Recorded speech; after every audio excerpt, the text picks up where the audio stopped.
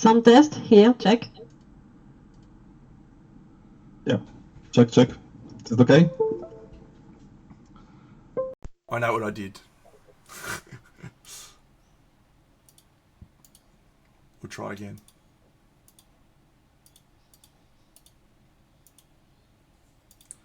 Okay, test 2.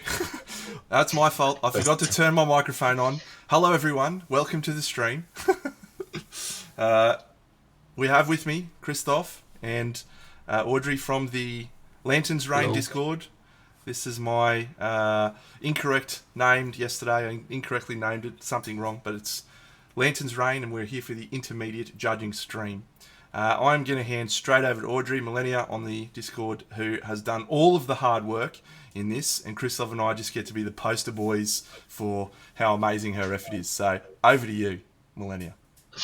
Thank you, Dino. I just wanted to take 2 or 3 minutes before we start just to thank everyone that entered, everyone that sent entries, everyone that wanted to participate but did not manage to get to the end due to life, due to the summer, due to the heat.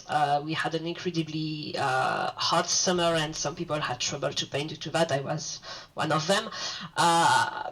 I just wanted to thank for the effort, to thank everything. I handled more than 400 mail, some of them being for prize gifts. So that's amazing to have such an amazing response from the community, from people that participated, that just decided to join us in painting something. And so I really want to thank every single one of you, even though you didn't finish, even though you might not place, even though you will place. Thank you very much for your time, for your investment in this, and thank Deno, thank Christoph, thank Andy yesterday as well for the time spent judging. Yesterday it was 3.5 hours, I think, and today we might be over that. So really, thanks for that. Wonderful words. Thank you. I'm hoping we'll try and get today around the same time as yesterday. So let's talk a little bit about today's judging stream. So we're on to intermediate, which is a step up from the beginner level, and so that brings with it 2 things. Number 1, more ruthless judging. And number 2, probably feedback that is going to, again, be similar to what we talked about on the beginner stream. So we may not spend quite as much time on each figure, depending on the actual quality of the model. There may be some generic feedback that we call back to from the beginner stream. But if there is significant improvements that we see or specific areas we want to highlight, we will be more aggressive. Well, I can only speak for myself. Christoph's much nicer than I am, so he might be very... I just look like this, I will warm up and be even better. So we'll go pretty hard today. I don't think we'll get through to the master category. We'll check how we're going for time, so we may have to reschedule that for a later stage. But I did want to talk about the difference in entering into, say, beginner versus entering into intermediate or even masters. And I think an expression that I really love is dress for the job you want, not the job you have. And that, I think, is really an appropriate way to think about miniature painting. If you think that you are a beginner level painter, enter yourself in intermediate, because that's where you want to be. If you think you're an intermediate painter, enter yourself in masters, because that's where you want to be. So that was my approach when I went to Monty a few years ago. It was my very first international painting competition. I entered in masters. My work was trash, and I received no medals. I got nothing. I got laughed out of the show. But I came back next year and I did a little bit better. So I think the way that you approach a competition like this and what you take away from it will only be what you put into it. So if you go into it just wanting to splash around in the kiddie pool and win a beginner award, but even though you're better than that, you're not going to get much value out of that. Whereas if you compete against the best and you push yourself, that will be more beneficial for you in the long run. So that's why we're going to go harder on the intermediates and push. I'll Yeah. go to Christoph now because he's obviously Yeah, judged at some of those. I wanted to add a little. Yeah. Honestly, I've looked at the prior stream for beginner, and I think you have to understand one thing. Like as Deno said, I think it's very important to be open to, first of all, criticism, but also trying to step up. So as Trent said, if you feel you're a beginner, you can participate in advanced, or if you're advanced, you can participate in master. It's always better to set a high bar and let's say maybe be surprised than I'll step down a little, maybe doubt yourself. Yeah. For me, my start with competitions was the Polish Hussar competition, and I can tell you it's ruthless. Yeah, and it was ruthless. So to a degree that there was only one three prizes, and each year, let's say painters like Michał Pisarski won. Yeah, so you had to compare yourself to him. But it's something that you gives you the strive to develop, to be better, to paint better. And if you're open, if you hear the feedback, or even go to competitions and talk with the advanced painters that will give you feedback if you want to, it's something that you can build upon. Yeah. And that's important. So for the people that even here get moved to, let's say, from beginner to advanced, I liked what you said yesterday. You already won beginner. Yeah, you already won the prize. Maybe you won't get it, but you have to feel like it. Yeah, and then you participate in a higher category. So that's your prize. Even if you don't win it, still it's epic. Yeah. Yeah. So believe in yourself. Yeah. Good advice. But the feedback itself is invaluable. Imagine having to compete against Land Studio at events. No? For me, it was 10 years of participating in Hussar, and always LAN, the first place. Yeah, He's an inspiration. I love him. All right, so just a reminder, the feedback that we give, there will be elements of subjectivity in it. We both have things that we like. We all have things that we like. Sometimes that may not align with what you like, and that's okay. There is no intent for us to cause people to feel uncomfortable or to be really upset. What we're trying to do is help, critique, provide a way for you to improve and a pathway that you can stretch yourself towards, and also hopefully provide some entertainment along the way. So we're going to kick off now. Melania's going to stay with us for as long as she wants. As long as you'll have me, I think, until it's lunchtime. Perfect. And we will, of course, take a little break, probably about halfway through. And it'll follow pretty much the same routine as yesterday. However, as I bring up the pictures now, we are going to start at the bottom today. We're going to start at number 80 and work our way backwards, just to mix things up. Some people are going to be so disappointed. Because I'm difficult and I like to be difficult. So here's the intermediate categories. We go from number 80 all the way to 32, and then 2 that we bumped yesterday. So we may, again, bump some of these intermediate entries up into master category. That will be a judgment call that we make after we've reviewed most of the pieces. So let's get started on number 80, and I will bring it up on screen right now. I believe this is the Dung Beetle Dancer pinup, or Dung Beetle Knight pinup. Don't ask me, but it looks like it.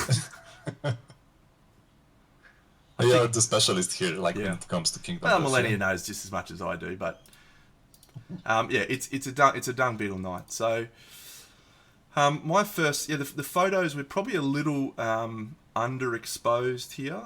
There's probably not quite enough light. And when you look at this back yellow wings, it's much brighter and more vibrant than this front shot is. So probably some slight improvement needed on the photography. But I think this isn't not a bad piece. Particularly like the colour of the skin alongside that green. And then you've also got the oranges. So you've got a secondary triad of colour palette there. But it is a challenging model to to get some clear focal points on. And I think the colour of this fur around the outside of the head is the wrong colour choice, because the head and the helmet is getting lost inside that orange. And I would much prefer to see that be a darker colour and allow the face and the helmet to be a little bit more jumping out. I like the base. It's a solid base, and overall, I think the technical work, the technical paint work is pretty good. What are your thoughts, Christoph? Yeah, I think like you're very right with the fur. Like you can even see like it clearly melts with the strain of the hair, like coming from her like head. Yeah. Yep. So it's like it's the same. And like for me, like if you all of you, if you have doubts, like sometimes like try to squint your eyes and looking at something, yeah, and you won't see the detail. You will see like the blobs of color, yeah, and like here, if you do it, you can see that like that fur, you don't see the head, almost not, like, none of it, yeah. But I like the color composition, yeah. I think you could use more of that blue. Like it's used only on those like legs, yeah, on that, like those leggings, yeah, and maybe on some stripes. But I would like be even more open, like try to even modify the more of the shadows, yeah. I think it's mixed with blue, but it can be even braved, so it would combine like a more coherent color scheme. For the photo, like I think it's okay, like. Yeah, maybe on the it's back okay. overexposed, yeah. Yeah. But that's okay. The thing I would work on, I think it's not only like maybe the blends, the color mixes are okay, but like it needs more definition, yeah. Yep. Even like accenting more of the edges just to define the elements, yeah, because like that's that like well rendered effect of the piece, yeah. And here I miss it a little, yeah. I think there's also probably a few. It needs some textural elements. You know, if you look at the armor and the skin and the wings, they're all a very similar sort of method of blending, and so there's no distinguishing between the different texture. You know, I'd like to see some sharper edge highlights, some more texture on the dung beetle plates, because they're obviously much harder and much more rigid, just to contrast with that skin. So yeah, I think at this stage, like the person that painted it, like should think about it. Yeah, like it's a good step to develop. Yeah, just like to accent some elements, like you mentioned, like the plates should be sharper. Yeah, so it's like broken pieces of a beetle. Yeah, or like some of the round elements won't have those like accented edges. Yeah, like the skin tone. Yeah, so like thinking about it would be very very beneficiary for the work. Yeah. Millennia, your thoughts? Yeah, from my side, I'm really difficult with greens, and I like this green. To be honest, I also think that we see some gradation of the shadows between the bottom, the boot parts, and the top parts of the kitten, and that's something that I think that at some point you have to work on. I'm still trying to work on, but I think it's a good example of this kind of gradation. To be honest, and so I think that this is part of the stepping up that we see, but I hope we see more. I'm gonna put that one in the maybe pile. I think that's a good entry and a nice one to start on. So well done, number 80. On to number 79, and this one is a white speaker pinup, I think, of some description. Yes, it's one for which I didn't have initially the front photo due to it being with the paper, and I managed to correct it yesterday. Fantastic. Thank you. So there's a few more issues on this one. The base is pretty poor. When we're stepping into a display painting competition, we want to see a little bit more effort put in than some sand and some rocks. We need to see tufts. We need to see potentially some other little details. The overall skin contrast from top to bottom is okay. You probably don't want to see a massive amount of contrast in skin, but I feel that there's some technical blending issues. The paint looks a little bit chalky. Probably some work needed to be done on softness of blends. The individual white elements get a little bit lost alongside the skin tone, so they needed to be defined and separated a little bit more. And the two red elements don't have enough contrast from my perspective. So, what are your thoughts? Honestly, I think I would agree with the base. Like, it's very poor. It's not that I don't like the color of the base. I think it's a good color because like it accents the warmth of the whole miniature. Yeah. Yep. But I would add something more. Like it's just like too simple, and even like some color on the base. Yeah, because like. It could be just rocks, but just modifying the base with like some warm color, yeah, just mixing it together would be probably tie some of that red. Tie some of that red into the base somehow. Whether that's some blood splotches or some tones of red in there would help.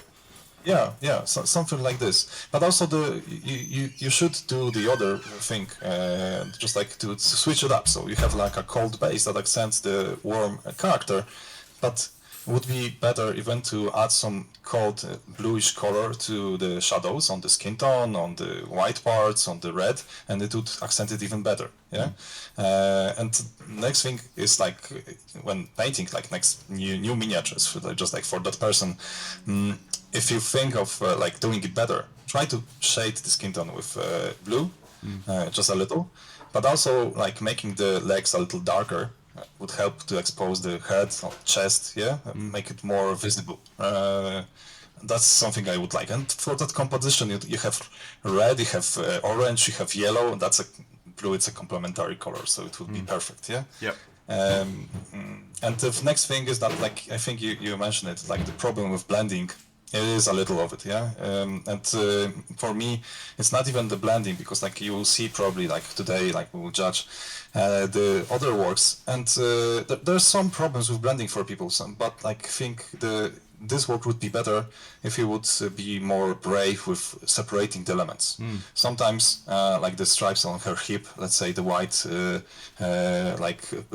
pants, isn't that separated from the skin tone, yeah? Sometimes you need that more of that definition, and especially for a gaming piece, like it's a very small one, like to see it on the gaming table and having that like feeling of it like being more refined, I would be more open to like separate the elements a little more, yeah? Just like, maybe not dark linking, not black linking. Black linking is, for me, it's like a bad technique, but making it darker, like even adding to that skin tone blue and just like painting that line that separates the white from the skin tone, yeah? Yeah.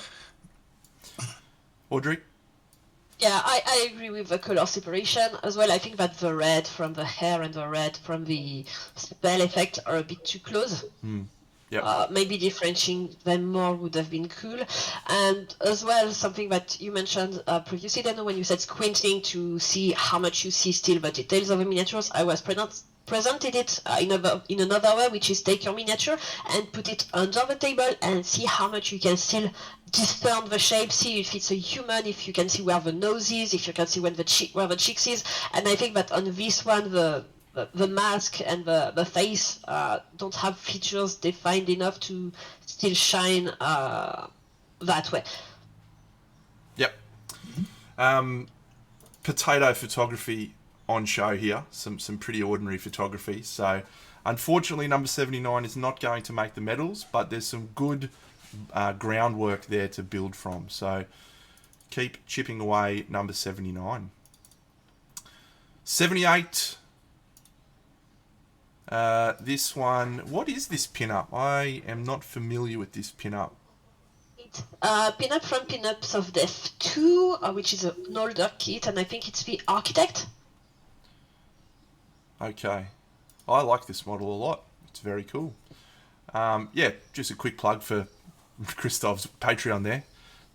Very good Patreon. Get in there. Go sign up straight away. Do it now. Thank you very much. Yeah. So I like this a lot. To sort of highlight something different feedback from the last base. This is a simple base as well, but it's a little more unique, and I think it works better than the last base because there's a value shift across the base that's drawing your focus towards the model. So even though I would have liked to have seen something else done to it, I think it's better than just that grey base that we saw. The blending on the skin is really nice. I like the separation of the elements. I like the colour palette. The green's really, really nice. I'm not sure why we've got this orangish colour in here. I can't see any lantern or any reason why that would be the case. So I feel like that's a mistake. I think maybe it's a transparent material. You can see part of the leg. Okay. Well, then it doesn't work because it's not transparent up the top, and it's also not executed as well as it could be. Having said that, I really like the back cloak. I think that's really, really nicely executed. Some cool texture elements. I love the hair. The hair is one of my favourite. The colours, the magenta tones. That's really nice. So I think the non-metallic metal is a weak element on the blades, and also this musculature here on female forms, in my opinion, is too heavily defined. Female bellies on figures tend to look better when they're a little bit softer and don't have that harsh musculature, unless there's a real clear muscle definition, in which case it's fine. Thoughts, Christoph? Yeah, I think when catching up with you regarding the belly, I think you're perfectly right, and I even would say that sometimes when you mentioned sometimes it's sculpted in a way that it's very accented. For me, I always hide the sculpt. Most of the time, I think if the sculpture is very strong, it's better to even leave it very light, and the sculpture shows itself, and then just accent it with very heavy lines. And here it's very heavy. It's one thing about painting shapes, let's say for the body.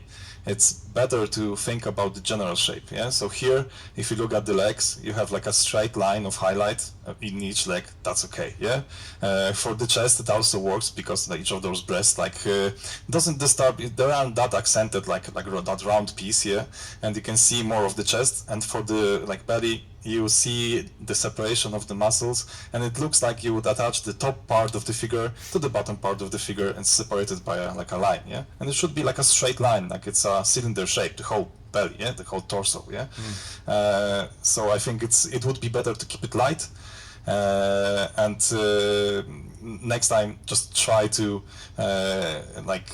maybe just show it with highlights than with shadows, yeah?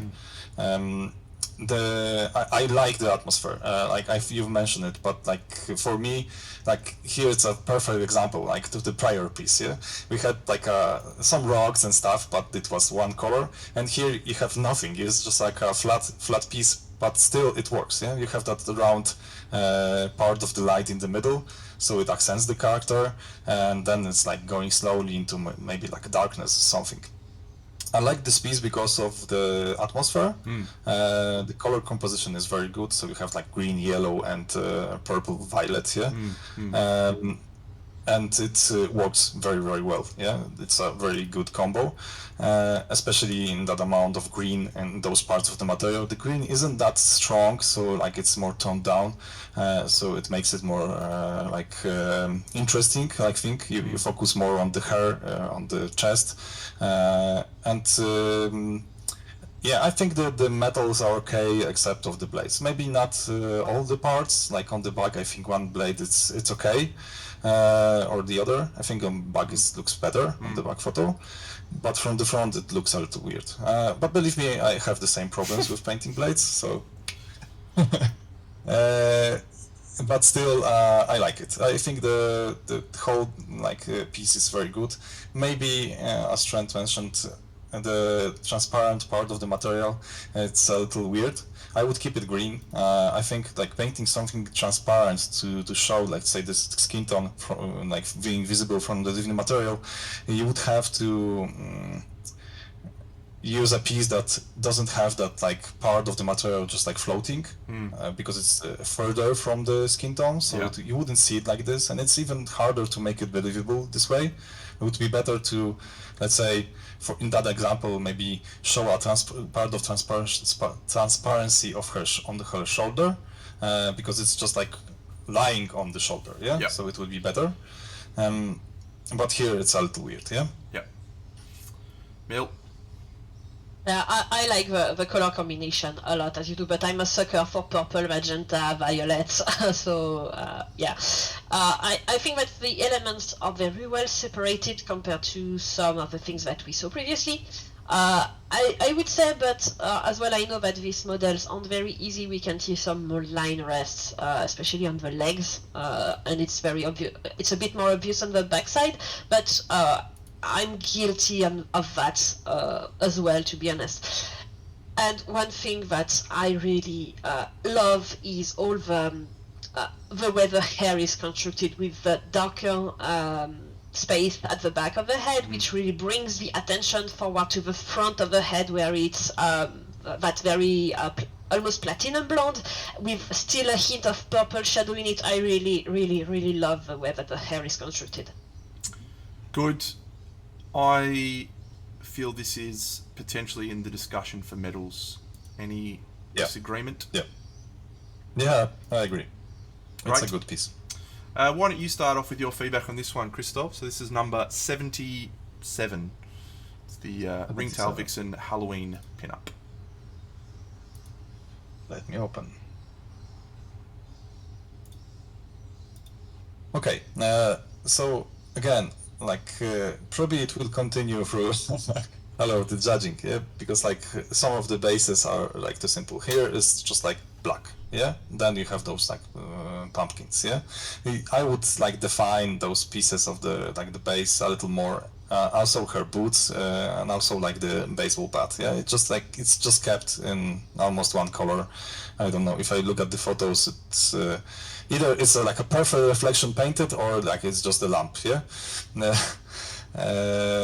and I'm thinking about the other, so like the one thing about the piece is like the color choices are very good.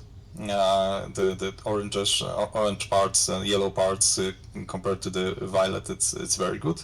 The shades, like delicate shades on the skin tone, also like fit.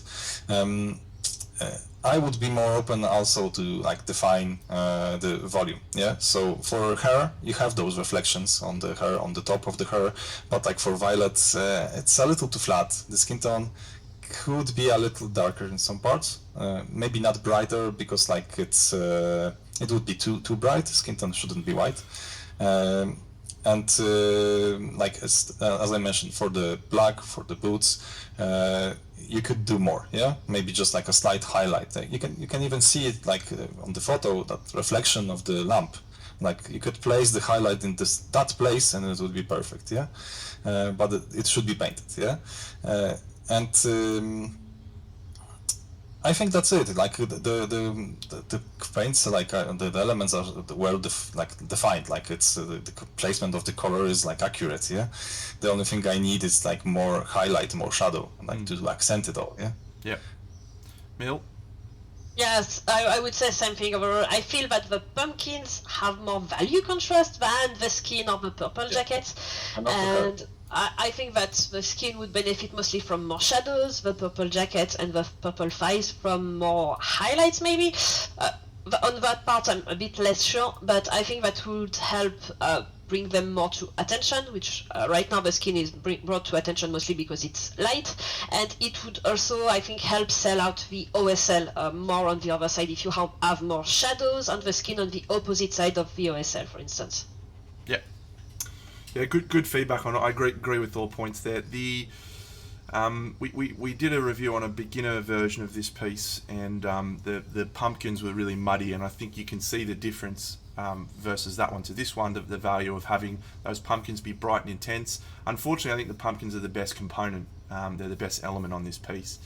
The depth of shadow is what I'm lacking here on the skin, and I think using this lantern to create a little bit more interplay of warm versus cold. I would have liked to have seen a colder left side and using cooler shadows on that side to create a little bit more visual interest. So not in the medals for me. Mm-hmm. Yeah, I agree. Yeah. 76. And you can kick off again, Christoph. 76. Okay. I was thinking about this one longer because like I look at some of the works earlier, and like the thing that stands out for me, maybe in that chaos, but like I like the face. Yeah, I think it's a good face. Maybe a little of the eye could be a little more defined, like just separating the white of the eyeball from the eyelids. Yeah, and it's like I can give you a tip. Like this, the first thing I always do, just place some white on the piece, yeah, on the eyeball, and then wash it with like reddish white tone, and it will itself just show you the shape of the eye. Then you can place the iris, and it's easier, even with like very small miniatures. Yeah, just wash the white, and you will see where like the eyelids are like limiting the eyeball. But like the composition of color is very good. You can like see like a very strong contrast with blue and warm colors like red and orange, yellow. Yeah, that's cool. I think the try on the blade it's okay, but like it doesn't look like non-metallic metal. Maybe like a crystal or something different. It doesn't look like metal. Yeah, you have to do much more to accent the edges of the blade, and probably like you have that like mix of like you have white, dark, brightness, dark, just like to intermix it together. That's why sometimes people paint more reflections. Yeah, so like close by reflections, like the like let's say her from the back, her sword is positioned straight up, so you would have like a kind of reflection of the surroundings. So maybe if she's like in a dungeon or something, you can even like show lines of like the maybe floor or like of the light source of stuff. Yeah, just you have to, with no metal, if you want to paint a good one, you have to imagine the surroundings. It's not painting the miniature, it's showing the reflection of the surrounding of the character. Yeah, so you have to step up and think outside of the miniature. Yeah. Okay. The hair is okay. I think it's good. Like from the back, it's like it's shaded. Even on the top of the head, you could add a little stronger highlight. And think about the skin tone. Yeah, like you have to think about the lines of the body. Yeah, so you can like see that like each of the legs, it's like a straight line. Like if you would imagine her like a stick figure, you would draw her like one arm, second arm, like the round piece of the head, and like this like a line in the middle of the torso, and then two lines of the legs. Yeah, and here like the line of the torso, it's a little weird. Yeah, I missed a little of the highlight, just somewhere in the middle, like going from the neck, just in the middle of the chest, and then on the belly. Yeah, it's a little too dark. So like just like think about basic shapes when painting, and it would be better. Also the base is very simple, but like in the previous example, still works, accents the character. Yeah, just like a spotlight. So I think it's a good piece, but you can like make it better. Yeah. Mil? In my opinion, it's a very difficult model to paint, and it's one that I don't plan to buy ever, because there are so many tiny elements everywhere, and it can be very easy to get lost in it. So not the model for me, but I think that overall the elements are well enough separated. Some places could be better, like the belt.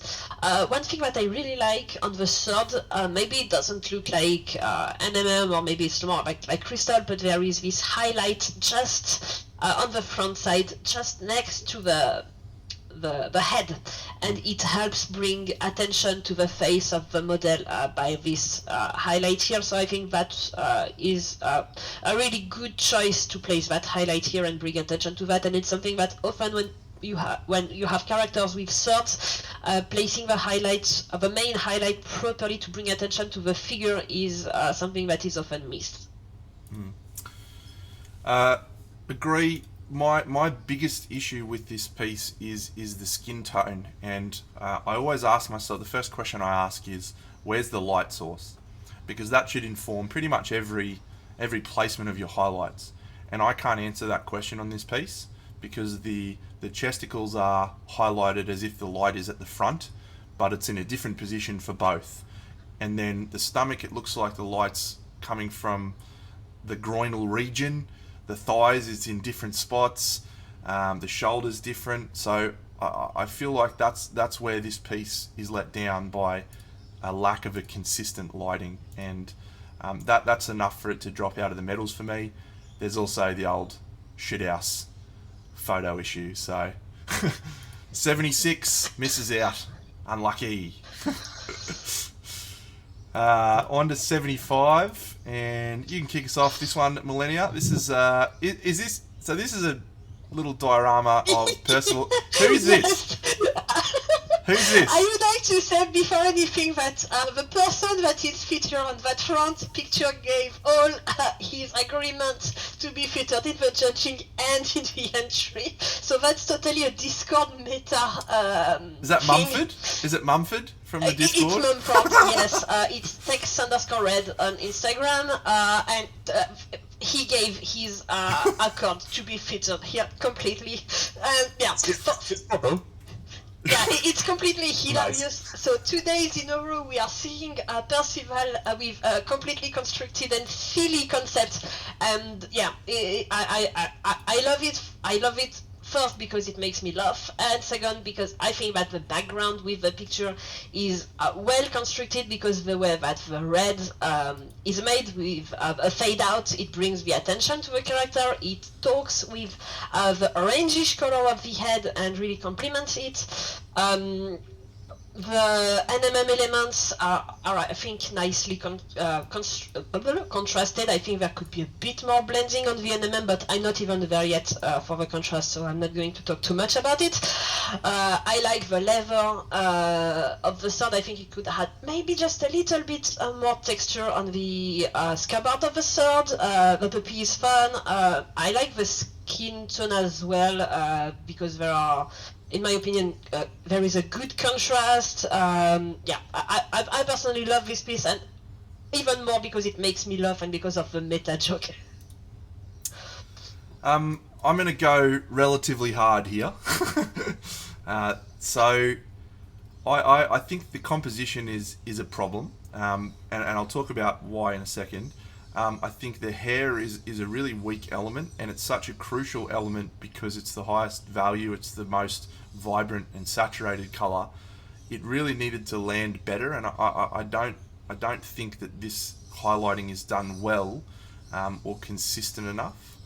There's a really strong focus on the model, which is fantastic. It's like a spotlight on her, and then we have these elements at the front that are distracting from that focal point, and I think that's a problem for the overall piece. What I talk about composition, so there's I read a really good book a few years ago. It's by a Spanish painter, and he talked about forced composition and forced angles. And so when you have a perfectly front-on angle, it does tend to feel like a staged photograph, and that isn't in keeping with the pose and the model, in my opinion.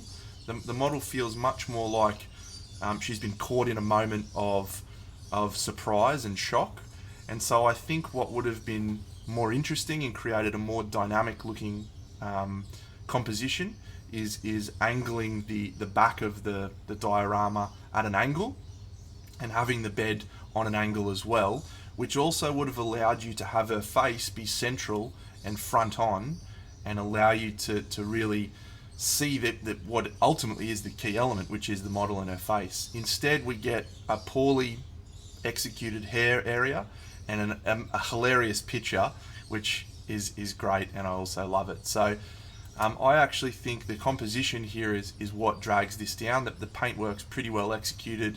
The non-metallic metal in the helmet is not well done.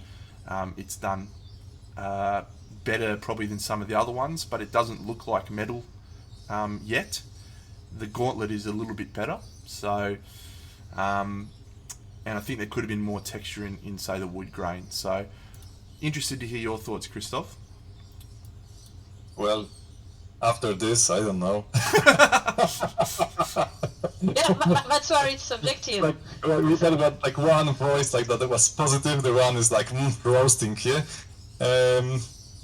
I'm somewhere in the middle, honestly. Like the one thing about this piece is like it makes an impact. Yeah, the first time you look at it, it makes an impact. Yeah, and I think that's very important in a piece. Yeah, sometimes when judging in competition, and if you, I don't know, you haven't been to World Model Expo, Trent? Yeah, did you? I have. Yeah. But like it was like I don't know, 1,000 pieces on one shelf. Yeah. Yeah. And like if you have a piece that stands out, like it's value, that's value, yeah. Because there was like my pieces weren't visible almost at all, yeah. Too small or like too muted down, yeah. That the colorful pieces were visible. And here, there's two things about that piece, yeah. We can talk about the definition of elements, yeah. So like some parts look almost like airbrushed. Yeah, so like the background, the whole like painting, yeah, and like even like you have those golden parts, but they aren't shining that much, yeah.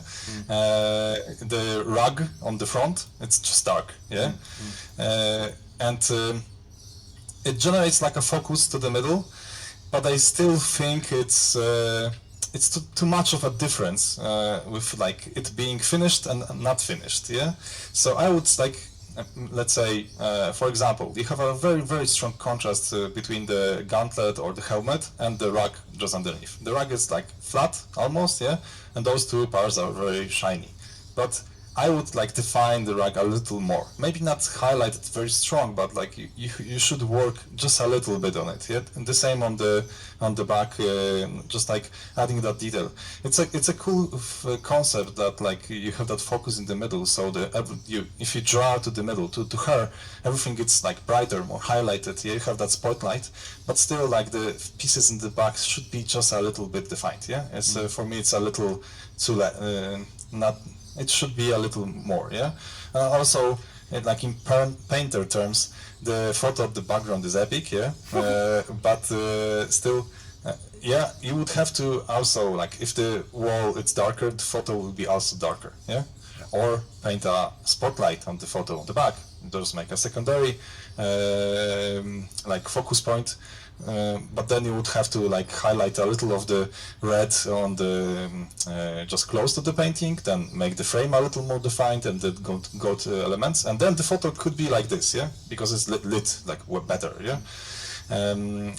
Jumping to the girl, I think you're right. Like the hair, it's very striking, but like could be a little more maybe like blended, or like painted with just like lines, yeah, just like the highlights, not something like this to mark the sculpture. You could paint it like with like very thin brush strokes to just add a little of the texture of the hair. But other than this, yeah, maybe like the placement of the bed, but like it forms like a scene. The problem is that you don't see much of her face, of that interaction of the animal. Yeah, maybe just like shifting her just a little bit. Yeah. Compare this front on shot and what you look at, and then look at this one, and that's where the composition falls down. If this was the front on angle, this would be a much stronger composition. So good. Yeah. In the medals, is it on the table to be bumped into Masters from your thoughts? I think we can think about it. But can we exchange this with my own one from Masters? Because, no. No. Definitely in the medals, and we'll review for bumping. Yeah, definitely in the medals. So this one's a Ramette one of the coolest models, one of the coolest pinups. Yeah. We'll go for some generic feedback here, which is generic value contrast needed, some technique improvement needed around the hair. I do like the pink rim tying it into the head. I'm not getting enough separation of different elements. I think there's probably a few areas that we need to see some more technique applied. Generic photo feedback as well. Potato photo syndrome. Generic feedback, don't paint the base rim bright pink when the model isn't that bright. Yeah, it looks cool on the table, yeah, but like it looks cool, but yeah. If you look at it, it draws too much attention, yeah. It's very distracting. Like for photos in general, like you have to keep a sweet spot, yeah. This piece, it's very small, yeah, probably. I think it's like a normal like 32 millimeter or something like this, yeah. And if you zoom in too much, like you see too much, yeah. Even like on let's say I can tell you like very advanced painters, like if you would look very like close up on the piece, or like have a very good resolution of a photo and zoom in, you see everything. Like so it's even like nothing needed really. Here just like you could make a wider shot, just a little bit, yeah. Yep. It would look better probably. Yep. Yeah, I would change the base, yeah, for black for sure.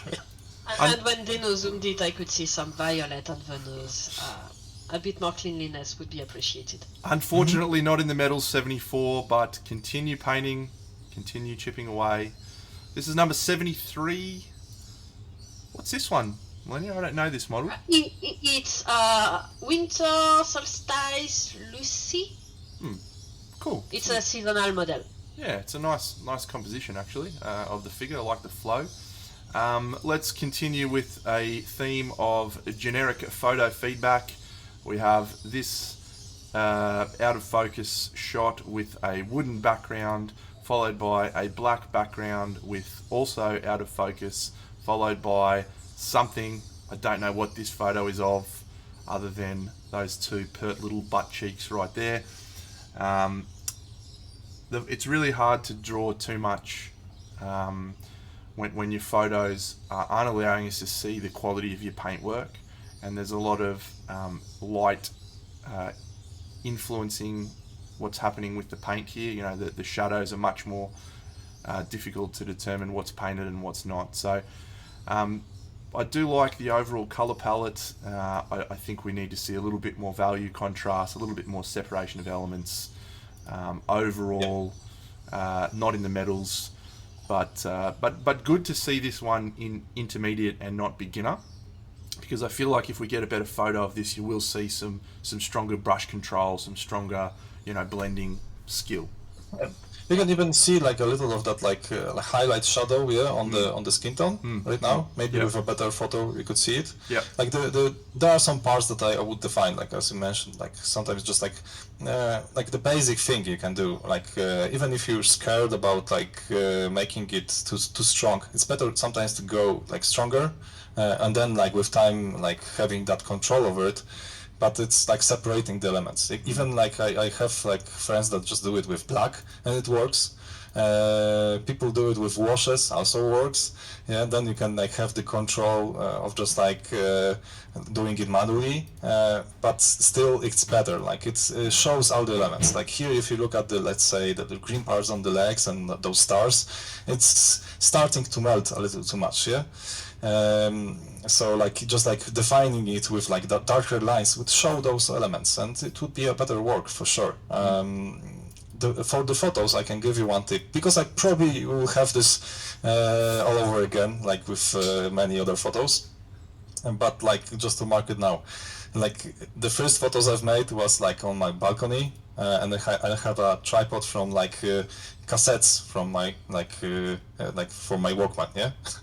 And I just like glued the normal like touristic like camera to it, and just placed the miniature in front of a background in like just daylight, yeah, not sunlight but just daylight. It was maybe a little bluish, but the photos were okay. Yeah, so like just like now there are way better cameras and they will make better photos outdoors. Most of the cameras, the normal standard ones, not professional, do very good photos outdoors. Yeah, really, like just on automatic mode. Yeah, just like the problem is that people do photos outdoors but don't have a background. Yeah, and just like leaving Plants everywhere. like plants, like I don't know, like something. Yeah. And if you have a good like a camera and like some lighting setup for the background here, like it's a nice piece of like matte material, doesn't reflect the light. So from the photos, like I think like the second one from on the black background, I think it's the best one. But still the material shouldn't be folded. Yeah. So like this would be make it easy, and then you can like let's say play with the level. Sometimes it's better to make a photo just overexposed and then in like, Digitally darken it. Yeah, digitally darken it. Yeah. Lower the exposure position to like a realistic degree that you had when making the photo. Yeah, It's much better to do that than see underexpose and try and bring it up. Much better to go lighter because you're catching more detail and then bring it down digitally. Yeah, for sure. Yeah.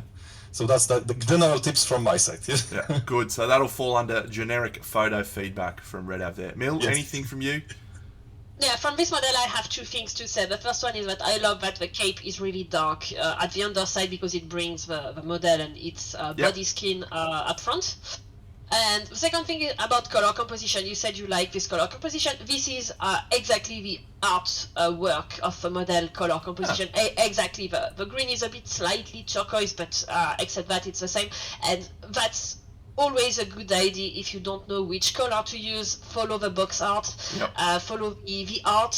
Sometimes pick a model that one painter painted it and try to replicate it, do a study of it, and you can progress a lot by having less to think about which colors you're going to use it, but where you're going to put the things, how you're going to blend, the technique, the brushwork, and that takes some work out of your brain, and that's sometimes a very good idea. And I mean, if it works on the art, it's likely to work on the miniature as well.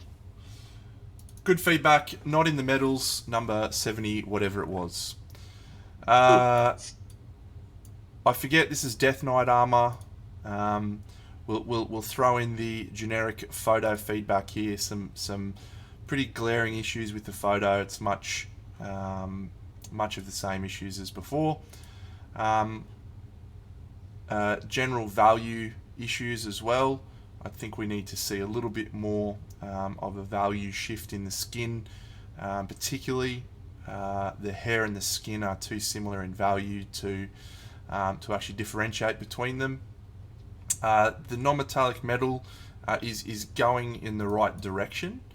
There's not enough contrast in that for it to work, and I would also like to see some of the colours of the environment reflected into the metal. But that's pushing into more advanced techniques. Overall, you know, it's a solid, good representation of this model. Not in the metals for me. Okay, like I can agree. Like the one tip I could give you, like when painting non-metallic metal, like most of the people want to control it a little too much. Yeah. So like for example, my first non-metallic metal was like looking like stone. Yeah. And it happens quite a lot. And here like it's a little similar. Just go brighter, like even to full on white. In that maximum reflection, you will see it will shine much more. Yeah, because like I think the shadows here, okay, could be even deeper, almost like maybe not full on black, but a little darker. Yeah, and when you go to white, you see that it starts to shine. Even on this, you can like add a white highlight, like sketch it, you will see it will shine. Yeah, the same is on the skin tone. I think it could need, especially on the like top part of each leg, a little stronger light on the chest, just like a little bit, like 1 or 2 tones of highlight. Yeah, would make it better. The reflections, as you mentioned, like it's something more advanced. yeah, and then like mastering the level of like value first, then maybe adding the reflections of the surrounding on close by elements in non-metallic metal. That's something that you can do. But here I would focus on just like painting things sometimes a little brighter, sometimes a little darker. It will, like, you will see the difference, yeah. Like that's something to work on, yeah. Yep. Mil? Yeah, on my side, I like the dark wings behind. I feel that that's the darkest element that we see behind some glowish parts, and I think that more parts would need to be to that level of dark, so that the person could get lighter as well on other places. Yeah, Good. and I stuck at NMM, so I'm not going to comment it. My piece was done with TMM, and please roast me for it. Oh, I love TMM. If it's good, If it's if good. it's good TMM, then no problem. No, it's not. Then it will be a problem. No medal for 72. This is 71. Is this Survivor? It's that peacock feather lady from yesterday. What's her name? Aya? Savior something. I think Pinup Savior. Yes, Pinup Savior. So let's go exactly the same. Generic contrast and value feedback here. We need to see a much harder line separating each of these elements. We need to see a more value shift in the skin. I'd also like to see more focus drawn into the face. I do think the hair is actually quite a strong element on this piece. There's some nice specular highlights. It's a dark color, so that's drawing your attention into the face. The sword is another element that I actually really like. Well executed, lights in the right spot. The blood effect on the sword is too red. It's too vibrant. But overall, there's some nice concepts here that we just need to work on continuing to improve the execution overall. And please don't take a photo in your Citadel miniature holder, you peanut. Yeah, I agree. The sword, the placement of that light reflection, yeah, even on the bottom part, when close to the red, yeah, it's very good, yeah. Like that's a part I like a lot. The hair, yeah, that's cool. I think still, like we mentioned this on one of the pieces. Try to shade more with blue. Like I can tell you, like from the art classes I took, yeah, the first thing they told me, like, forget about black, use blue, yeah, in the shadows, yeah. It's the easiest way. Like it's not always like this, but like for starters, I think it's good, yeah. And blue is very, like, really, like if you think it's like a bright color, sometimes bright blue, when you start adding it to something, it will shade it, yeah. Blue is just like a dark color, yeah. And here I would just like add a little more shadow, yeah. The light value is here, yeah, like on the skin tone, on the leggings, yeah, on stuff, but you miss a little of the shading, yeah. And the hair, yeah, I think you're right. Like on the top of the hair, like the highlight is very cool. Like it looks very well, yeah. So like I think for me the best part of this miniature is the sword, yeah. Yep. Mil? For me, what I would say is mostly I would like to see blood spatter. Yep. Yeah. Yep. It'd add some textural contrast with the shiny elements, a really saturated color contrast with the pallid skin. So, yep. Not in the medals, 71. Unlucky. Number 70, and we'll start with you, Reda, this time. What are your thoughts on number 70? Well, I think someone has executed a very good light source, honestly. Like in terms of the glowing from the sphere, yeah. And so you can see that glow on her legs, on the base, yeah. It's like it needs some thought put into it, yeah. So like that person has like actively like tried to plan the light source very well, and on the back, even on this on the sphere, yeah, you can see it. That's very cool. And also I like the, like we talked about it, like in terms of blue with the shadows, but here like it's shifted. As I told you, it's not always blue. You can use different colors. So here it's more like violet, purple, yeah.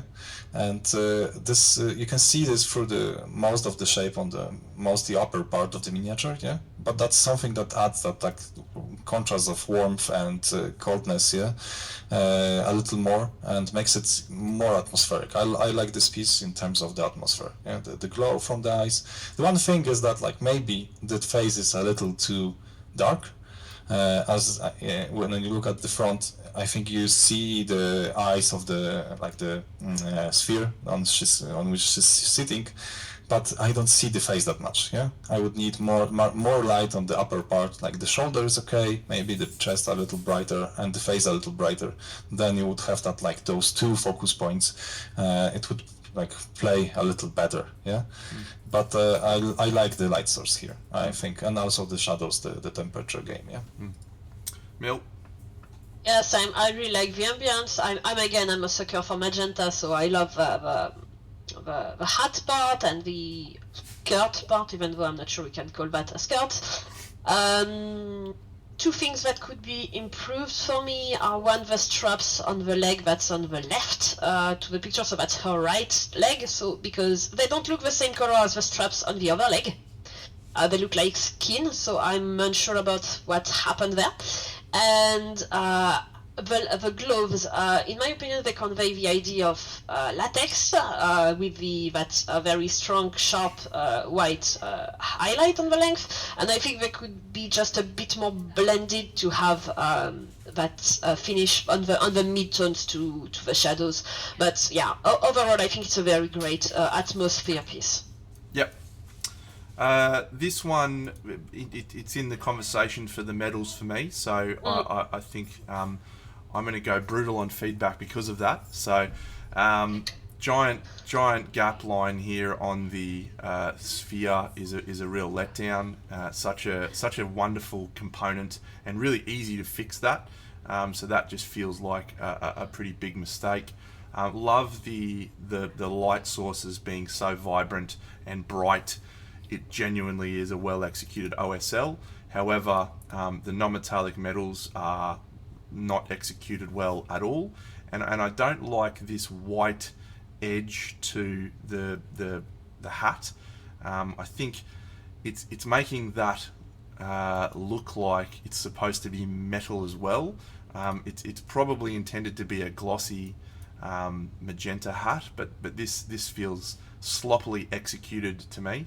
However, it's brought back by the quality of the paintwork on the skin. Really nice blends, really well executed placement of the lights, and as Christoph said, the temperature contrast from the warm light down the bottom, up to the cooler lights at the top. That's the thing that really sets it apart. So, in the conversation for medals, I don't think this gets bumped. I think there's a number of areas that are weaknesses, but I think we put this in the conversation for medals. Yeah. Okay, I agree. Number 69! Yo! Get excited. Millennia, you're kicking us off with this one. Yes, which one is it? Oh, yes, that's the Storm Knight Pinup. Yep. So I'm opening it on my side. First of all, I will give generic photo feedback advice. When you are holding the miniature in your hand, you have a small risk of trembling slightly and of the photo not being perfectly in focus. The idea of taping white sheets is okay, but if the miniature is not in your hand, that's going to be better. On the miniature itself, I think that I would say that there are lots of bright colors, and I'm not at ease with the yellow gold. I like the slightly turquoise blue for the hair, for the sword, for the flowers, but I think they could have been differentiated a bit more, because it feels like the same color was used for the flowers than for the hair, and almost the same for the sword, so I think that splitting a bit these colors would have been great. The same for the violet on the skirt and the smoke behind. Some difference would have been a bit better. And yeah, I think that there is a test that called non-metallic metal, which is something that I'm avoiding a lot because it's very hard to make it look like gold and not yellow, and I think that's something that is hard to do, and that was not well done here, but I would have failed it as well, so Red Av? yeah. Yeah, I can agree with the gold. Like, it just looks yellow. Yeah. The thing is that like the yellow part, I think the color is good. Yeah, but like it would have to occupy much less surface. And then you would have to paint the rest a little with darker colors. Like, for example, like even if you buy a set of something, there's colors like this, yeah, but like just to find it, maybe not burnt umber, but that's something that I am obsessed about. But like something like sienna, yeah, raw sienna would be cool, yeah, because it's just darker, more reddish, yeah, and then slowly going into like something colder, even like in the shadow, but then you have that contrast. Here it's just like if you would paint it only with the highlight, yeah, so that's why it doesn't shine. You don't have the contrast to make it shine. The color choices, I think, are good. Yep. As Mel mentioned, maybe making a little difference between the flowers and her hair to make them more organic, yeah, could be okay. And a little more highlight on the legs, on maybe on the chest in some parts, just like be a little more brave with like just like maybe the final highlight to make it more defined. And I think like if you look at the like close-up pictures, also that separation from the skin tone, from the yellow isn't that separated from the skin tone in some parts, yeah? Yep. Should be a little deeper, and then you would see more definition. But overall, a cool piece. Like as you mentioned, the idea with the paper on the back for the background, it's cool. Maybe like try to make it position the miniature just like in front of the full sheet when you don't see that like combination of two. But yeah, that's my take on it. Yeah. In the running for the Golden Potato Photo Award for this category, that is an absolute Barry Crocker. Terrible photos. Do like the colour palette, agree, like the blue, would have liked the flowers to be a slightly different blue, but still, I enjoy the overall colour harmony of the piece. But yeah, braver with your contrast, braver with your highlights, braver with your shadows, and yeah. Number 69, it's not going to be your lucky night, unfortunately.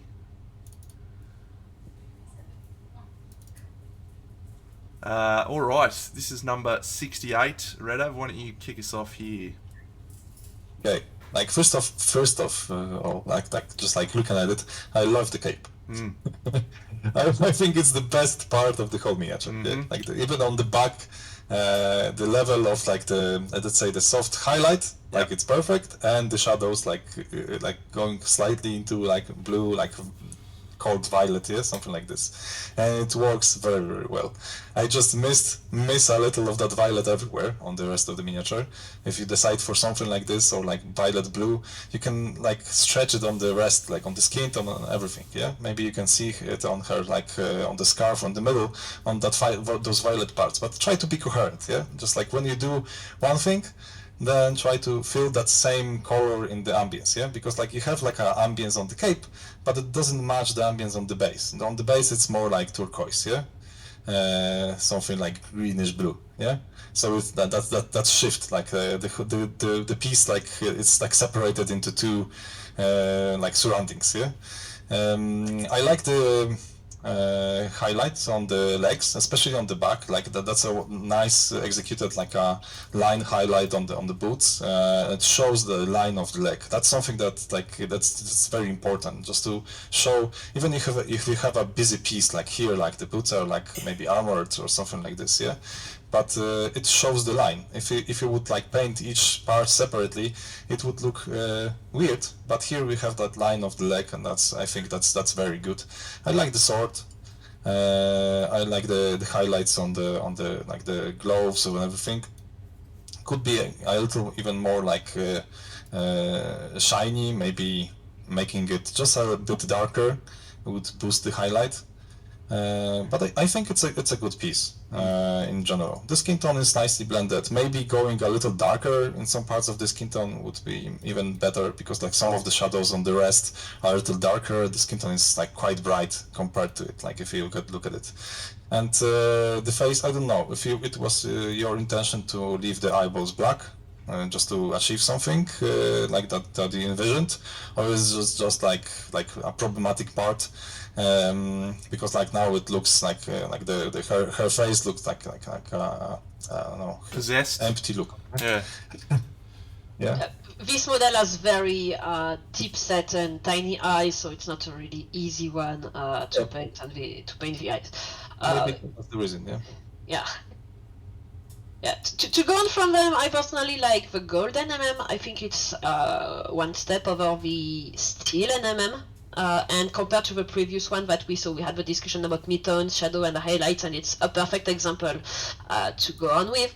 As well, we have a turquoise for the sword, a turquoise for the gems on the knees, and the gems on the knees are a bit darker, so as well, that from the main angle. So that gives another example as well of the contrast value that you can have with different elements with close to the same color.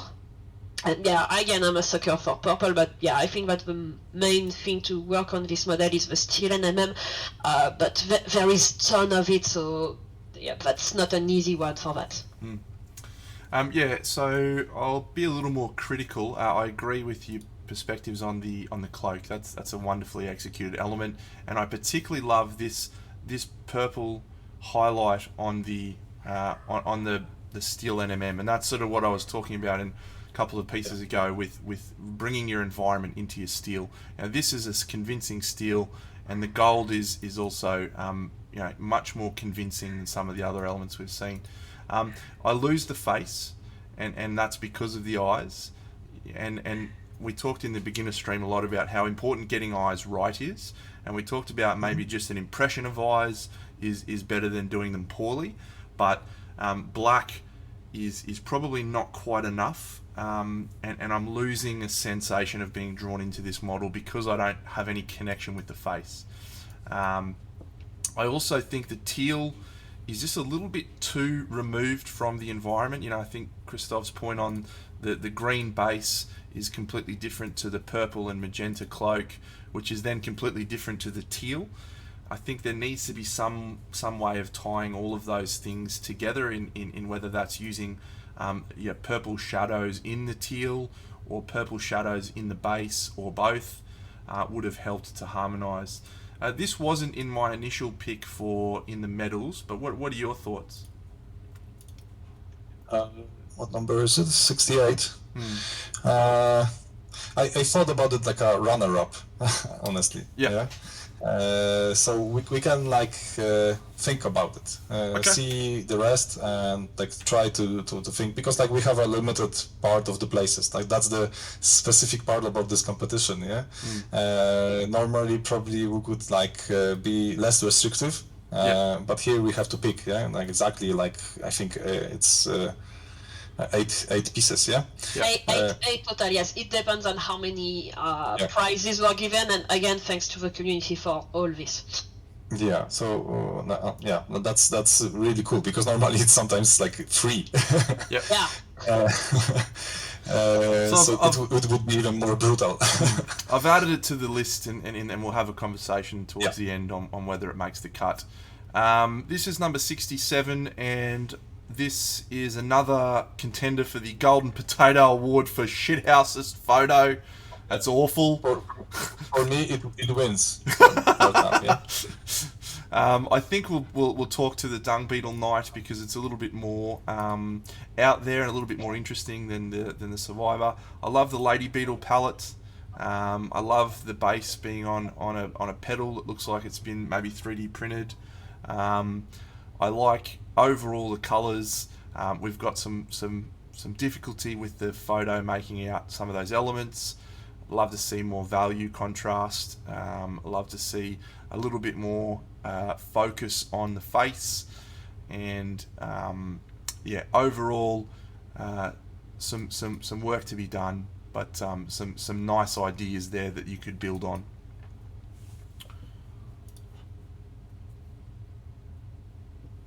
Any disagreements? Any disagreements? One like the thing about the whole piece, like it's the photos are like I think doing a lot of harm to the whole piece, yeah, because like you don't see how it's actually painted, yeah. Like a pro tip for you: make photos on a black background or on a medium gray background. Yeah, gray. Yeah, because like white, it's just a too much exposition of the white, and the rest like that gets like on the miniature, it's really like hidden. Yeah, you don't see the contrast. Yeah, so like I also like the petal, like if it's like the flower, if it's like printed or like made in a different way, I think it works quite well. Like a base shows that like organic part. The only thing is that like it attracts quite a lot of attention. Yeah, so you don't have that much contrast on the miniature to like fight with that like bright yellow. Yeah, and probably making all the parts on the upper part of the miniature just brighter would like be better for you. But now it's just that too toned down. The whole composition of color is okay. Yeah, it all fits together. But like just like that value, like again, we can talk about like squint your eyes and look what you see, what attracts your attention the most. Yeah, it will be the flower. Yeah. Okay, and for the second miniature, I think it's like we only judge one champion. We just pick one of the two, the best one, and judging on that. Okay. So, yeah. Okay. So yeah, then just like I would pick the gear on the flower. Yeah. Would be better. Try to be open with highlights. I think you should highlight more. Yeah. Mil? In my opinion, I think that there's a good idea there with the ladybug thing, because when you do red and green, you kind of have a tendency to have things look Christmassy, and the black dots completely take that out of the question, and I think that's a really good take. But I think that the red really needs not necessarily highlights, but at least shadows, and I think that at some places it's especially visible on the boots. It looks like very thick, and that it has obstructed some of the details, and the red paint looks very glossy. I don't know if it's a varnish or something, but the front facing leg really is brought out to attention, even more with the yellow around it. So as you guys said, there is a color composition to work on there. So not in the medals. Improve your photography setup, which will help. But good model choice. Like, I really like that model. I think it's really a strong model choice for a competition. So good job, 67. No prize for you. 66, we have Pumpkin Lady on Dix, and we have a close-up of Pumpkin Lady on Dix. So the photo is far too overexposed here. It's making your colours look washed out, when I doubt in the hand these colours are as washed out. I think this is a really nice composition. We've got her on the left as opposed to in the centre, which I think creates a little bit more visual interest. I like the gravestones. The pumpkin elements are well done. The red, black, orange, classic colour combination. The face is reasonably well executed. I like the makeup there, particularly like the lips. I think they're really, really well done. But without a more true-to-life photo, I find it hard to provide much more feedback than that. Mil? Yeah, I also think... Oh yeah, okay, Mil. Yeah. I want to see dongs with more colors, more different colors, please. Sorry, but yeah. The face is very funny, because when you look at the face, the way the eyes are placed, it looks like, I hope I'm pronouncing it properly, it looks like the Hegel thing. Mm-hmm. Yep.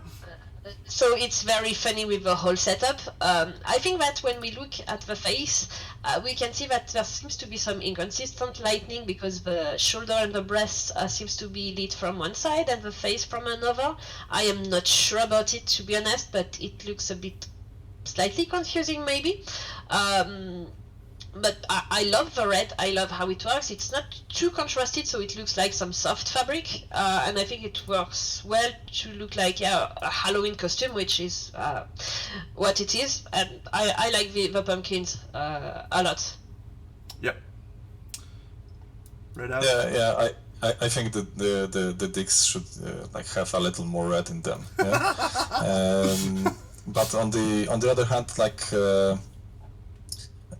One thing is like standing out, like there's just a lot of like warm color, like red and orange, and it attracts attention. I miss something that will counterbalance it. Yeah, it would add much more atmosphere if you'd like use like violet or blue. I would probably like talk about it quite a lot because I'm just obsessed about it. Yeah, just like that contrast of temperature, but I miss it here. Yeah, the whole face, that the makeup, like it's quite okay. Yeah, like you've because I don't know if this piece is big. Yeah, but yes, it's a tall 55 millimeter. Okay. So you had the place to paint it, yeah. But I think the whole piece just like misses a little of that like darkness, yeah, like in the shadows, yeah. It's very bright, and it's not probably because of only the photos, yeah, but like it's just very bright in terms of the red and skin tone. I would just shade it a little more, and it would probably be way better.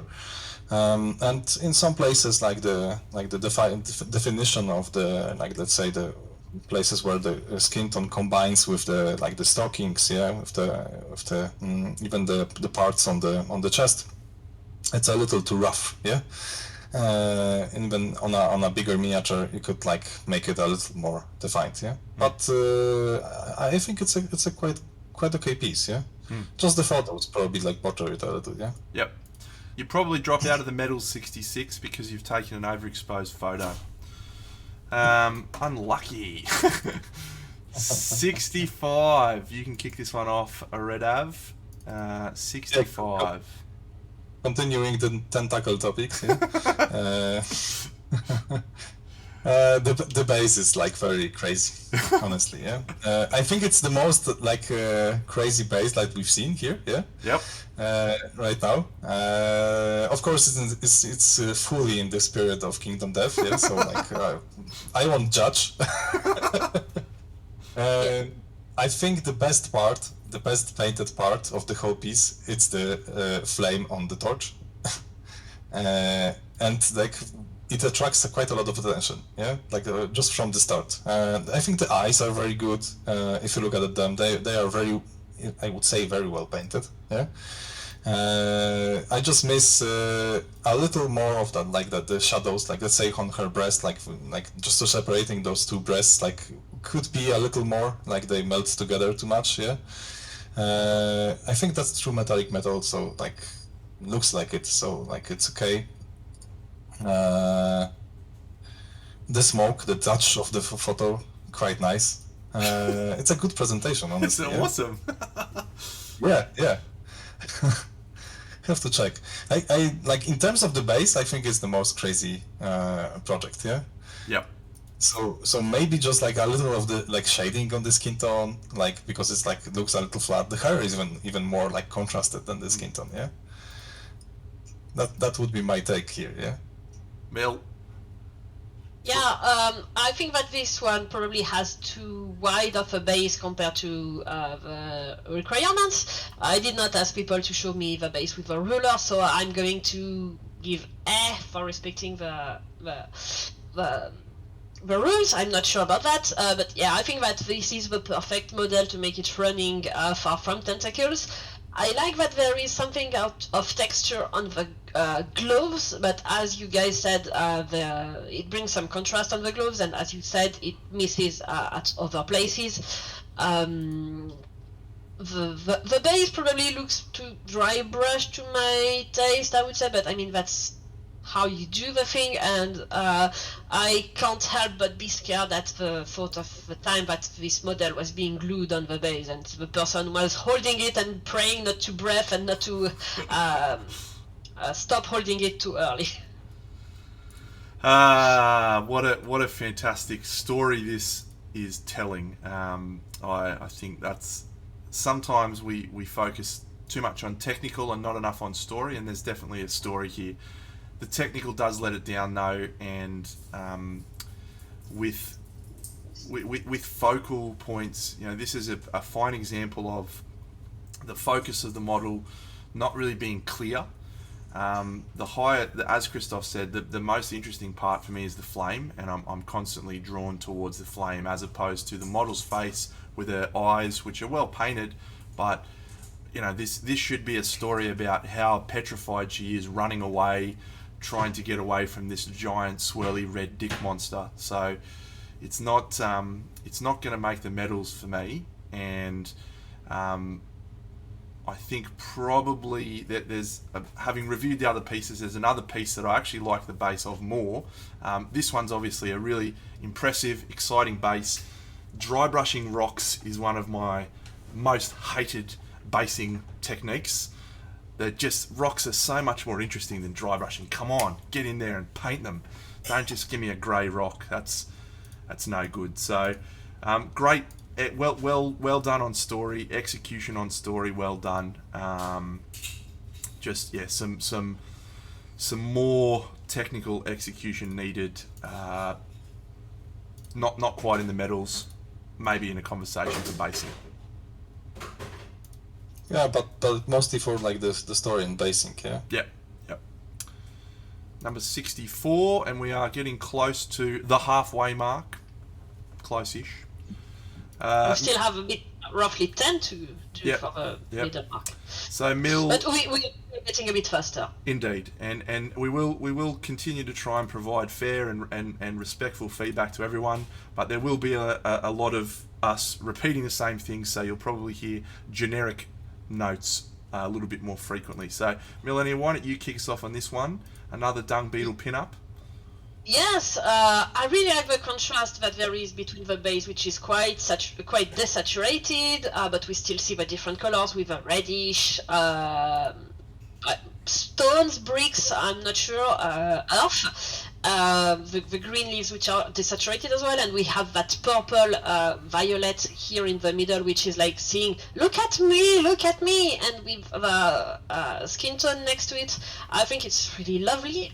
We have the yellow that's contrasting with the purple, and it's not too much because the yellow is a bit desaturated, so I think that's a really good color contrast here to really attract our eyes on the pinup. We don't see the thing that you mentioned on the very first Dung Beetle Night pinup that we saw, which is the fur around the face that was drawn in it, and we have that reddish hair, which as well is just one small localized pop of color, and we don't lose the face in it. So I think that overall it's a strong color competition. I would say that the skin would probably need a bit more contrast, especially in the shading zone. Red F? First of all, I think the photo also is like overexposed, yeah? Like, I imagine this piece is a little deeper in in real life, like, just like the colors, everything is much more deep. Like, even if you see the base, like, the plinth, yeah? It should be black and it's just gray, yeah? But I agree, like, the yellow, it's a nice touch here, and it draws the attention, and you could use it even more. Like, for example, like, to tell the story, you show the character, like the skin tone, and we clearly see it, like in the terms of the whole piece, you just like instantly are attracted to the skin tone, yeah? But the part that is very important here is like what she's holding in her arm, yeah? So, and that's gray as the whole background, yeah? And I would make it yellow, yeah, honestly. That would be the most contrasted part, yeah, in the whole piece, and you could see like that she's holding something, yeah, like the I don't know, in the metal videos you have that like orb of metal, yeah, the guys that shout like this, yeah. And here, I would change it. Yeah, it would tell a better story, and that's why like I miss something like that, using that contrast here. You have it on the wings, but the wings are something that you see like, because they are like bigger, but small elements, yeah, just like I miss it. And also that touch of red on the hair is nice. So you had more elements, like more colors you could play around with the miniature, just show different parts. The highlights on the armor are quite nice. Yeah, we talked about it earlier, like just accenting that armor on this miniature, like making it sharper, helps a lot. Yeah, and like comparing to the previous piece, I think that's better. Even like the straight up edge highlights defines it much more. So I like the scene. I like the colder base, the presentation, like when you look from the front, like those stairs could be a little, even like you could accent some of the cracks and stuff. I'm not a big fan of like pigments, honestly. There's so many levels of like executing it well, but pigments like make everything like very dull. Yeah. If you mix them with something, then they could be deeper, like maybe with pigment fixer or something like this. But here, like in the form of powder, they look too flat. Yeah, just too powdery. And like comparing the base to the miniature is much like has deeper colors, and the base is like a little too flat. Yeah, that would be my take on this one. Yeah. I actually quite like the pigments on this. I think it does help create a story of the environment being much dustier and grimmer. I don't like the base composition.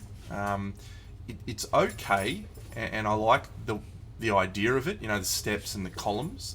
I just don't think the placement of them is doing much to help the figure. You know, we're hiding half of the figure behind the columns, and to me that's a mistake. When the figure should be really central. What I would have liked to have seen is maybe a broken column in the bottom lower area, potentially pointing up sort of towards the model, and moving her over slightly off center to create a little bit more of a line drawing you into the model and opening up the figure a bit. So I really like your feedback about the dung ball too. I think that would have been cool if that was more of a focal point. So out of the medals, I think. Any disagreements? No. Ruthless! Ruthless! I mean, there are 8 spots for 50 people, so we have to... Yeah. We have here a Butcher Pinup. We had one of these in beginner, and I love this model. It's, I think, one of the coolest pinups. The Butcher fight's also a lot of fun in the game. There's a couple of things I love about this. The skin tone is really soft and smooth. I love the control of paintwork on this. There's clearly defined elements. I think the fur is not as well executed as it could be. You know, painting individual strands is sort of where everyone starts with fur and hair, but as you progress, you tend to see less about individual strands and more about volumes within the hair, like the clumps of hair. And I think this one, it's not as well executed as some of the other elements, and it really is jarring for me that the fur is not as well done. Also, don't love the pink element. I think that's when we've got a really warm and pretty neutral color palette. To have this pink, it feels out of place. But there's some neat paintwork, and I think overall it's a well executed figure, and this person is absolutely in the right spot in intermediate. Mill? Yeah, I think that the different bone pieces could use some differences between them, because the skulls on the base worked almost the same from the shoulder piece, from the head piece, from the fang punches. I don't know what this is, but this looks treated almost the same as the bone, and I would like to see a bit more difference between them, to see, okay, this part, the undergarment that she's wearing and the thigh piece aren't bone, and something a little bit different maybe. Okay. I wanted to mark one thing about this one, and that's something that was like striking me instantly when looking at it. Do you think, guys, that like all the elements are like quite nicely defined? Yeah. Like it's a clear figure. Yeah. Yep. If Yep. you look at it. Yeah. Separation. Yeah, that's something that I think like the other people like looking at this could like think, because like we talked about it, yeah, and like it's not that the highlights on the skin tone are so strong, yeah, they aren't, but that separation makes it, yeah, like you can clearly see it's like the skin tone is well like defined, yeah. That's something I like about this piece, yeah, and probably like on the base it looks a little like it's made with washes, yeah.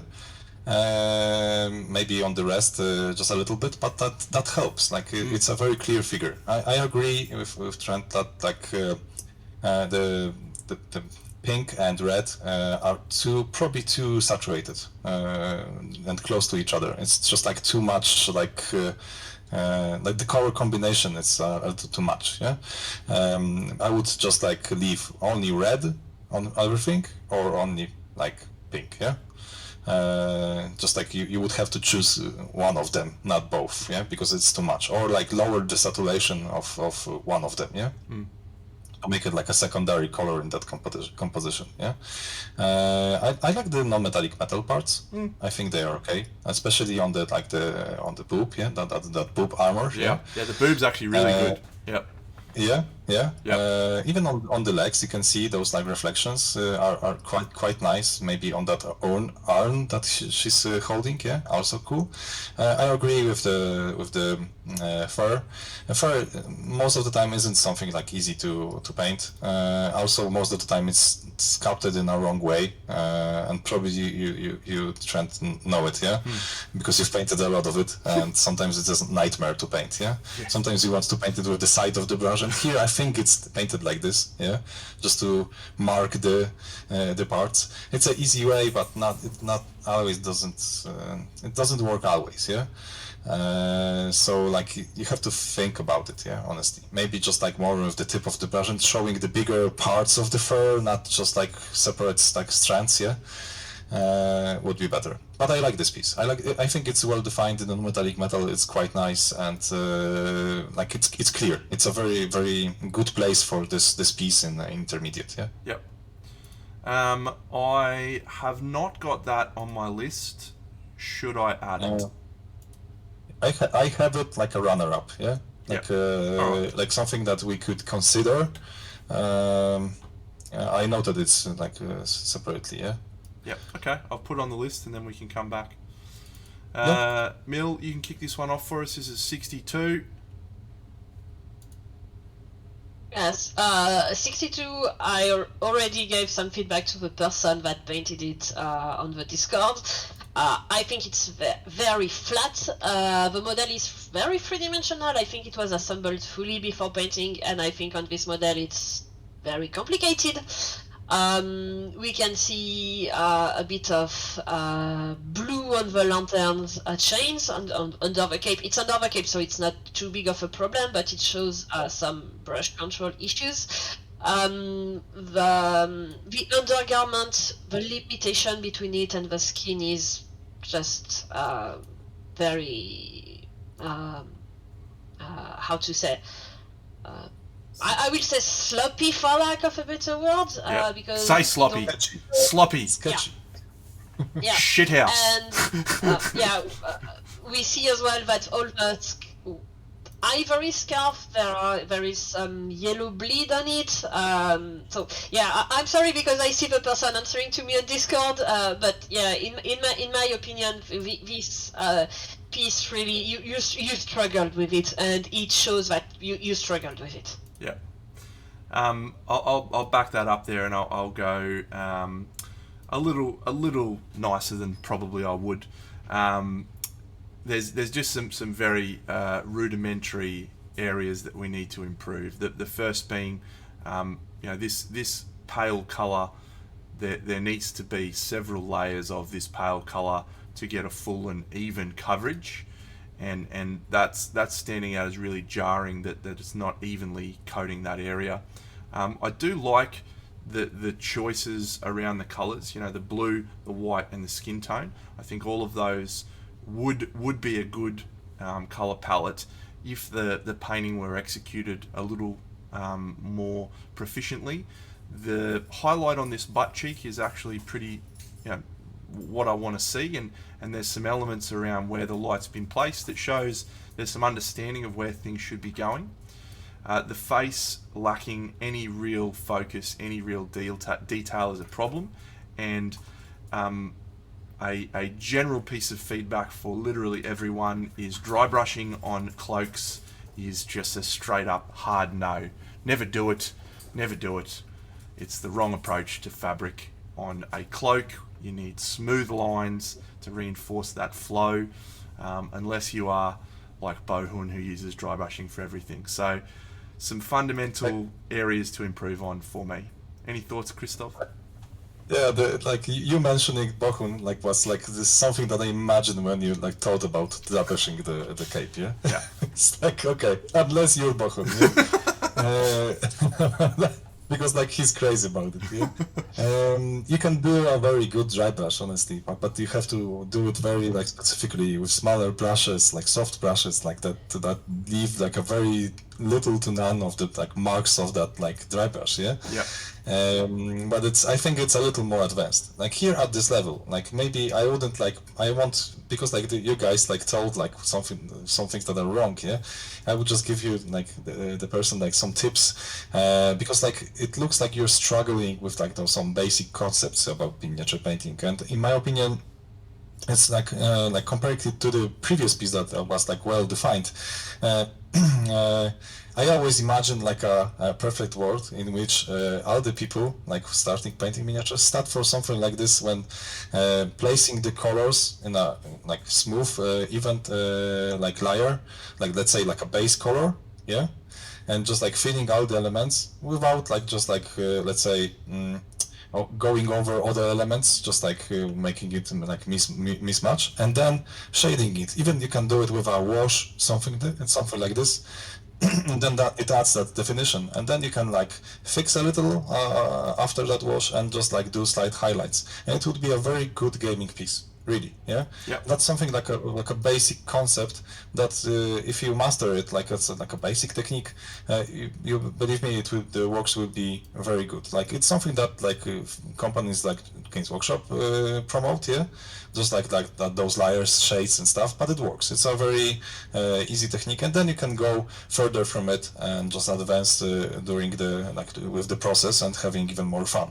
But it's like that basic concept is very important because like it's like that precision of like applying the color and then maybe even shading and separating the elements. It's very important in miniature painting, and it's like a basic skill you use most of the time. Yeah.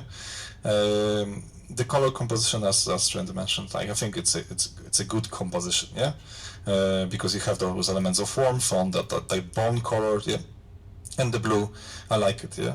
But like work on that like definition and applying the colors evenly, then shading, and then just like slight highlights. You don't have to do much more. Yeah, it will be cool. Yeah. No medal.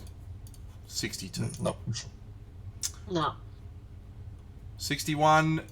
I think this is one of the pieces that impressed me the most.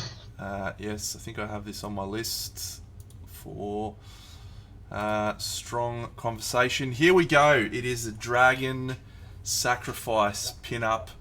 Why don't you kick us off, Red Av? Okay.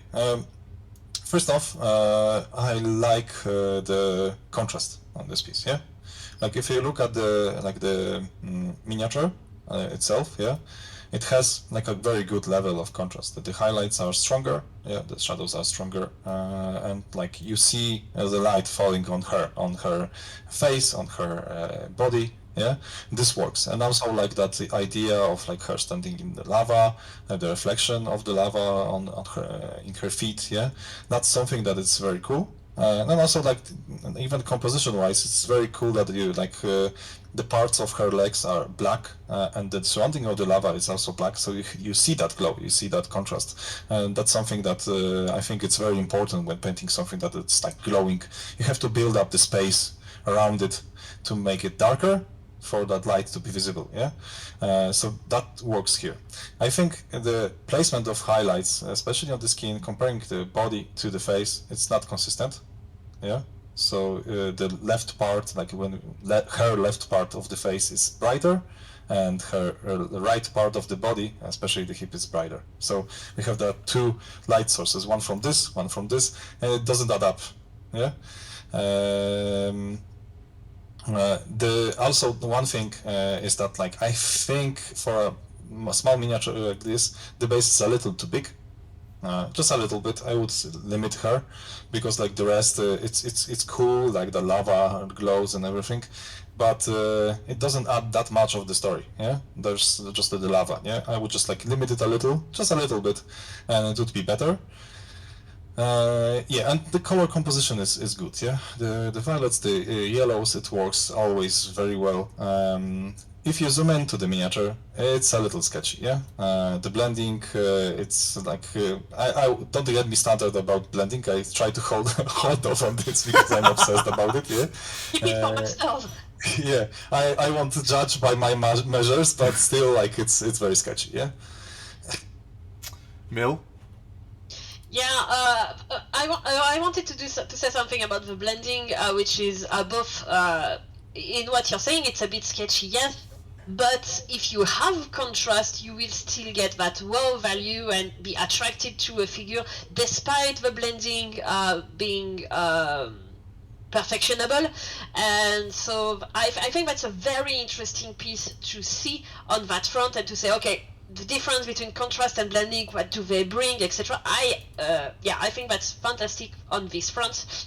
I think that the base might be fitting in a 50 times 50 millimeter square, and the limit was 40 times 40. So that's, yeah, but I think that this model will be awesome just next to the Dragon Knight painting with the corresponding colors, and I hope we will see this combination at some point with the Dragon King next to it.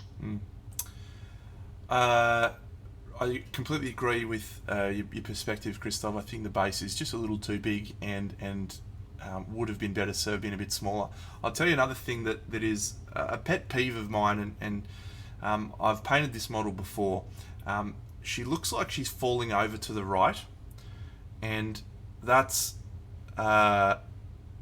making the whole thing tilt for me. And I think if she had just been straighter, even though that sort of changes the flow of how she's standing a little bit straighter upwards, it would have really helped just overall. I think it's one of those little details we don't talk about much, but you really need to have your model be on the correct angle for where it's standing. So I love the color combination. I particularly love this little highlight area here with this green dragon skin cloak. Sorry, not green, purple, and the gold elements. That's a beautiful little section, and I think the photo's probably not helping the sketchiness. It's maybe a little smoother in real life, but I like this one. It's in my list for a conversation about a medal. Yeah, I would like to say that I got corrected, that this might be a painter scale mini, which is one of the miniatures that exist in both scales without any too visible change, so which might explain that the base was limited to 100 times 100 millimeters, with it being a bit of a trap.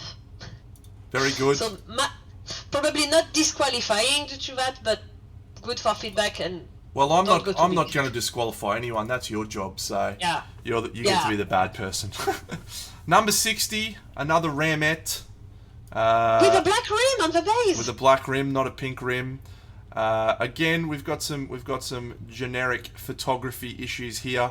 I particularly like the contrast paint in the background. I love the blue backdrop. You love to see it.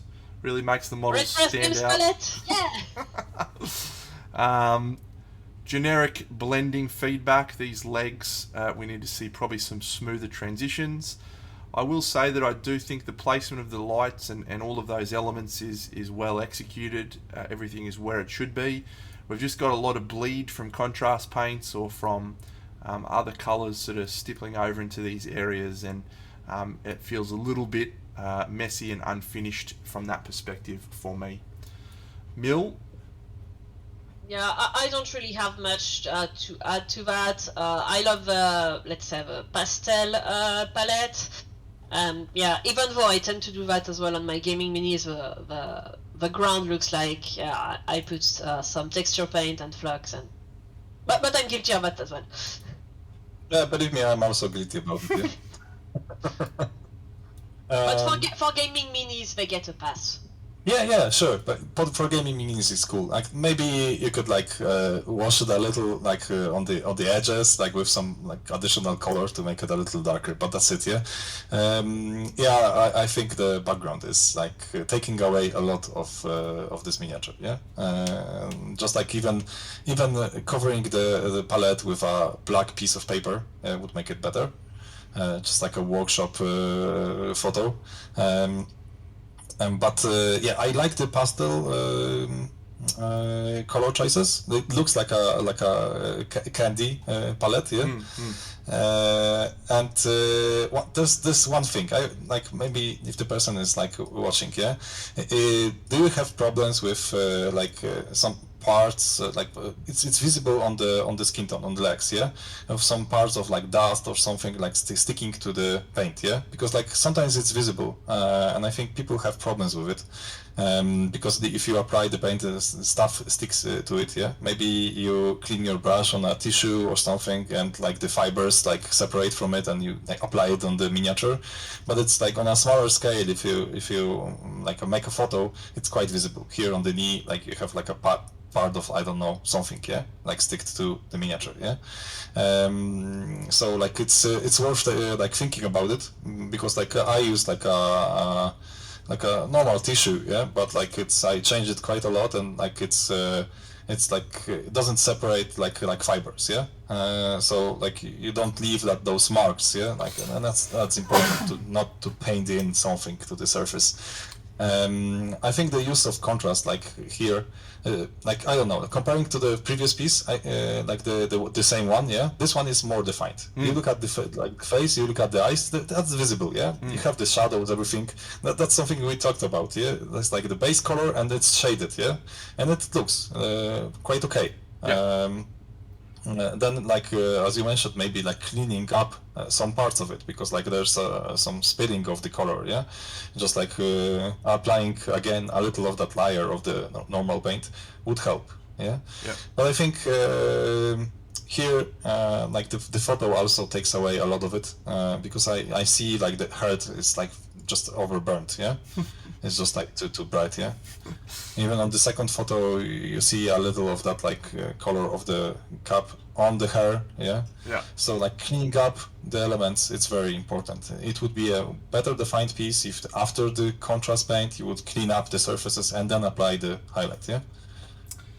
Not in the medals, number 60. Sorry to say, we continue on.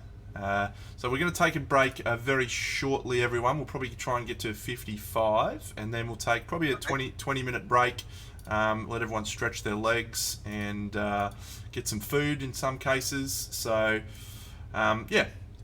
So we've got a couple more to get through. So this is number 59. I will throw down generic photo feedback and generic value contrast feedback. Do think we need to see some better technical work on the eyes. They're not quite defined enough, not standing out enough from the skin. I do like the yellow and black hazard stripes look. It's probably not executed well enough for my liking. Doing straight lines it can be challenging. One way you can try to approach it is by using a masking tape and allow that to actually do the hard work for you. You can buy model masking tape that can be cut really fine and really evenly. That might help you with lines, but probably it's more a practice makes perfect job.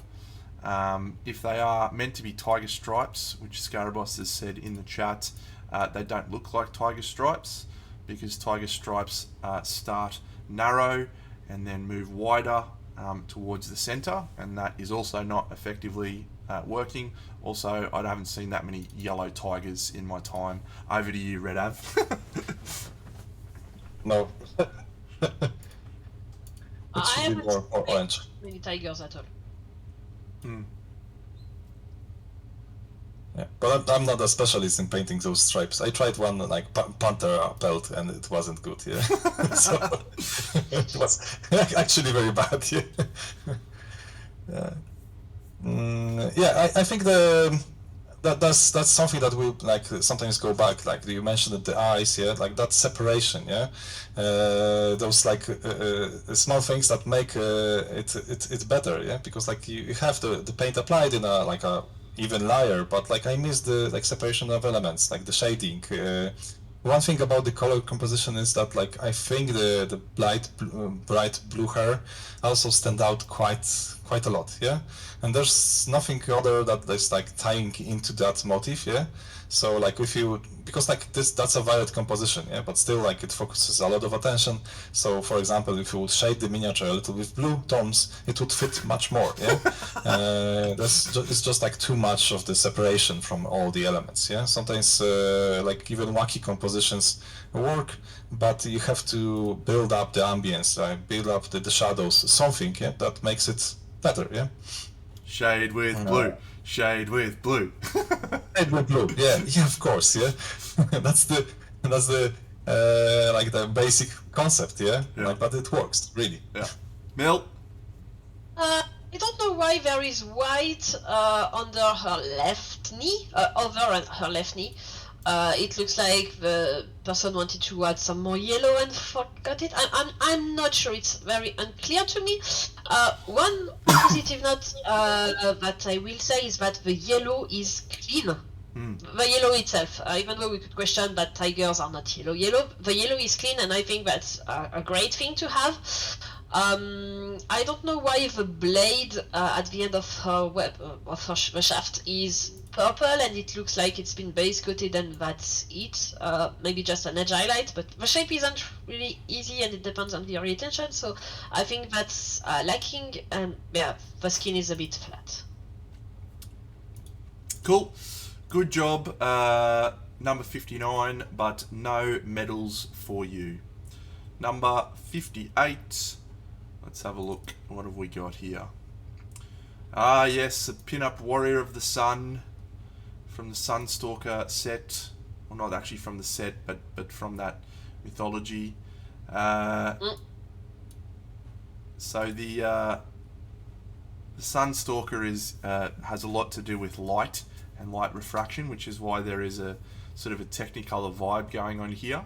I like that we're going from purple down the bottom into blues, and then into the warmer green, and then into yellows and oranges. I think that's it works from a concept perspective. It is a little bit rough in terms of some of the execution of some of the painting. There's some good light placements, not enough separation in specific areas between elements. This shoulder section here, we need to see a sharper, darker line there. There's a few areas on the front as well. This shoulder blade is a concern. This line underneath the bubicles is not black or dark enough. And the only number one piece of feedback I tend to give is just we need to be drawn into the face. The face is the most important part of telling a story. You get to read emotion, and the model is so dynamic, and all of the lines of the model draw you into the face. It's such a clever sculpt that everything feeds in towards the face, and then the face isn't the focal point. The yellow and the orange bits are. So some conceptual issues and some highlight and focal point issues, but overall it's a nice piece. What do you think, Red Av? I like the striking colors, really. Like I don't know if you like you can see it like instantly. Yeah, I don't know. Sometimes a piece like if you're like you can see the person is brave. Like doesn't like consider like maybe holding it like down like on the contrast and stuff. Like it works. And also like that there's a lot of like reddish warm colors and that like the violet, so it works well. Then we go like a little into the blue. Maybe would be better to go more just like to blue than to the color of the hair. I think the color of the hair is a little too much.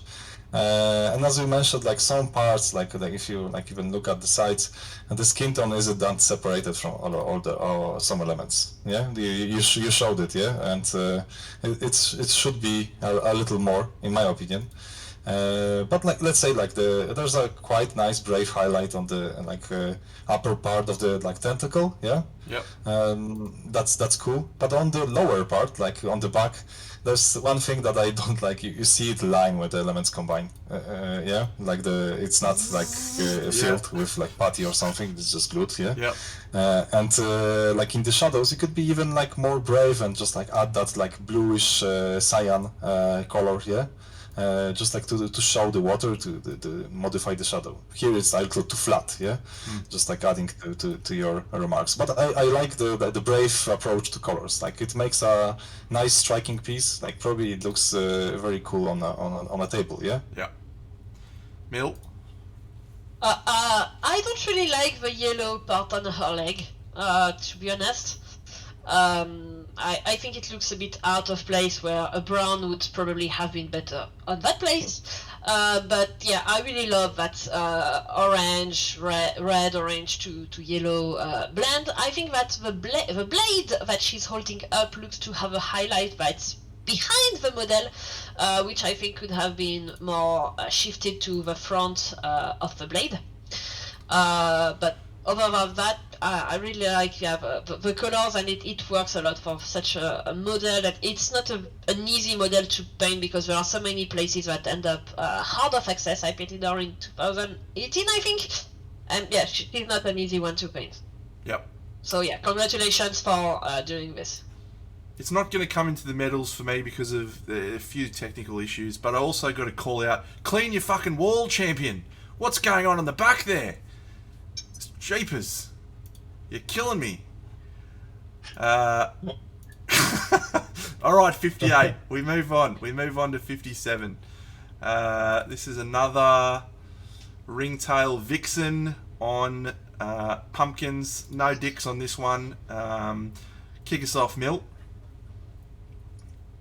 Yeah, I think that it's one of the models that we see that looks to have an ambience that has been decided, which is magenta everywhere. Yeah, I'm still a sucker for magenta, so I like the idea. I think that the execution is a bit confusing because there seems to be so many light sources, magenta light sources, that I don't know which one is lighting which parts of the model. I would say that the mold line on the sleeve could be cleaned up a bit, but overall the magenta versus yellow, sunny skin tone and orange is very nice, and it draws the eye, but I think that the execution is lacking at some places. Red Av. No, now me. Okay. Got to mix it up, mate. Got to make it interesting. Yeah, sure. I don't know. Maybe it will be like a Duncan standard, but like thin layers, really. Yeah. Like sometimes you see, especially on the pumpkins on the back, that like the undercover, it's like very visible. Like it would be way better if you apply like a thicker paint just to cover the surface and then try to blend with glazes. Yeah, but then it covers, especially like colors like orange, yellow, cover very poorly. So you have to apply it in like thicker layer. That's very important. And yeah, that's like going to colors. I also love magenta, but here is like total craziness, yeah. And the problem is that like we don't have something other, yeah. We have two colors that are analogous, yeah, because like it's magenta, then a little going to red, and just like orange, yeah, and it's like too close, yeah. There's not that much difference, yeah. I would need much more input. Like even substituting the magenta with violet would be better, yeah, in terms of contrast, yeah. It's just like too much of it all melting together, yeah. Yeah, it's a good call out, right? So I tend to talk a lot about cold and warm contrast, and with contrast, there's so many different levers that you can pull, right? So you can pull contrast between value, which is light and dark, between temperature, which is cool and warm. You can also have a contrast between colors, and complementary colors is a good example of that. And what you've got here is a lack of contrast in the colors. They're all too similar. The skin tone is a very peach color with the magenta colors tied in there. The oranges are tending more towards magenta because of the lighting, and then even the darker elements are also in that magenta frame. So what you get is a very a model that doesn't have a really strong enough contrast between those elements to feel the story that you're trying to tell. So there's elements I do like. I actually, I think that the palette has potential, but as Christoph said, you need some things to break up that palette to create a focal point, to draw your gaze into certain areas. And there's probably some technical issues around leaving either too much of the undercoat or not enough of the undercoat, whichever way you were trying to approach it. Generic potato photo feedback. The background is not helping you. The overexposure is not helping you. The fluff is not helping you. But at least your wall's not as dirty as our other champion. So, good effort. Not in the medals for you, number 57. 56, second to last. Let's have a look at number 56 before we take a break after 55. Another Ramette here. I'm just gonna throw a couple of the same observations. We need to see more value contrast. We need to see a different photography setup to really get a better sense of your piece. I think there is not enough differentiation between the values of the skin and the fur. They're too similar. They register as the same sort of element, and some separation of elements would be really beneficial overall on this piece. So, Red Av? Yeah, I agree. Like, there's not that much I can add. Yeah, the color for the hair, it's cool. Yeah, it fits. Like the choices are good, like for colors, but like as you mentioned, like not that much separation. Sometimes, like the fur is a little too similar to the skin. So like this can be improved. And you forgot about one thing. Like here, also a photo with a miniature holder from GW. Yeah. So, Immediate fail. Like, it's better to put it on something, like on a piece of wood or something. Like, Yeah. would be better. Believe me. Yeah. Mill? Yeah, I think this one is the old resin pinup Ramette before it was remastered in plastic. I own it, but only in plastic, so I don't know how small that one is. But if she's on par with the pinups of Def 1 and 2, she's probably very small and so a challenging piece to pick. Yep. No medal for you, number 56.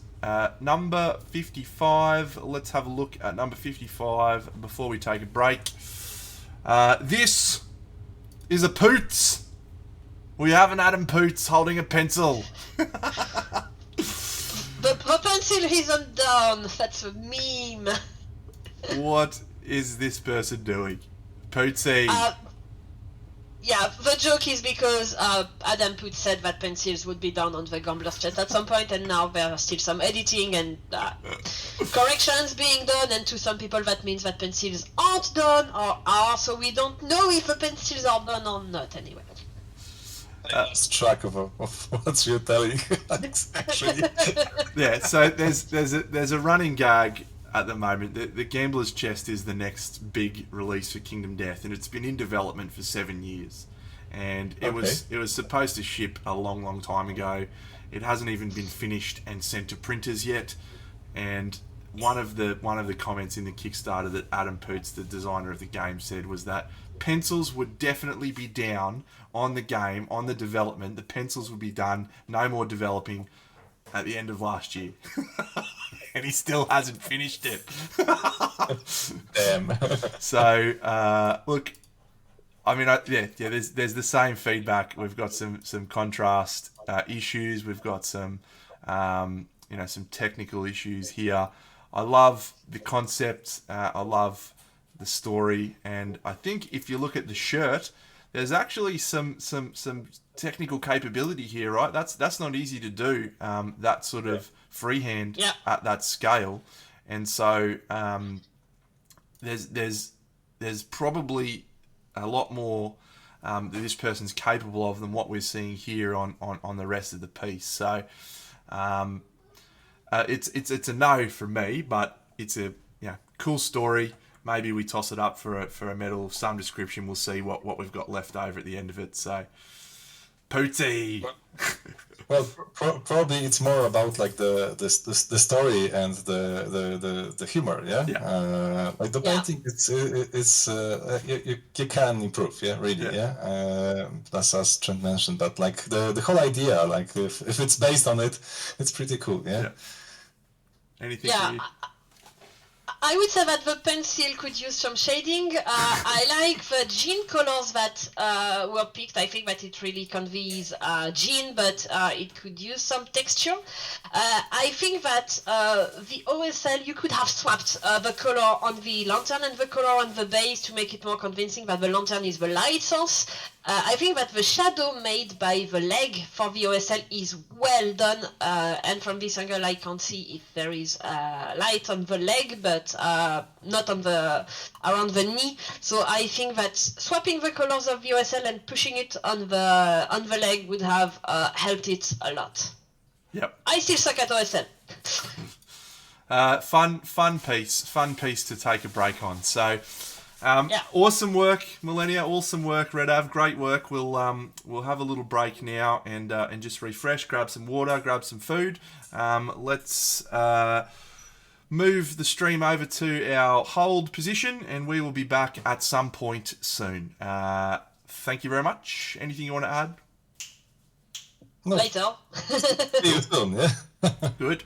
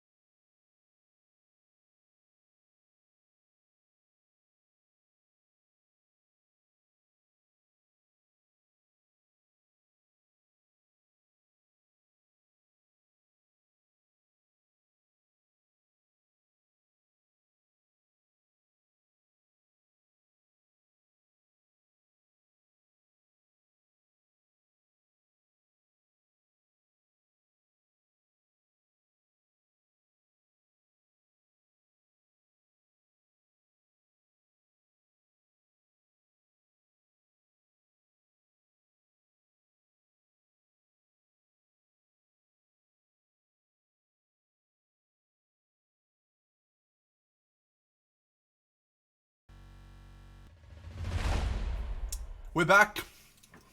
Hello, everyone. Had some food. Hi again. Hey again. Christoph assembled models. What a legend. Yeah. And I ordered pizza that I will eat 30 minutes from now. Wonderful. I just ate some pizza myself. So good job, all and sundry. We're on to number 54. Mill, you can kick us off on this one. Yes, so that's the sci-fi Twilight Knight. I like the red hair. I think the skin could be more contrasted. I think that the base doesn't fit the model, to be honest. I think the white and grey are well enough executed, I would say, for an intermediate level, to be honest. And the black as well, but yeah, for me the skin is the main thing that needs to be worked on. Red Av. Yeah, in general, I think it needs more like separation. I would probably like be very boring each time like doing it, but in my opinion, it's like a very like a basic color, yeah.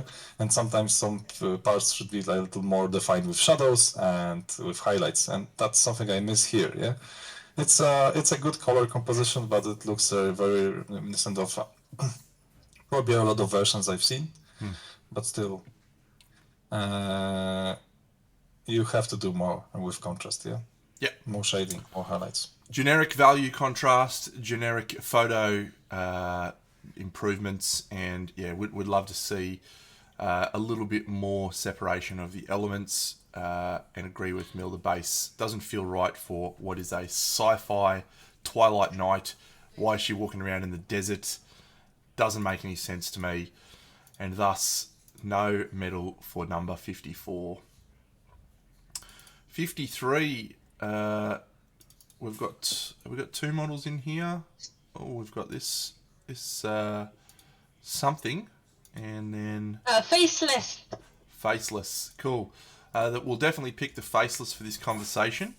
I'll let you kick off, Red Av, because I think this will be one you'll be able to add a lot of value to. Mm-hmm. Yeah, I also would pick the faceless. Just like one thing about the second miniature, yeah? When you make a photo, don't position the lamp from behind or like above the miniature. Position it from the front. Yeah, because like now there's too much cast shadow on the face, on all the elements, so it's not readable for the people looking at the photo, yeah? So just like a general feedback, adding to that potato feedback, yeah? But like that's very important. And the second one thing that stands out like very clearly, it's like the way you wanted to portray the atmosphere and like the light. You can clearly see like there's like the person wanted to play with the light source, yeah, somehow. And it's limited to the middle of the miniature. And like, that's what I like about it. It's blue in the shadows. But it is, yeah. Yep. And in the back you have a little like even going to like that purple, yeah. So that works well. Limits the like atmosphere, and also like the middle, like from the front, it's more yellow, like in terms of just the colors, yeah. So it's warmer. So you have that like instant like focus of that atmosphere. You see it, yeah. The helmet is it's colder. It's maybe just brighter. That's what attracts the attention. But I probably would make it a little like warmer. But that's it. Yeah, the rest. Okay, in terms of like the technique, like the blending in some parts on the hair, for example, like on that warm strand, it's quite okay, yeah. But on on other parts, it's a little less, yeah. So it's a little not that's, I would say, not even. Some like elements of the chain aren't that well defined. Sometimes I don't know, like on the left leg, like that we see, the blicks aren't on the chains, they are on the skin. So it's a little weird, yeah. So it's more like it was like generally sketched, and then I miss a little of that refinement of it, yeah. The plan is good, yeah. The whole placement of color, everything is good, but now we would have to go into detail and just like refine it, or even like separate some layers elements. Like for the boots, you can see like they are like melting together with the skin tone, like it was airbrushed, yeah, or something like this, yeah. So you need much more definition, much more working with the detail than because the plan is very good, yeah. The placement of color, everything, it's nice, it's interesting, yeah. Yeah, Christoph's done a piece, one of the very earliest pieces I saw of his, which was a nocturna bust of an elf girl, and he played with lighting and temperature, very similar to this, and it's astonishing piece, and I think there's actually a PDF floating around somewhere on the internet, isn't there, Christoph, around your approach on that? I think this I didn't delete it from my Google Drive, and there was a link to it. Yeah, I don't know. Maybe I would have to check, yeah, because Yeah. like it was a long time long time ago. Do you I still, have it. I have it. do you still have the piece? I absolutely do. I'll go and grab it right now. Actually, well, when Millennia is gonna, yeah, I'll grab it out and show it. Yeah, so I have to go close the cupboard because I had to open it previously because my cat wanted to explore it. You are naughty cat. So yeah, my feedback on this one, yeah, you said most of it, but yeah, the plan is great. Some details are lacking. I painted this miniature for the official Poots pinup competition contest, so I can't show it. But I notice a bit of, let's say, an assembly mess up at the leg, just under the knee. That's front facing. Yeah, Nice. Estelle. Oh, I have her as well behind here, showing off the Estelles. You don't have this one though.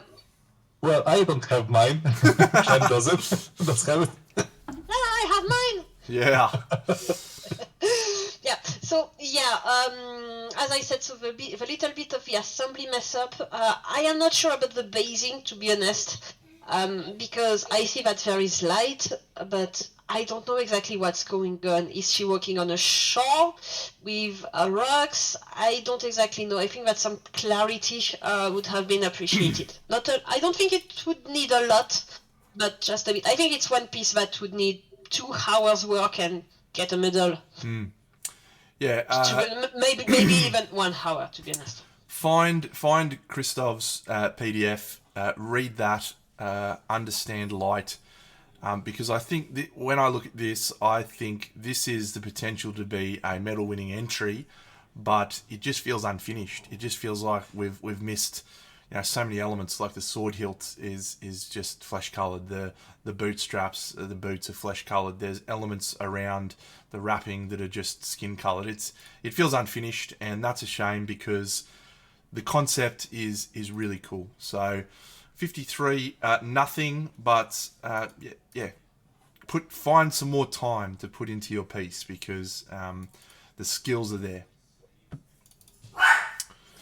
All right, we have our first male pinup. It's number 52. And apologies for my dog losing the plot over there. So this is Screaming God male pinup, 54mm by the looks, the painter's scale. What a risque model. It's my favorite male pinup. I love this one. It's very, very cool. I think there's a lot of nice elements to this. I really like the colour, the subtle blending on these black elements. That's really nice.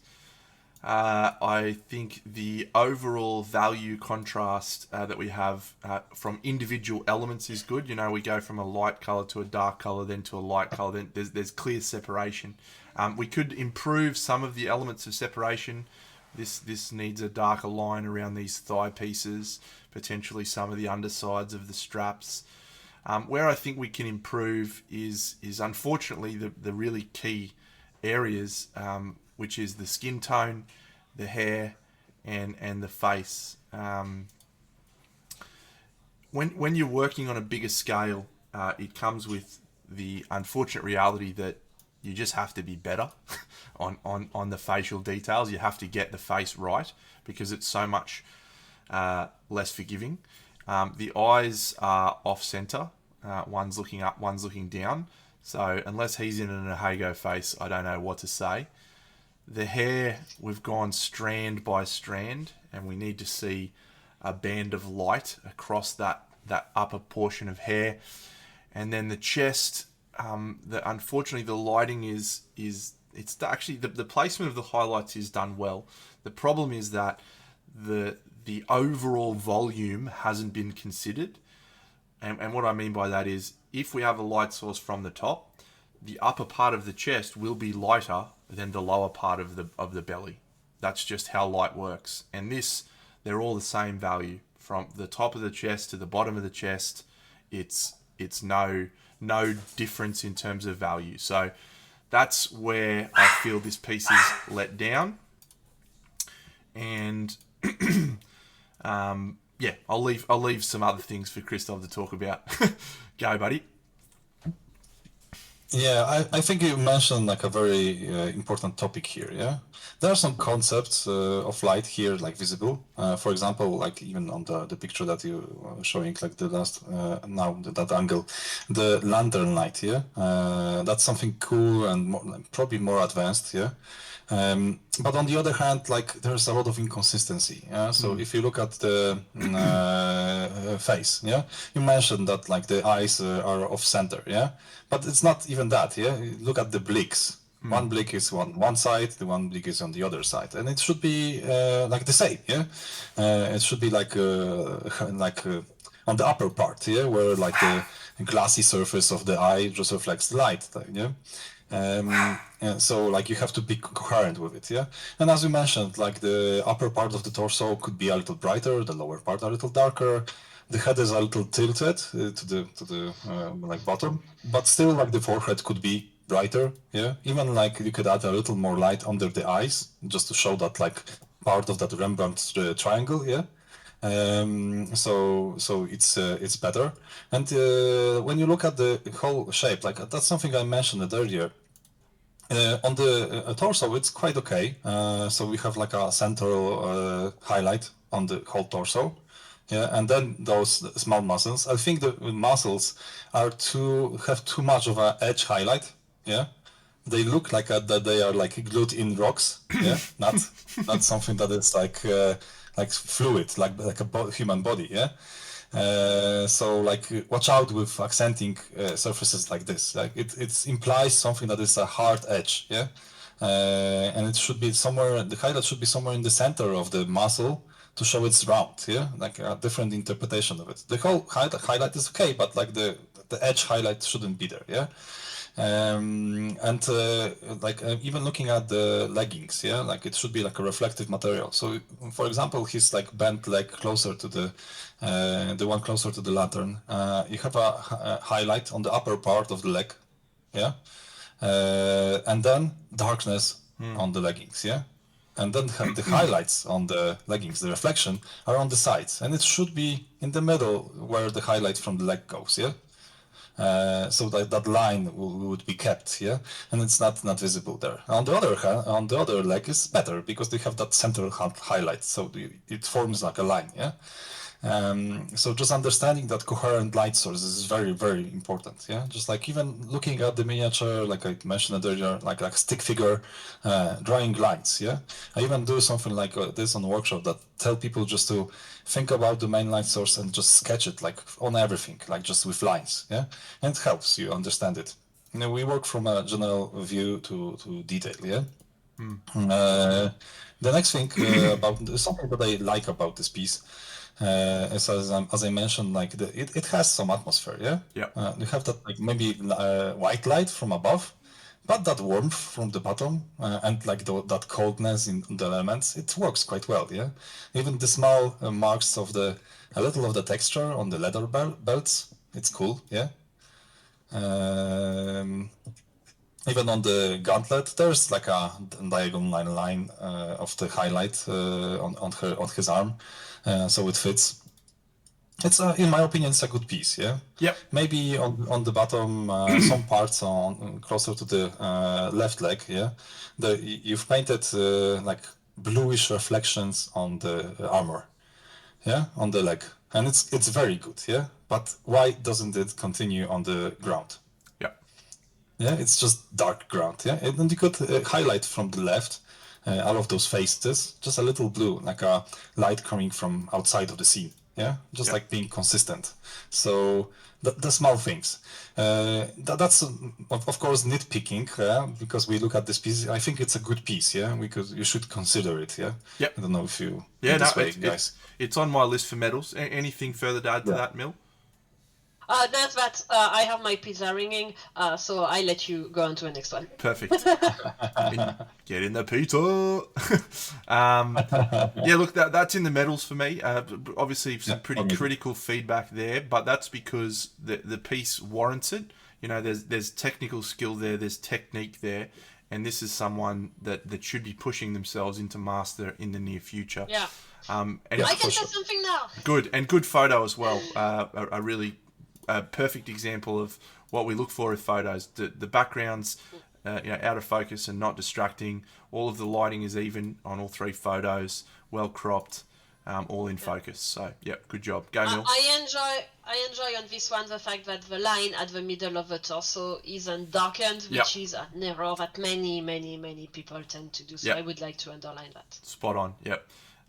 It's a common mistake that comes from the Games Workshop approach to miniature painting, which is recesses are dark and raised areas are light, but in actuality that is not the case. Let's go on to 51, and Mill, you can kick this off. This is something, I don't know what that is. Screaming God, or renamed Alpha Armor, I'm not sure. Pinup. This is a Screaming God. Okay. Yeah. So I think that the color picks don't really work because it looks like blue, pink, and yellow all together, and there is nothing to tie them together, I would say. I think that the skin on the belly and the boobs is nice enough, to be honest, but other places of the skin don't show the same level of effort, like the face, the hands, the thighs. So I would love to see this work on the skin translated to the rest of the model, to be honest. I think that would be a good step up to have the same effort on the face and the thighs. It's interesting you talk about blue, yellow, and pink, which is actually red. For whatever reason, a primary colour palette, it really is a struggle to make that work. A secondary palette, if you use all three secondary colours, it works beautifully. But trying to get yellow, red, and blue to work, it's a nightmare. So, agree with your observations on the skin. Would love to see more value contrast, generic value contrast feedback, generic photo feedback, and separation feedback of elements. Also, I think that the level of attention you've put on the boobs and on the belly needs to be on the face as well, given the value on that area is a little lower. I do like the hair. I think the colour choice is good, and I think the overall position of the lights is good. So keep chipping away. Red Av? Yeah, I will be more harsh. Sorry. Go. Yes. Like, you were too polite. But like, okay, I agree. Like, I think the best part of the whole piece is the belly and the breasts, as they have that contrast. Yeah. Yeah, it's just brighter, and it works well. I miss it on the almost any other element, honestly. Yeah, maybe the tentacles on the base, but they are just shining naturally, probably because it's like a glossy paint. Yeah. But you would have to up the highlights, like just stronger to achieve that contrast. That orange on the stripes on her, like, I don't know, like that belt, yeah, looks just like orange, yeah, just like full flat orange. The same is a little with the hair. Just like need more highlights, yeah. Just be open to it, like even like a straight up, like that's something that I've done for a long time, and now like just stopped using. But it's just like adding white to everything. Like it's a common thing that we add just white to make it brighter. There's a lot of issues with it, but like still like a rule of thumb, you can do it and just like take that color that you've painted there, add a little white, achieve more contrast. Not too much white because it will just like turn white, but try to be open on mixing those paints, yeah. And it's the same for like the elements of the armor. They could be a little brighter in some parts. They would be better for sure. The composition that you mentioned, like it's funny because like I think it's for me it's a good way of just like balancing the colors. Here the main problem is that everything has the same saturation, yeah. So looking at the miniature, like even if it's like primary colors, everything is so strong that like we don't have like a point that attracts our attention. Maybe a point that like it's stronger is because of the light, because there's different ways of like contrast, yeah, because like the light contrast, yeah, like color contrast and texture, like even the finish glossy matte, yeah. And here like it's just too much information, you have to limit it a little. So some colors could be less saturated, some more, and in this case like the hair, it's yellow, adding white would desaturate it, so probably would be better, yeah. In the case of like the pink, it's a striking color, yeah. So if you use it in that form, it will attract a lot of attention, yeah. And it's too much together, yeah. Just like sometimes it's better to pick two colors that are striking, the rest it's toned down, just forms a background. So think about it. And the eyes are messy here. I don't know if you guys noticed, but they are very messy. Good feedback, Christoph. Good feedback. No medal for number 51. We move on to number 50. And I'll kick us off here with generic photo feedback.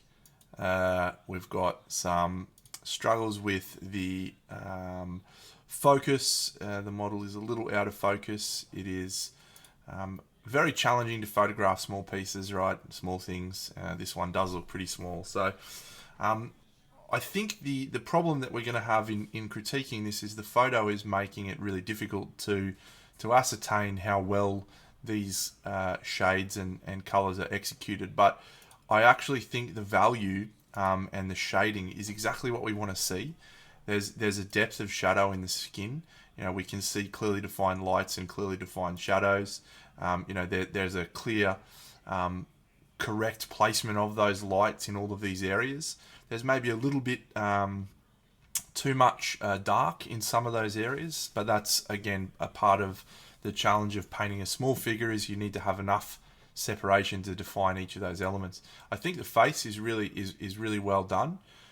I would love to be able to critique this more, but I just struggle with the photo and not being able to see this detail well enough to say, you know, this is super strong or not. So what do you think, Redav? I agree. I think the photo holds it down. Even if you zoom it, like it just turns grainy, yeah.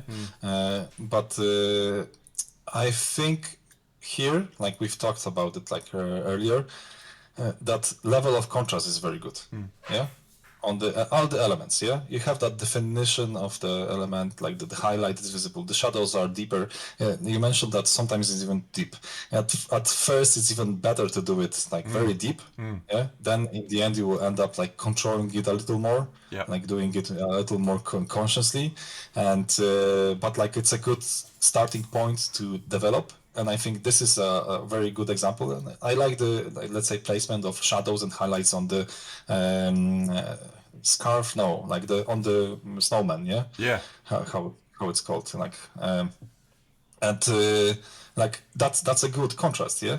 The one thing about this piece, like you can like think about like when painting new parts, it's a very big balance of just like cold and warm, like going from orange to red, and then just balancing it with blue, mostly, yeah.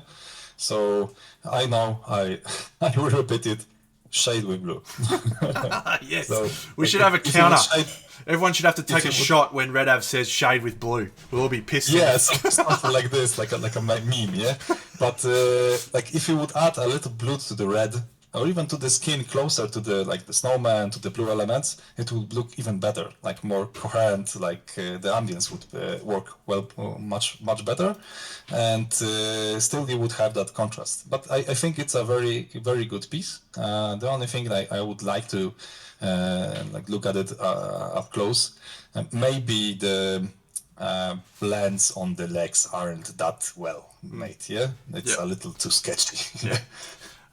Millennia, going from the spicy Diavola pizza to this cold environment, any thoughts? Yeah, it's another example of picking colors from the artwork and using it, and it works. The main difference is that the gloves aren't the same color, and to be honest, I really like this addition of some extra warmth, because the original art is really so cold that it really feels right, in my opinion.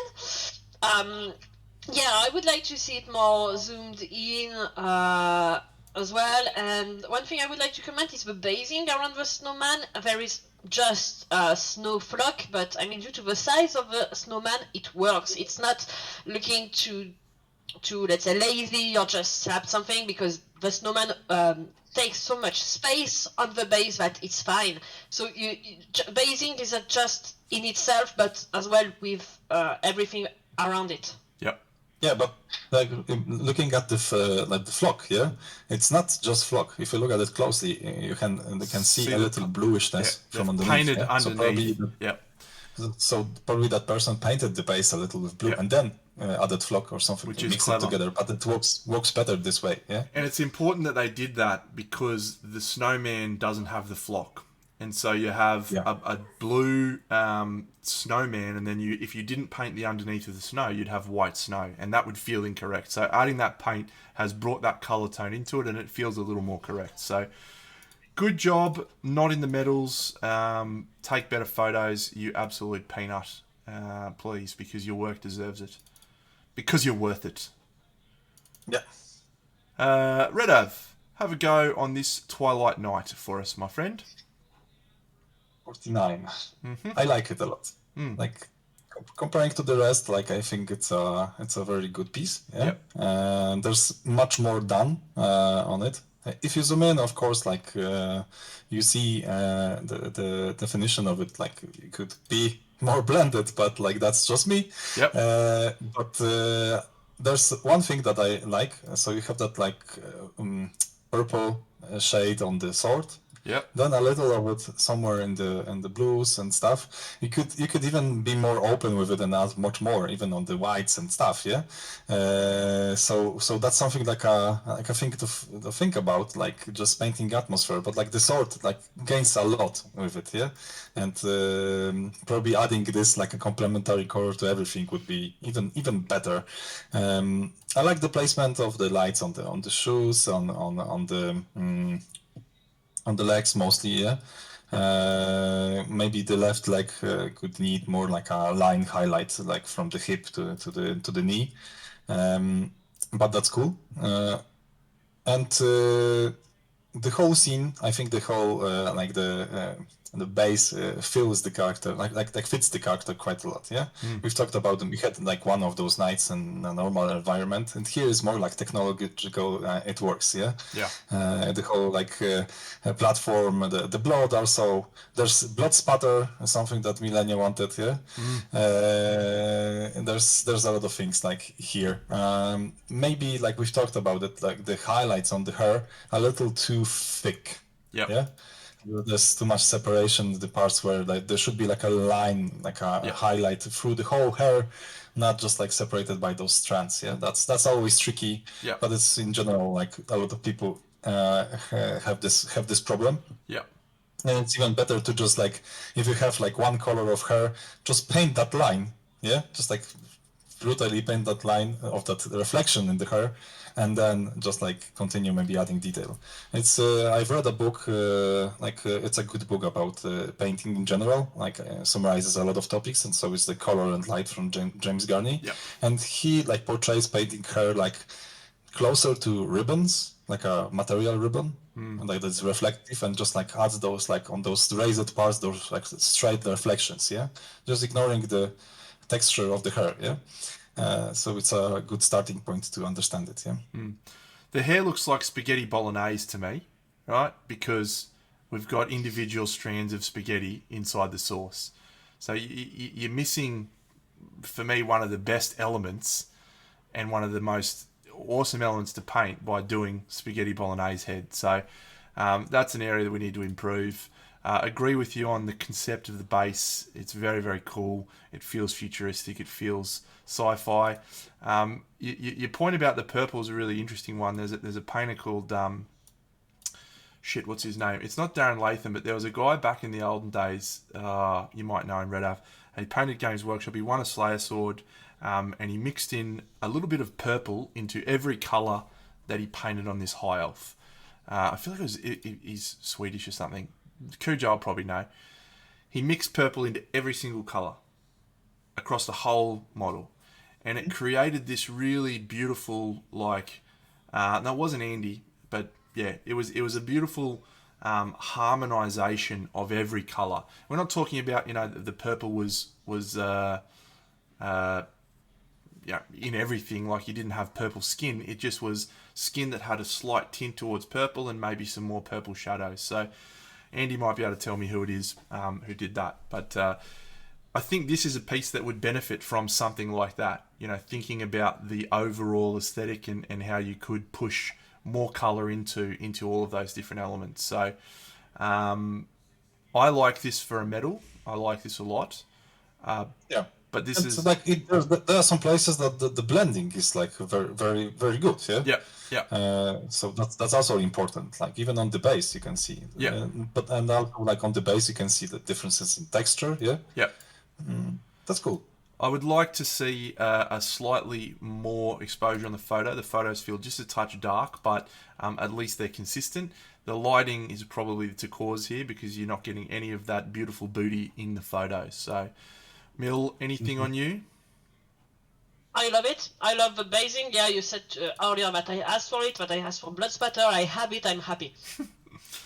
I don't think this falls into the equation for being bumped into Masters. I think there's a few technical flaws, specifically the hair. So I think, but this falls into the medals for me.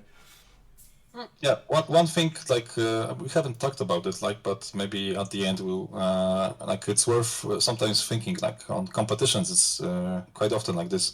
Sometimes you bump pieces from like a lower category to a higher one, but also thinking about if it has the possibility of winning something in that category to which you bump it. Yeah. Yeah. So. Like we can talk about it, but still, like it's worth noting if you bump something. Sometimes it's better to leave it, yeah, because maybe in that master category it doesn't have any chance, yeah. Yep. Good. All right. Number 49 is on the list. Number 48. We'll let Millennia go with a mouthful of pizza because we've got a beautiful outdoor environment. You love to see an outdoor picture. We have another Screaming God pinup. Male pinup. We have a special snapshot of the base. I think that the base looks cool. To be honest, I'm almost wondering if there is a lead in it, because if we look at the picture taken from the back, it looks much less shiny. So I'm unsure if there is a lead somewhere. I think it's just white. Maybe that's just the picture, but I think it works from the front, not from every direction. For the pinup itself, I don't get the yellow and pink boots. I just don't get them. I think it's very, very, very weird. I probably have messed up that one due to the picture, to be honest, and the paper picture being a front one. No, you haven't messed it up. They've messed it up by sending you a photo that doesn't have a front on angle without their name. So not you, it's them. Okay. So yeah, that's what I can say from what I see. I'll give some scathing feedback around the photography. I don't need to see where you live, champion. I need to see your model. Take a photo of your model, not your house, and not your garden. It's a lovely house and a lovely garden, of course, but yeah, I want to see your model. I like the base, and I really think that sometimes we don't use enough actual texture in miniature painting. I think Christoph is probably the wrong person to say this to, but smoothness is sometimes overrated. I like to see texture, and I really like the way that base feels. It feels like an aged, worn, beaten piece of something, and I love that. It's unfortunately overshadowing the model, which I don't believe is at the same standard. I'm not sure where the dark colours are coming from in the skin. I think the lighting is a good attempt, but probably not executed well enough. And the fur on the cloak is a little bit too flat for my liking. So over to you, Christoph, to tell me how wrong I am about smoothness. Yeah, that's something like stopped like my mental process. Like when you talked, it's like, honestly, I think you're right. Yeah, it's not that everything should be smooth. Also, like when you paint, like people like comparing to my work, people see photos. Yeah, actually, it's a lot of texture. I use very small brush strokes, so it's visible. Yeah, the piece that you have at home, like I think it's special because it's very very blended, really. But now I don't paint like this, like fully. I think like leaving a little of that brush stroke, leaving a little sometimes of sketchiness, it's like your signature, like a painter. Yeah, and it's needed almost, yeah, because then it looks like it's a painted piece, not something artificial out of a airbrush or something like this, yeah. And in my opinion, that base has a very nice texture. Yeah, I like it here, and that's why maybe it's a little messy, but it adds like something that is like outdoors, like overgrown, maybe like with different colors. And also the white light, it's very strong, like it's very striking.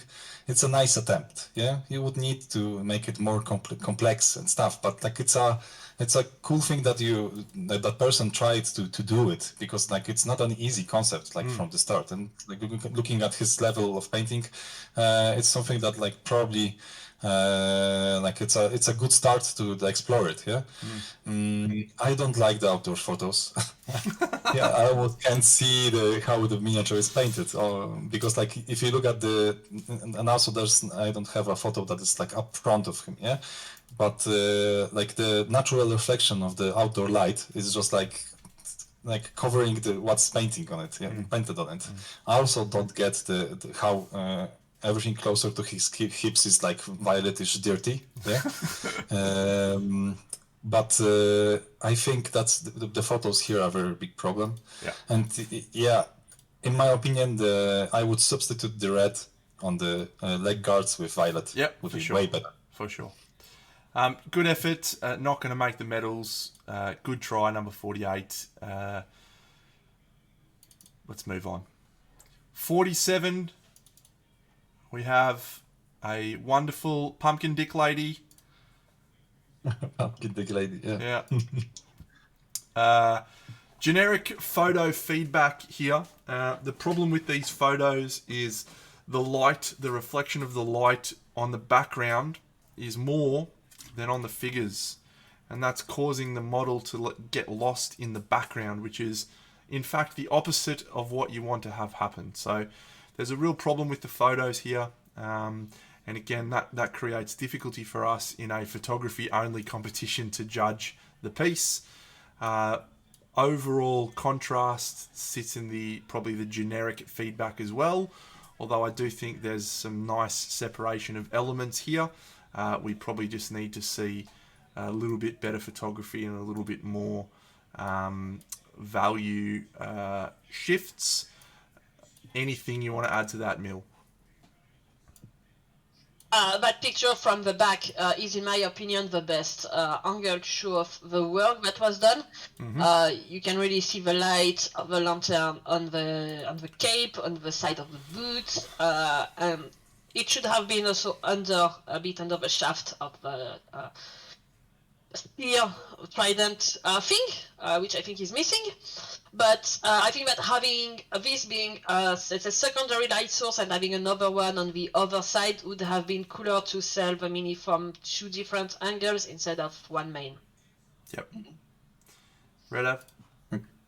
Yeah, like we talked about the photos. Yeah, someone was. I was thinking about it. Like Miniature Painter 1985 wrote that like the dicks are red. Yes, they are, and I think that's great. But still, yeah, the photos. If I'm not wrong, Miniature Painter 1985 is number 21.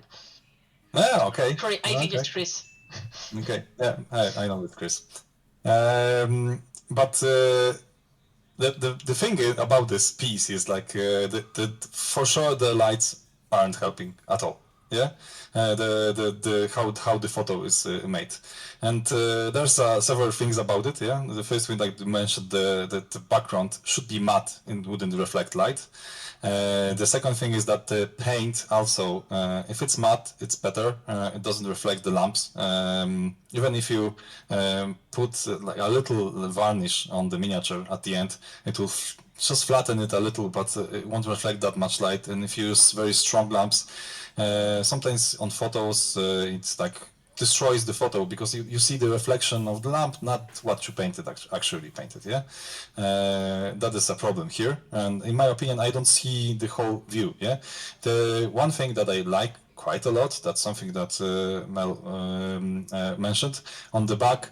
The light, the red light is very striking. Like that's the best part of this piece, honestly. Yeah. Yeah. The problem with it is that the light source isn't that bright as the highlights on the cape. Yeah. The lamp in the middle should be almost like white, like jarringly bright, because now like there's like a problem with it. Yeah. So probably painting in the middle of that yellow, like a white, almost white highlight, would be something that would explain it much more. And also on the like I don't know rod, I don't know trident here that she has. There's no light on the bottom part of the like the stick. Yeah, it would illuminate that part. Yeah, and you were showing it. Yeah. So then there's that additional consistency of it all. Yeah. Yeah. But it's a very nice try on the light source, and it's a very strongly executed one, and I like this. Yeah, that's a brave attempt. Yeah. Yeah. In the game, that pitchfork is actually completely broken and awesome. Final piece from me. This needs to be glued flat to your base, my friend. This is an absolute immediate disqualification in just about every painting competition. Doesn't fly.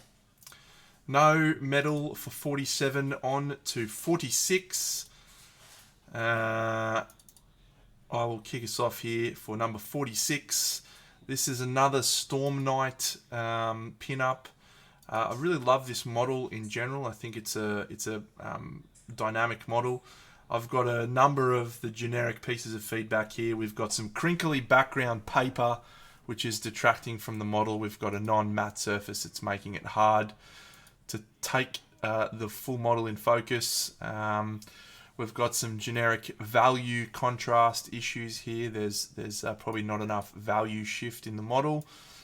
Some of your technical execution needs a little bit of work around the smoothness of your brush strokes. I do like the way that the smoke has color.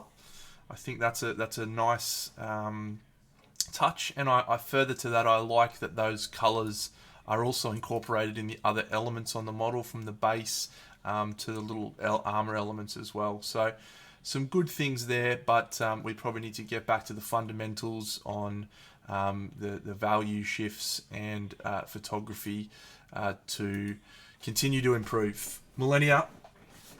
Yeah, same. I love the different colors in the smoke part. I really think that it's smart to have these different colors to make it like shifting like a stormy cloud, and I think that's really lovely. I think that there is a bit of nittiness that's needed, and mostly skin is very flat. Anything A else? bit less from the back, which is weird as it's not the main side. It looks less flat from the side, from the back. Okay. Slightly. Yeah. For me, I think you've mentioned most of it. Yeah, and I like those like small additions, and there's even like from the front. There's one on the one photo. There's a cool thing that you could use much more of it. Yeah. Sorry, on the back photo. Look at the feet. Yeah. So everywhere, everything like it's like bluish, falling slightly to like violet, but there's like a hint of purple. Yeah. Yeah. Yeah. And just there, like on the feet, yeah. And it could be even more of it, yeah. Like I think it's a missed opportunity here, yeah. You could be more brave, and also like that gold part maybe on the sword hilt, yeah. It's also cool, like it fits. Like the color composition is quite okay. The problem is that just like applying the color, like making it like even everywhere. That's a problem of this piece. Like as I mentioned, like it's good practice to, even if you take the whole miniature, take the colors, apply them evenly, then start them shading them with washes or like manually, and then highlight. Yeah, and here I miss a little of that tidiness, a little of that like just like basic technique. So it's something like worth working on. Yeah. And yeah, as you mentioned, like for me, it's like bonus points for the potato photo competition, yeah, because like the background is like that's the next level, like it's all wrinkled and the base is also wrinkled, so it's like hard to differentiate it all. Oh, that's a good one.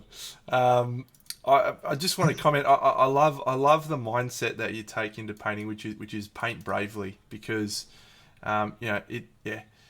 There's I've got a quote that I'll share one other time. I've shared on my stream before. I love it. When people, it's much better to have a crack and fail than not try and not have any result. Really push hard, over contrast, over highlight. You can always come back, right? But sometimes we don't go far enough.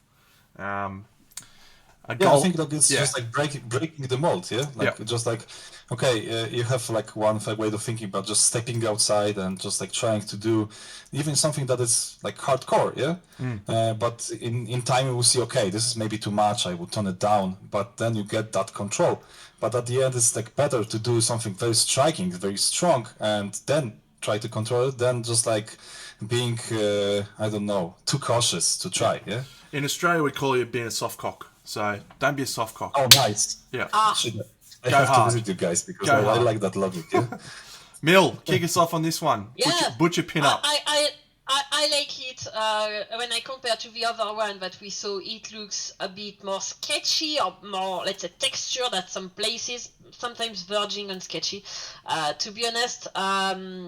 But it has, in my opinion, more impact. There is a bit more contrast on the skin, and I really love how it attracts the gaze. We have the red, which is very striking, which is just on the mask, and it's really like, look at me, look at my face. And even if we see just the bottom of the face, we are drawn to it, and it's surrounded by middle level of darkness species, so it's really attracting.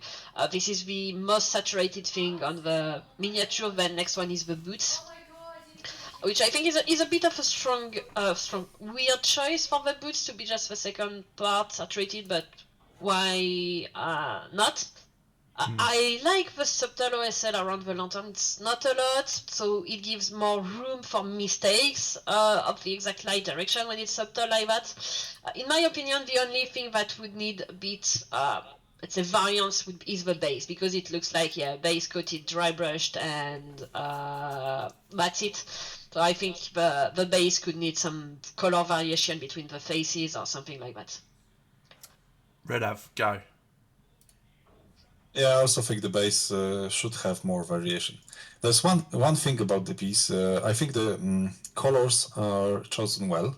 Yeah, and that's now the problem is with like execution of the highlights and shadows. Yeah, so there's in some parts there's variety, and some parts there's none. Yeah, I think like I even like from Mel told. I read the comment of Kujo, and he wrote that it's like the fur should need more variation, and it should. Yeah, I think it's just too warm, and it should have something like to balance it out. And that composition, like if you look at it, like the first thing that is like just like very noticeable is the red on the face. Yeah, it's so striking, so strong, and you can't see it anywhere on the other parts of the miniature. Yeah, so I think it's a little out of place, and I think of like toning it down, lowering the saturation of the red would be better. So probably highlighting it a little with like muted yellow, something like Naples yellow or like yellow ochre. Yeah, would probably tone it down to match the rest of the fur of stuff. Yeah, around, so it wouldn't be that striking. Yeah. And also the leg armor, I think it's a very well painted part, yeah. But also like you show the legs that aren't the key part of this miniature. Yeah? I think the grenade, the urn or something like what it is, yeah, should attract attention, and her face. Yep. And here we are detracting from it. And so in the end, maybe I wouldn't shade it with blue. Here, that's an exception right now. I would shade it all with dark turquoise. Yeah. Yeah. So that would fit the legs, that would fit the blade. You could do it with the fur also, shading it a little with dark turquoise, and it would gain a lot of ambience, and you would see more of that like warm tone in the middle on the upper part. Yeah. Yeah. So that's something I would change. But in general, like the blending, it's quite nice. The placement of even on the belly is nice because he didn't overdo the muscles there. Yeah. Yeah. There are some very nice parts, and also the urn like has a flashy element of something like this. I like it. That's because of the masks. So in the story, the butcher collects people's faces. He cuts off their faces and he puts them on lanterns and stuff. That's what the leg is. That's cool. Yeah. Yeah. So that looks very nice. Yeah. Yeah. And I think just a tip for that person that painted it, like just like thinking about what colors are you using. Like that's something that I try to learn people quite a lot, and I like try to limit myself. And here, like on the back, you can see that like even that's something I wanted to mention. The lanterns also, that like small glow. It's a cool OSL effect, but like works. It's a way limited than the examples that we had earlier in different pieces, but still like it's a limited effect. And it works. And I think in the hobby, like when we looked at how it developed, people started from it, from something like this. Like it was called the OSL light. Now I think like OSL, it's a misused because it's more ambience and atmosphere now, isn't it? You know, you've got a whole light source, yeah. Yeah, it's just painting light. It's not like OSL, yeah. And here I think it's a good piece. Just like that focus on different elements it's a little weird, yeah. I probably want to go a little bit harder on this one. The red, it's too jarring. You know, we definitely want to see focus on the face, and we definitely want to see high saturation and high value. But this is so disjointed from everything else on the piece that it's letting it down. I would have preferred to see a dark red, you know, like a crimson red in there. And then you would have had the lower portion of the face be really standing out from that. And I think that would have just felt a little bit more in keeping with the rest of what's happening. So agree with your thoughts on the shading, the turquoise, adding more into those other areas would have made a difference overall. I'm sort of on the cusp on this one. Like, I think there's a lot of good technique there, but I don't know if I want to put this into the metal equation. We might need to come back to this one. What do you think? Yeah, I think better note it and see afterwards. Yeah, I was thinking about also a runner-up, but we have a lot of them. So for me, it's not like a clear position. I'll add it to my list. According to my list, we will have 1, 2, 3, 4, 5, 6, 7, 8, 9, 10, 11. We'll have 12 models to choose 8 prizes from. So should be interesting. All right, 45's on the list. 45's on the list. Number 44, Millennia, you can start us off on this one. We have a inverted mountain pinup of some description. Stop, I can say it, potato picture! It's not as bad as the things are blurry behind, but it's still too many colors and it's very distracting. I don't know which which one we would want to comment more on. I actually think because... the mountain is better than the Screaming God Pinup. Yeah, I think This one, yeah. Yeah, so I like the. I'm not going to say exactly the color composition, but we have a bit more desaturated colors, a bit more cold colors on the outside, and the Pinup herself with more vivid colors, at the exception of the magenta at the end of the scarf, which I would personally see out to really enhance the Pinup herself. I like the greenish, not mint green, but light apple lemon green that was used. I think that many parts of here were painted with contrast paints, or at least base coated and then shaded with a wash. And I think that some parts could have benefited from a highlight after, mostly being the hair, which is really lacking in highlights, and the face is lost behind the blue scarf, and I think the face would have benefited from more work. Anything to add, Redav? Now me. One thing about contrast paints. I don't know, guys, if you know, but like Michał Pisarski paints mostly with them. So here it's like a nice comparison, yeah, because his work is like very saturated, and here you have very saturated colors. That's cool, yeah. But also if you use contrast paints or something like similar, because I think in the back I see something like alchemy paints from Scale, yeah. But try to add like matte varnish, yeah, because like now after this everything is very glossy, and in the case of the rocks on the base, it looks very good. Honestly, the rocks I think are the best part of the miniature, because like it looks watery, it looks like I don't know, quite natural, yeah.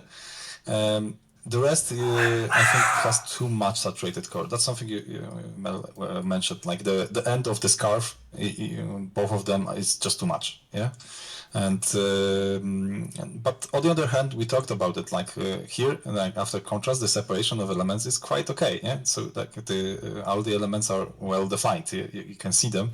Now, just cleaning it up with standard color would be a good way to go. Yeah. Because it is messy, yeah. It is like you can see the paint like accumulated in some parts that should be just brighter, yeah. So now just like fixing it a little, yeah. So I would probably like dispose of that like pink, purple, yeah. And the whole color composition is quite nice outside of it.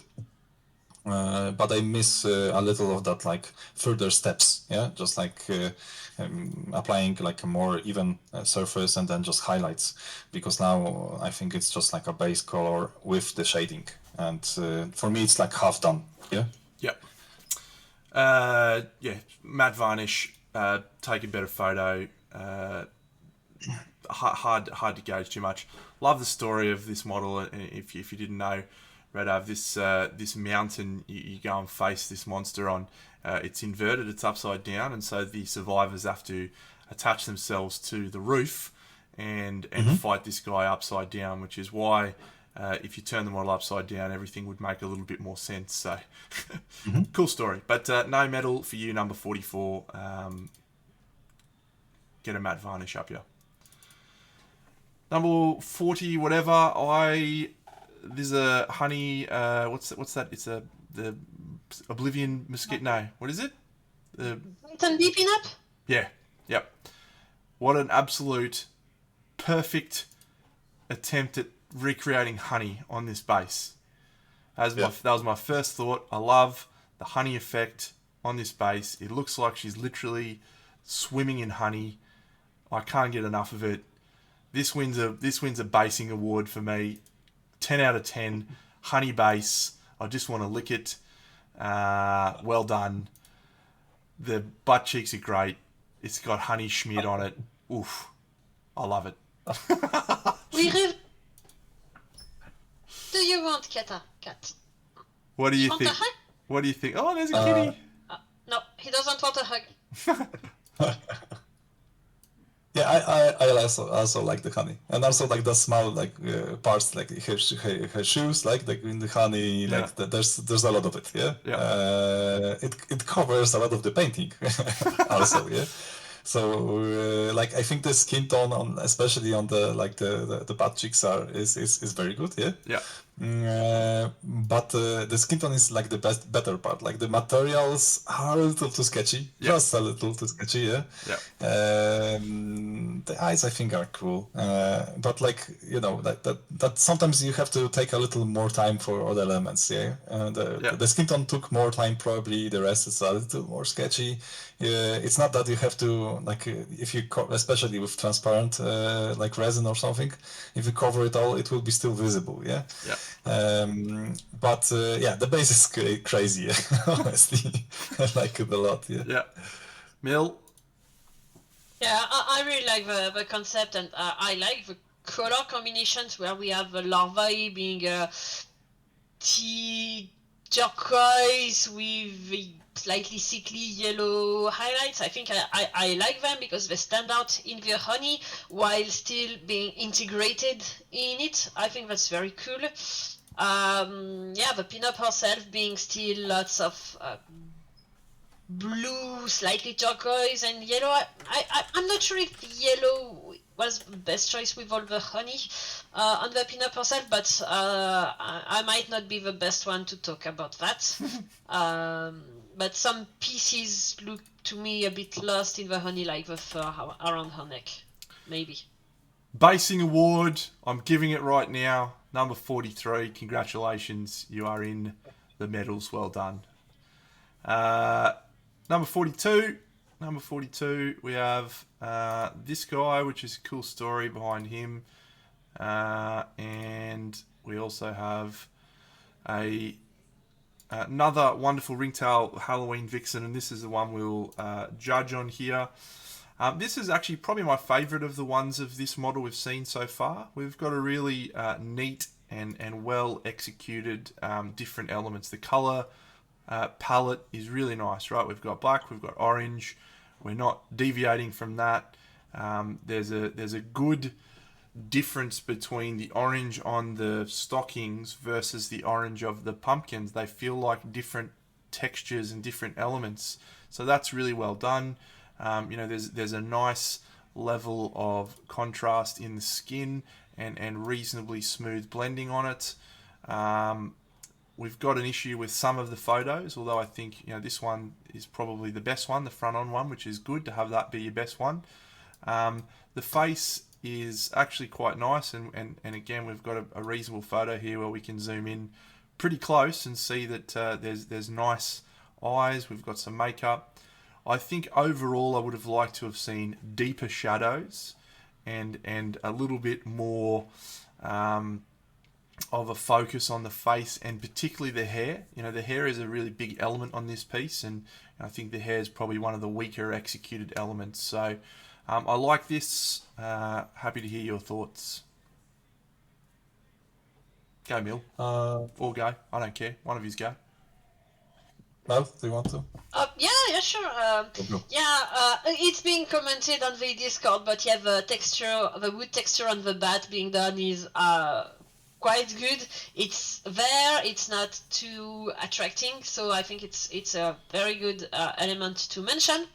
Like Deno, I would have seen a bit more contrast on the face and the hair to make them pop a bit more.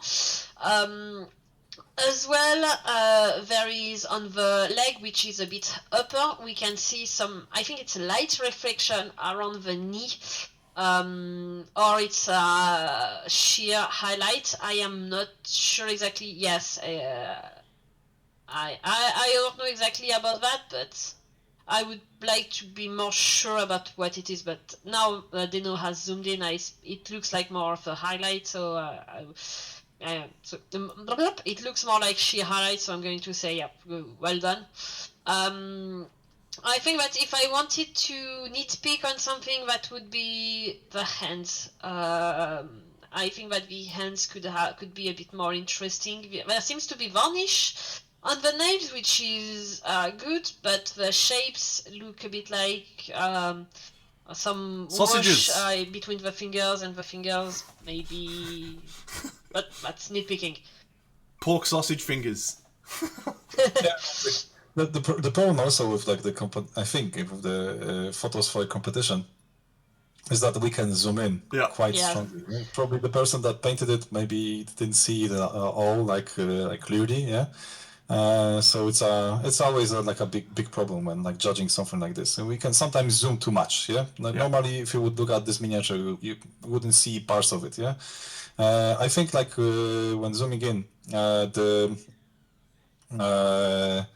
the face is quite nice. Like I like that's the makeup is a little like I don't know, like pouring a little like stronger under the eyes. It's a cool effect, yeah. And also like maybe the mouth should need like somewhere in deeper shadow, just in like the in the deeper part, yeah, because like there's probably there's sculpted teeth, but like it's not that painted, yeah. Yeah. And I think I also agree that like the whole head, like maybe not the sides of the hair, but like the whole head should use a little more highlight, just underneath the eyes, just on the top of the head. It would make it better because, like, if you compare it to the chest, it's brighter. And even the arms of her arms, yeah, just like shoulders and the arm, it's brighter. Yeah, attracts more attention. That's something that you have to consider when painting what she's showing actually. Yeah, because like in characters, most of the time it's just like gestures of hands. But the most important part is the face, the head. Yeah, that's why I like painting busts because it's just the head. Yeah, but here you have to pick something. Yeah, and there are some elements, of course, but like the most important part is the character. So we are showing the face. Yeah. I think there's one like highlight missing on the other one leg on the black stripe. I think Kujo mentioned it, and I agree. It's just like too dark compared to the rest. There's a line highlight, but like in the middle there's a black spot. Yeah. But yeah, I think like the wood texture is cool. That you mentioned it. It's a nice piece. Yeah, just like maybe be more brave with just like accenting the light on the parts that should attract more attention. Think about it actively. Like it's a good rule to just like think about projects, and especially when you pick a miniature, even before starting painting it, look at the sculpture, look at the parts that should be interesting. Yeah, and pick one maybe few, not all of it. Yeah, and the rest you can paint a little darker, push into the background. For example, those pumpkins, honestly, could be darker, and then you would show them with those glowing eyes. Yeah, yeah. There are some things you could do like for the whole piece. Yeah, and just like focus the light somewhere in the middle, but on the outskirts, like on the edges of the whole miniature, you could do it like a little darker and to show those glowing eyes. Yeah. So the good parts are good, but the other parts detract enough from this that I don't think it makes it into the mix. So, yeah. 41 into the home stretch now, friends. It's a wonderful pose. Yeah, another male. It's a He-Man by the looks of it. He-Man. It's like She-Man. This He-Man needs a much better photo. He deserves a better photo than what he's got. It's too dark. There's not enough light on the subject matter, and so we're catching a lot of deep shadows which probably aren't there in the paint job. From what I can tell from the paint job, the paintwork is clean and smooth. There's probably generic value issues that we need to work on. Do want to call out in particular, I like the way this sword's been approached. Pretty cool effect. I like these lines. I like the placement of the lights. It's a sparkling, glistening sword that feels like non-metallic metal. Same can be said of the lantern. It feels like metal, and that's usually your first step.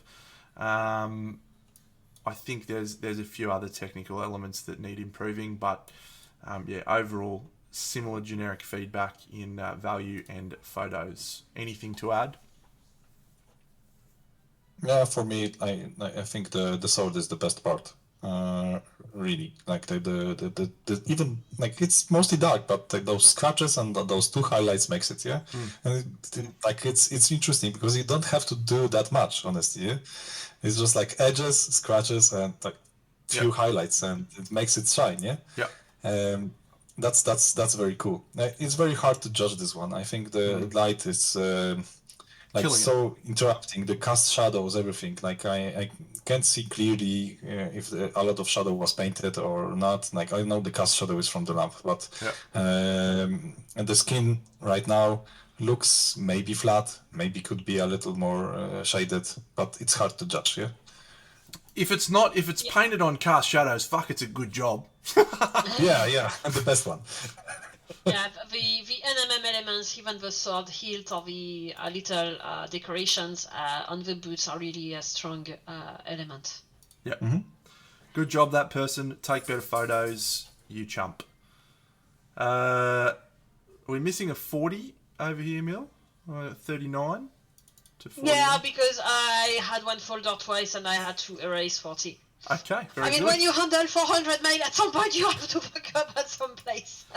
I'm always keen to start with a photo that says better upskirt. That's a good start for me. There is a number of issues with the photography here, friends. It's really hard for us to give much feedback on this front. We've got very, very dark, too dark, and then we've got a glossy, reflective paint surface that's creating glistening lights. Really difficult for us to provide much constructive feedback here. Improvement of the photography is essential before you are entering too many more online photography-based competitions. Yeah, and I think matte varnish. Matte varnish. Yeah. There seems to have been some work on the basing with some transparent resin and stuff, and I would love to see a bit more of it, so sadly it's a bit hard. Yeah.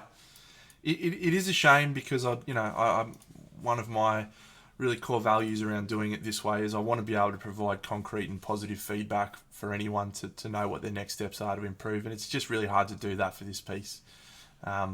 Your concrete feedback is take better photos. Sorry, 39. That's all we got for you. 38. We have another Apotheosis Dragon King sculpt. And Lenny, you can kick us off with this. I would say first that it's the photo setup is something that we've commented a lot, and this one is a good example. Some elements aren't very clean, like for instance the eyes need separation.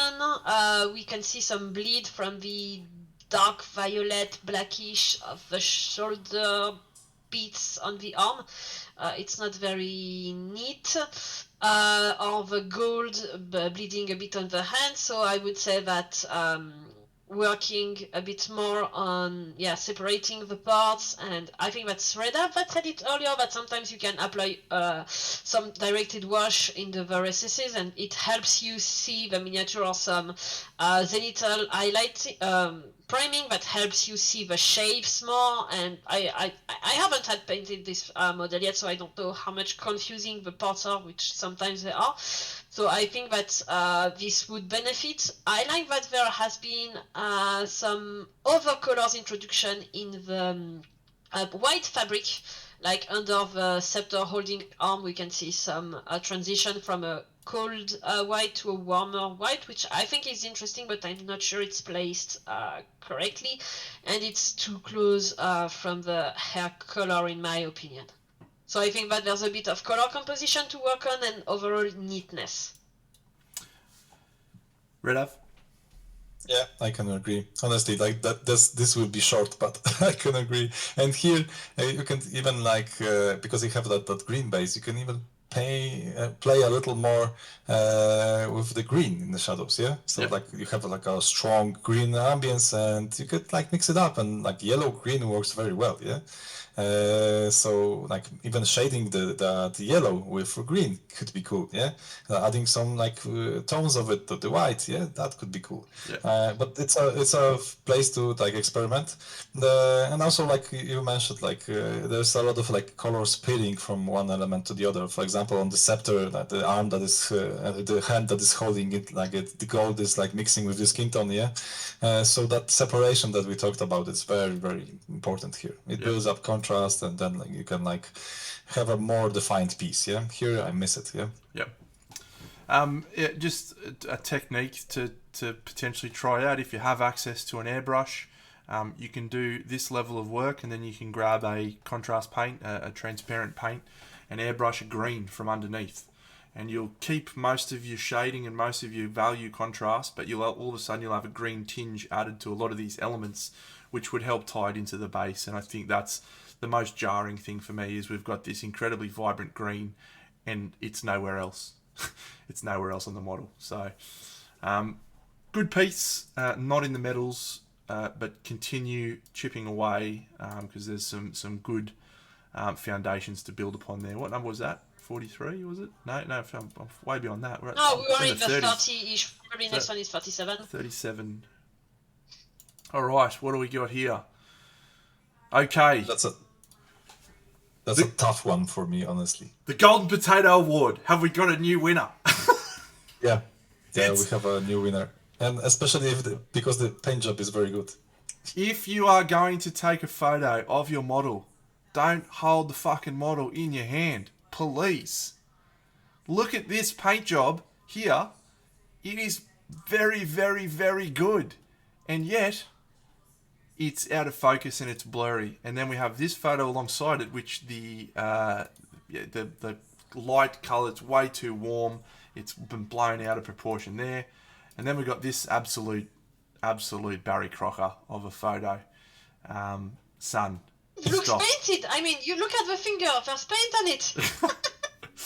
My friend, I don't need to see your dongle. I don't need to see someone's franchise on Russ Baker Way. I definitely don't need to see your brown paints in the background and your shit brushes. Come on, son. Get rid of that. Let's focus on this photo because...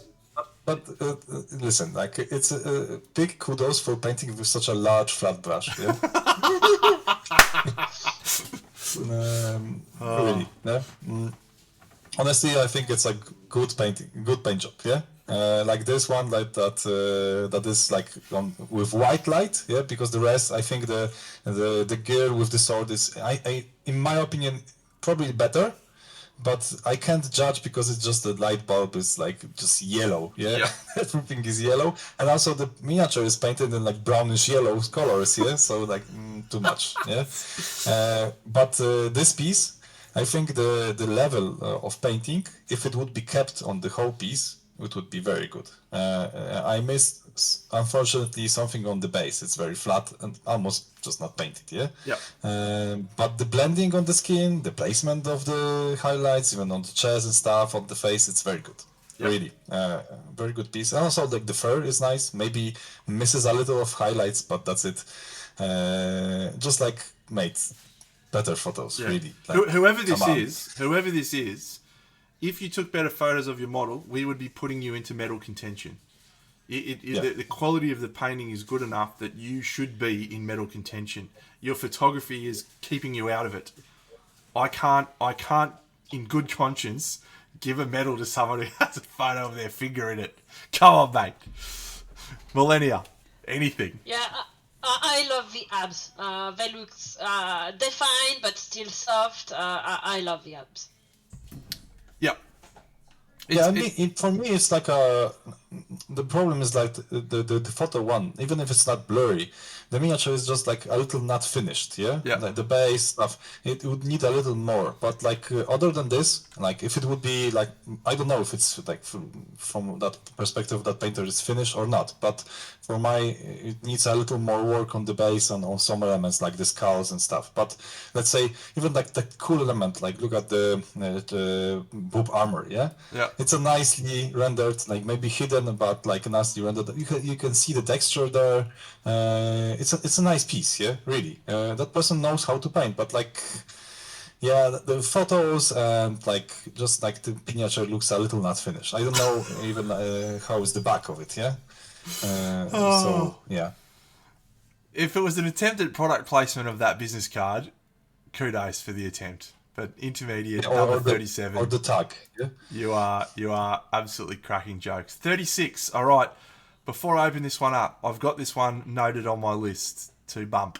So Me too. let's have a look. Okay.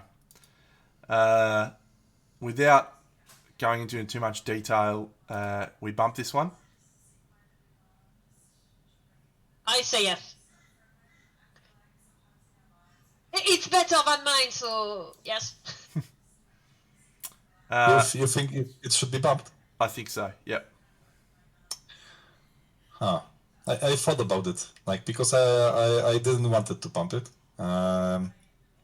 But I think for sure, if you both think it should be, then we will do it. Yeah, it's for sure one of the best pieces in this category. Yeah. So let me explain my thought process. So if we didn't bump this, it wins first place, and yeah, for sure. to me that is we shouldn't have a clear out and out first place without any discussion. There should be a couple of pieces in contention for first. And to me, that indicates that this piece is in the wrong category, as opposed to it's in the right category and it's just better than everything else. So I don't want to dive too much into the flaws, because there are some flaws. There's some areas I would nitpick, but I think we'd save that conversation for Masters. Yeah, Yeah, okay. in my opinion, the fact that there is both OSL and NMM, and both of them, in my opinion, are working quite well, is a step up. Yeah, I think it comes from the perspective. It's good that we see this miniature somewhere on the end. Yeah. Because if you would see it like at the front, at the beginning, it would be harder to judge. I look at the miniatures in a different, in an inverted way. So like I look from the lower numbers. Yeah. So now looking at the whole category, like clearly it's way better. Yeah, it should be moved. The only question is that I don't know if you looked at the Masters or stuff, if it will win something there. Yeah. That's why I mentioned we had that policy.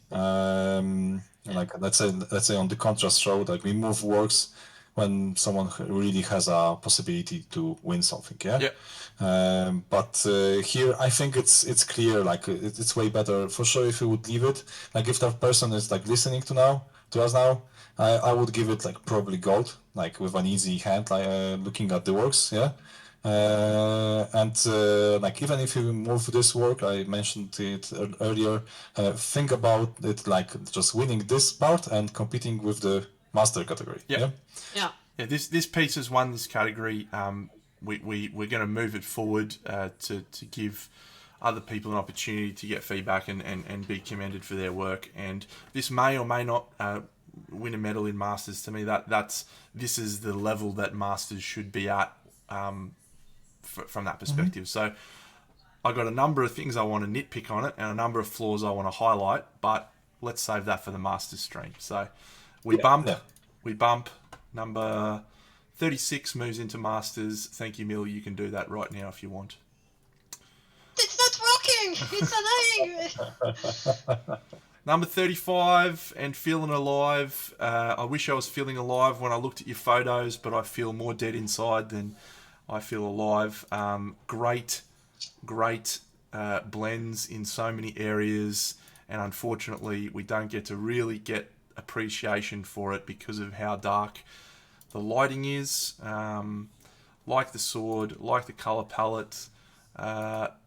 Possibly an issue with the lighting and the highlights on that central chest area.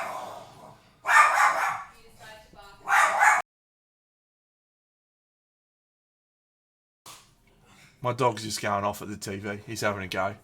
It was a handbag. He's having a go at a handbag on the TV. What a doofus. I wish I could give this better feedback, but the photo really holds it back. Any thoughts other than that? I like the hair. To be honest, I like that bluish hair. I think that the color is cool. It's that I don't see more of it, but yeah, the color is super cool, and I think the way that the highlights are put are cool. I agree on the chest, and I mentioned it way earlier on another model on the line in the middle, and here it's very harsh. Yep. Red F. Okay. Yeah, I think the hair is like the best part. Probably I like the cloak. It's simple, but it has like the brighter parts and darker parts. Like it's I sometimes like easy way. It's like nice to paint the materials like this, just to keep it like a smooth surface, and then maybe show texture on different parts. Yeah. Here probably you could like show more on the like leather parts, like just like dots and scratches and stuff to make it worn. I like the contrast of the sword. Because like it's shining, like that's a right level of like contrast for non-metallic metal. The placement is a little weird, but also like if you go, there's a cool nuance of like colors in the blade. That's something that is like important, as like sometimes people start just from painting only like gray blue for non-metallic metal, and it's not like But I it's this. think an that's MM. I think I'm not it's sure. it's TMM. I'm about 99% sure it's true metallic metals. Just Yeah, based because when you switch from the two pictures in front, Okay. the highlight is a But bit shifted. Yeah, the on the back it looks like the metallic. positive Yeah. But about still, that like is even if it's modified with the colors, it's still like a good rendition. The problem is that the placement of the highlight is a little weird. Yeah, it's like, but the contrast is good. Yeah. Okay, and like the pants, the white pants, are a little like there's white. not that much separation, that the white is like covering a little of the skin tone, and the elements it's a little messy, compared to the like the chest of the skin tone, where like, you have more shading, that I will fix, sorry. So there are parts that are uneven, some are better, some are worse. I think that the person has potential, but like you would have to be more like you have to refine those elements way more. Keep practicing the craft, number 35, because there's enough foundation there. Continue to improve. We have number 34, which is Pinup KM. It's a Kingsman. I enjoy this model a lot. I like all of the pinups that are directly related to the game figures because I know them. We've probably got a reasonable photo here. It isn't as in focus as I would like, and I think that's probably the limitations of the camera that they're working with. The skin feels really nicely rendered. Each of the elements feels very separate and distinct. There's some neat touches with the blood on the halberd and then the severed head on the ground. There's a story being told there. The hair is actually pretty well executed, although this bit looks like steel wool or something. The back cloak doesn't have enough contrast and enough value shift for my liking. Overall, I think this is sitting in the right category without blowing my socks off in any one specific area or way. So, what do you think, Mil? Yeah, I think it's definitely in its place. Things are separate. We can see the eyes clearly and they are defined. There is the nose has a bit of a highlight at the end. The different metallic elements have different separated shapes. They could probably enjoy a bit more contrast in the metallic parts, but they don't really need right now, I think. In my opinion, the weak point is the halberd. It Yep. really doesn't look as much work done as other parts of the model. Yep. Yeah, the halberd, but also I think the cape. The cape forbids the flat. Yeah. Either needs some highlight in the reds or the blues, and sometimes on the back of the red, I would like add more depth to the shadow and a little more highlight. It's weird because if you compare it to the skin tones, there's much more contrast painted on. Yeah, so like the person knows how to do it, but just didn't do it. Yeah. Yep. Also for the hair. Yeah. So there are more defined parts like the skin tone and the hair that is like way more contrasted, yeah. And if you would do the same to other elements, this piece would be way better. Yep. No medal, unfortunately, but in the right category, and keep chipping away. Number 34. 33 is I have no idea what bust that or what pinup that is. Sorry. Nightmare Ram. Nightmare Ram. There you go. It's the one that Liz Beckley did at Crystal Brush Yep. years ago. I don't know how many years ago, but a while ago. Well, Nightmare Ram painter, you need to check yourself before you wreck yourself and take better photos. You are having an absolute mare of a photo time here.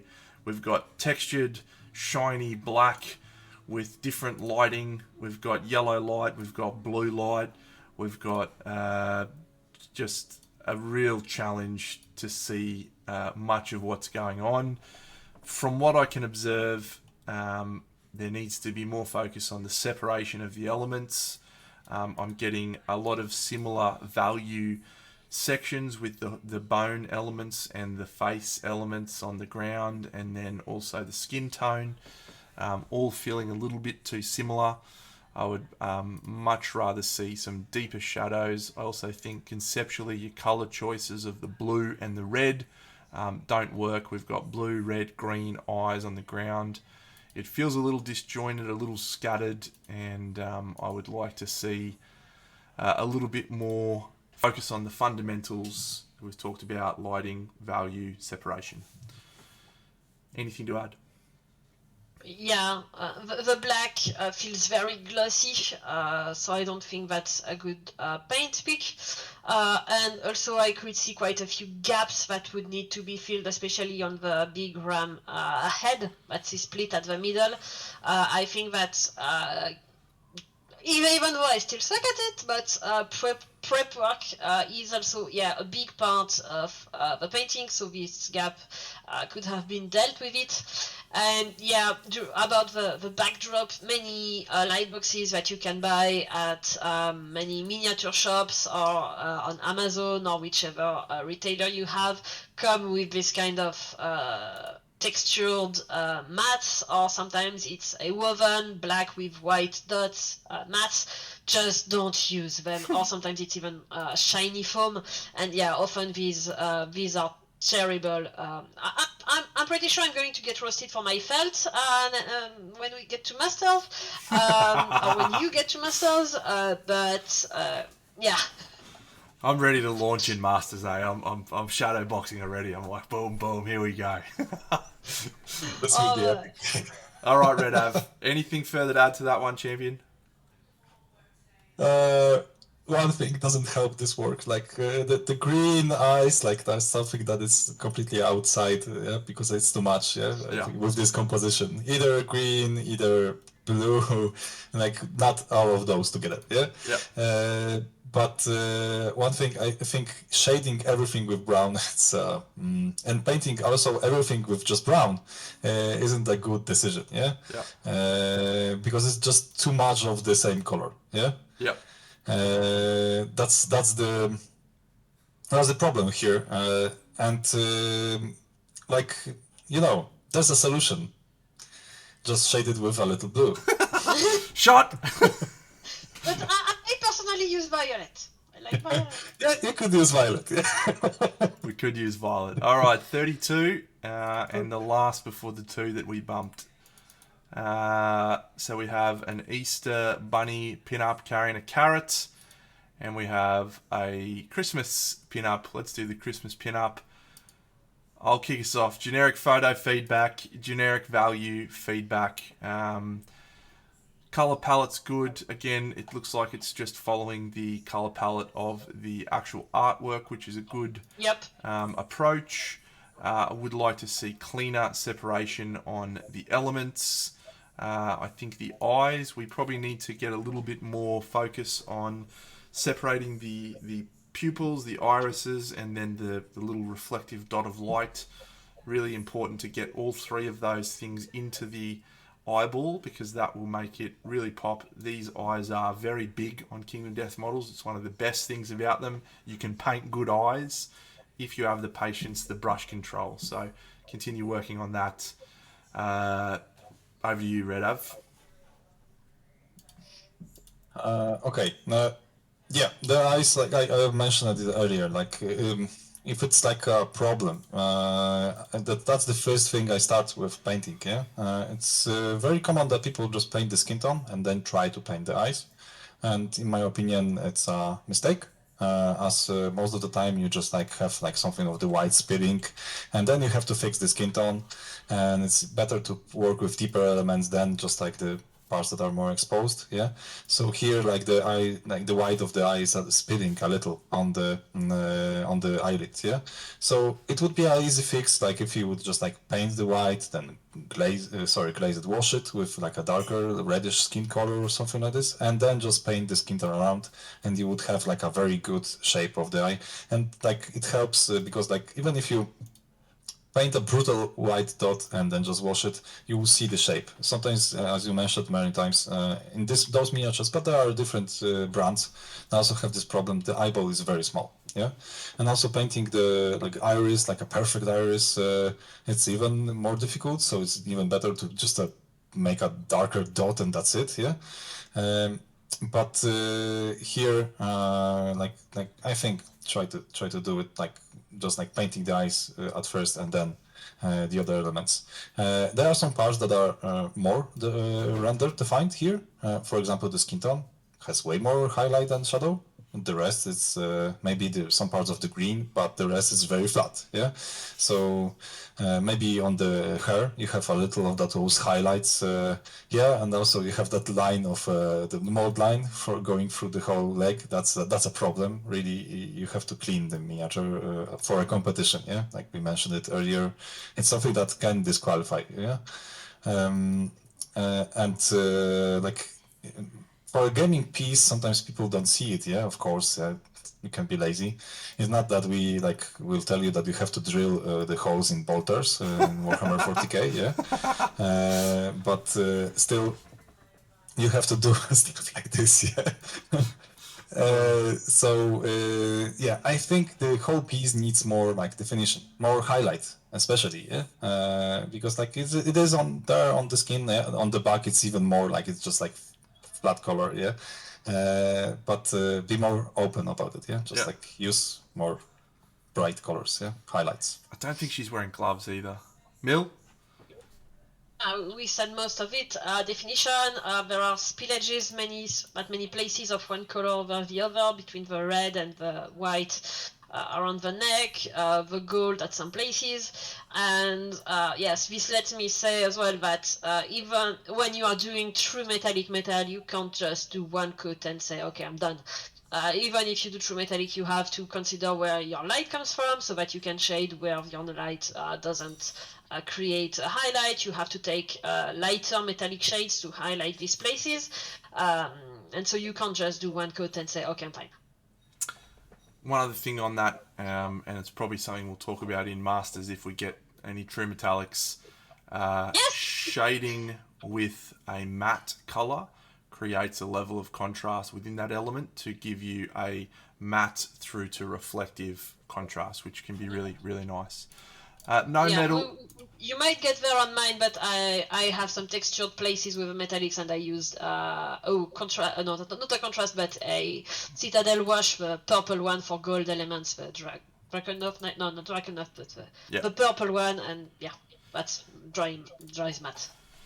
So no medal for that entry, unfortunately. We won't spend too much time on these two pieces. Andrew and I did talk on them in beginners in detail.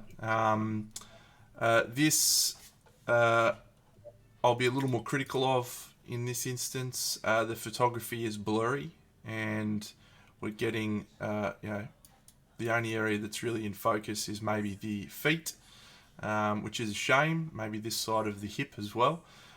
This is an example for me of blacklining gone too far. Too much shadow has been applied to the underneath of this skirt that's creating too much of a sharp contrast. I also think the face is weak. We did talk yesterday, the hair's strong, the butt cheeks, the highlighting on the butt cheeks in particular is a real high point for me. Well done. And the basing is a really good striking element that continues to tell the story. I struggle with the face and actually reading any elements in there because of the photography. This is on the border for me around a medal. So any thoughts? Yeah, I would add that there is still some place that would need to be gap filled at the neck. Yep. Okay, now me. Yep. Okay. Yeah, the photos are blurry. That's a problem, and also the photos are overexposed, so the white turns into pink. So that's a problem, really. It doesn't look white. Probably changing the ISO setting on a phone or like a camera would benefit it because it wouldn't be so overexposed. As you mentioned, the shadows on the legs, I think they are just too thick. Could be that dark, but they should be thinner because it's just like a too strong of a line. It's just like a very strong dark line, and the solution for it is probably painting a little of that skin tone to clear it out. Yeah, make it a little more just a thin line. Yeah, I think I agree. The person took much more time painting the butt cheeks. Yeah, so you can see a personal preference. Yeah, but also I think that the whole ambience of the piece, this piece is quite good. Yeah, there could be even more focus on the shoulder, on the boobs, to have a little more light compared to the other elements close by, because it's the same the hip, and the hip is a little lower on the miniature, and the parts that are higher should be in general a little brighter for them to attract attention. And the blues, the same would be for her arm, that she has a blue material there, and it's a little messy. Yeah. And also if you look at the shoes, they are also they could be just a little bit more blended. Yeah. There's I don't see, because on the leg, on the blue part of the leg, you have a diagonal line of highlight, and it doesn't continue that much on the shoe. Yeah. Somewhere in the middle you have those dots, and then a dark surface, and it should be also interpreted more like a line. Yeah, a coherent line through the whole leg going to the shoes. Yeah, there are some parts. I think it's a good piece in terms of ambience. I just think the level of finish in some parts, it's a little too messy. You have to take care about just when you shade something, then clear out the lines, the dark linking, then maybe the blending, of course, is something that is very personal. You have to work on it. That's something you have to practice. Yeah, it's not that you will do it with a first miniature. But on the other hand, I think the whole color, the whole ambience is very good. Yeah, one of the best actually. Yeah. So I think on the edge in the conversation for 21. Yeah, but on the edge, I think there are better words. Yeah. Yeah, it may drop out. I feel similarly about this one, although I think this one is executed better as a whole. All of the elements are done to a higher standard than 21. Particularly love the palette. Would like to see significantly more of the green integrated into the ambience of the hair and the fabric. And I think the gold is not as strong as it could be, given the obvious technical ability of this painter. Thoughts? I like the neatness of the tiny elements on the shoulder bits in the gold. They are very tiny, and we can still see that they've been, let's say, well separated, and I really enjoy that. Yeah, I think like I also miss a little of that green. Like in my painting right now, I like that ambience, yeah. Yeah. And if you use colors, like I would need a little more, like just like somewhere in the legs, somewhere in the lower parts of the materials, yeah. That could be cool. And I don't get one thing that like on the like say boobs on her hip, the parts, red parts are just like red, yeah. And on the scepter, on the horns, it's more like crimson, yeah. So why the difference? Why adding that additional color just to like shift it? I would leave it probably crimson. It would fit more of the hair and the scarf, yeah, because it's like a little like pinkish, yeah. Yep. And it would be much better, really, yeah. And also that I think you mentioned it yesterday, like on the face, that separation of the hair from the cheek could be a little stronger, yeah. Yeah. It's like very visible, yeah. Yep. All right. So that concludes the judging. I have a number of numbers written down. The first question I want to ask, are you happy to knock it over, or do you want another quick break? I'm personally good. Yep. Good. All right. So the first question we have to answer is, do we bump this entry, which is number, was it 75, Deno? Let's have a look.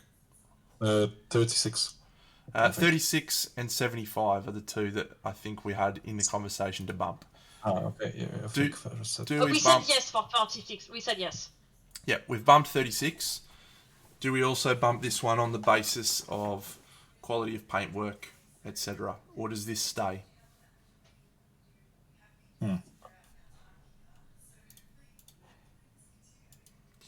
Yeah, I'm trying to remember the works like that are in master, because I actually like checked them out and picked some last night. Yeah, but yeah, I think like those two are on a like the similar level, really. Yeah. So if we move one, then we probably should move the other one. Yeah. Also. Yep. I have not personally looked at Master yet. I'm not going to do any prejudging of Master. I want to go into it fresh. But yeah, based on the quality of the other works in this intermediate category, I think this one also gets bumped. So yeah. Okay, let's bump it. Bumperoonie. All right. Good. Oh, the Discord is getting crazy. That person is on right now, and they're like, you get bumped. All right, so we have 1, 2, 3, 4, 5, 6, 7, 8, 9, 10, 11 models to choose from. I'm going to bring them up on screen. I just want a gut instinct. Does it make it into the top, or does it not? So I will start with... I want 70. Yeah, good job. That portrait makes it. Yeah. You've frozen me out. You've moved it. You've moved it, and it's killed me. Shit. That's all right. Hang on. I'm sorry. That's okay. Boom. Boom. Oh. All right, we're back. We're back. We have, additionally, we have judged the 3 intermediate models that elected not to continue with the live judging. They were not successful in progressing into the medal conversation. Number 78 is our first one. Does this fall into the medal category for you?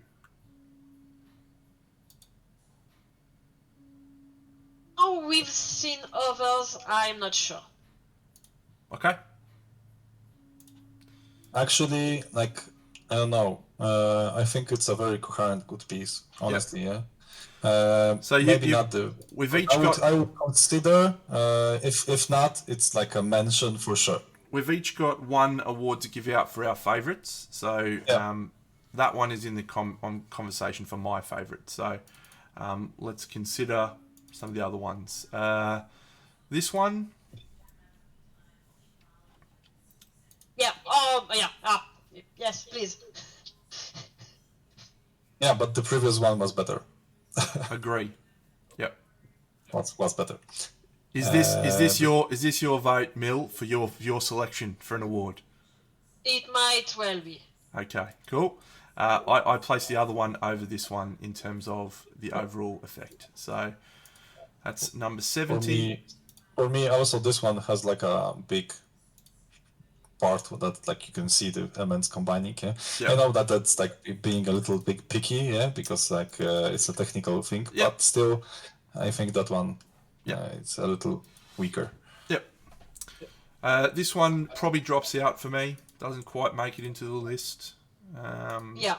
Feels a little flat compared to the other things. Special mention on the cloak, very strong, but other elements not quite as strong.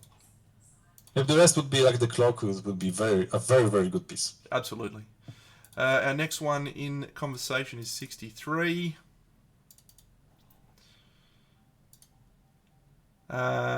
Clean, neat.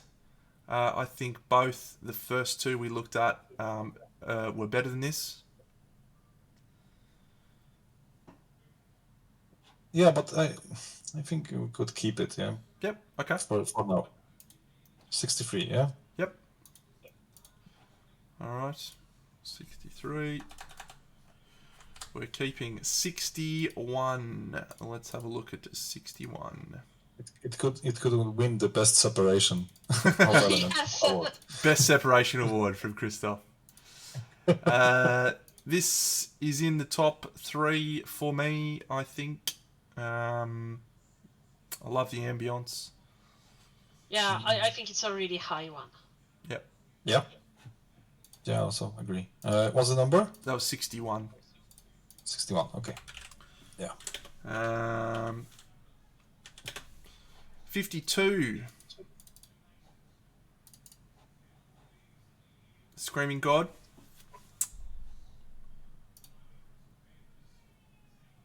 Sure.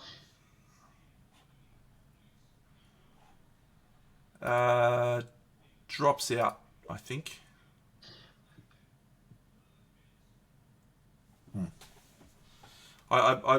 There's a lot of good... I have to see the rest, like the ones that we picked, honestly, because like for me it wouldn't be like a medal.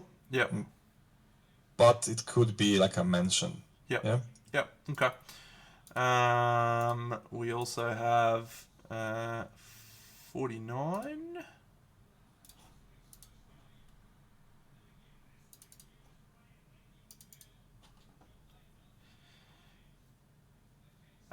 Yeah, this is strong. So I think goes into the top. Yeah, this is a very strong one. Definitely stronger than Screaming God. Definitely stronger than the purple cloak, and definitely stronger than the glowing dung ball. So I think it's a medal, but like we can like look at the rest and then settle which medal it is. So 45 is this butcher.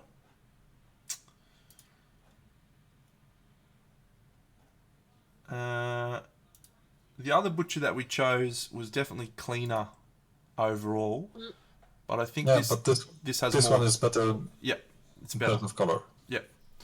So I think this one is a better rendition of the butcher than the other one. So I like this one in the conversation, number 45. Our next one is number 21.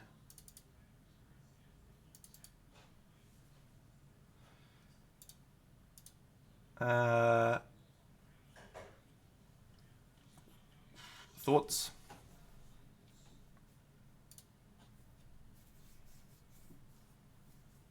The last one? Yeah, 21. Wet Nurse Pinup.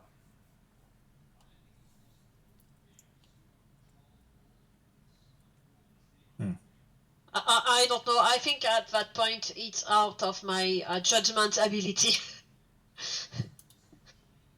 No, it's not about it, but I don't know if I like the naked dude, the god. How was he called? Yeah, Yeah. a little Yeah. more.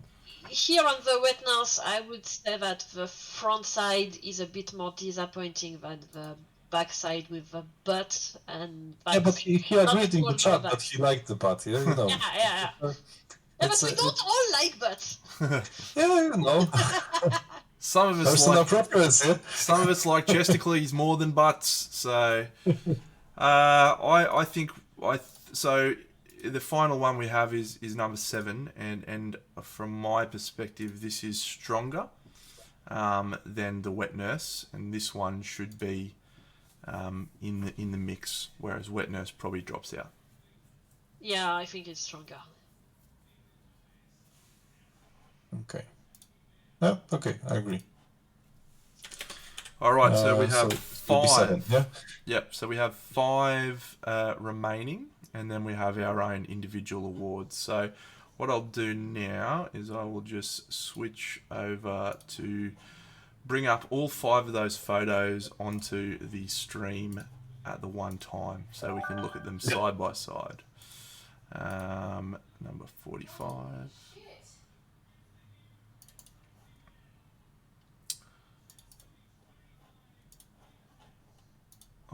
Okay. Talk amongst yourselves. How have you found the experience, Millennia? What were your thoughts? Did you enjoy it? Oh yes, a lot. Good. It's always nice I'm to very get. happy I could be like here totally, even if I wasn't talking. Very happy to be here fully and not working like yesterday. Yeah. It's always I think great to get Christoph's perspective and hear, I still, some of the feedback that he gave to me many years ago at SMC is still stuck with me, and it's always good to get his insights into miniature painting. So, yeah, how did you enjoy it, Christoph? yes, was like I had a very cool company, honestly. Yeah, for me it's always interesting to see all of those works. Yeah, and I try to be like positive, and I think like the whole effort that you do here, it's something very big. Yeah, people should appreciate it really, because it's a lot of work, but Yeah. also a lot of goodwill from your side. Yeah. And that feedback like this like helps people grow if they are open. Yeah. Yeah, if we do another competition later when the Gambler's Chest releases, I don't think that we will be able to do another live judging like that, because if we had another competition 2.5 years ago, and we doubled the entries in between. So if we keep growing like that, it's just not feasible at the moment. It can be like in a limited form. Yeah. Like prejudging and then talking about the works that are like more interesting. Yeah. But it's still like a good thing. I can tell you that we always get questions about stuff like this from people participating in the contrast show. Yeah. Yeah, as soon as this was mentioned, many people on the Discord got really excited about this and impatient and like, oh yes, please, I want to hear, I want to know, I want to improve, and yeah. I just think that the biggest value I got from going international events was talking to people. Ben Comets. I still vividly remember sitting down with Ben after Monty. He came over and he spent, I reckon, 20 minutes with me just talking about my work, and the amount of value that I got out of that, I can't express it. It was so helpful. I think that what I have wanted to do ever since those experiences is really give back that same experience to other people that I got. So, that's one of the reasons why I'm really keen to do things like this, because I think it's really beneficial for everyone to get that feedback.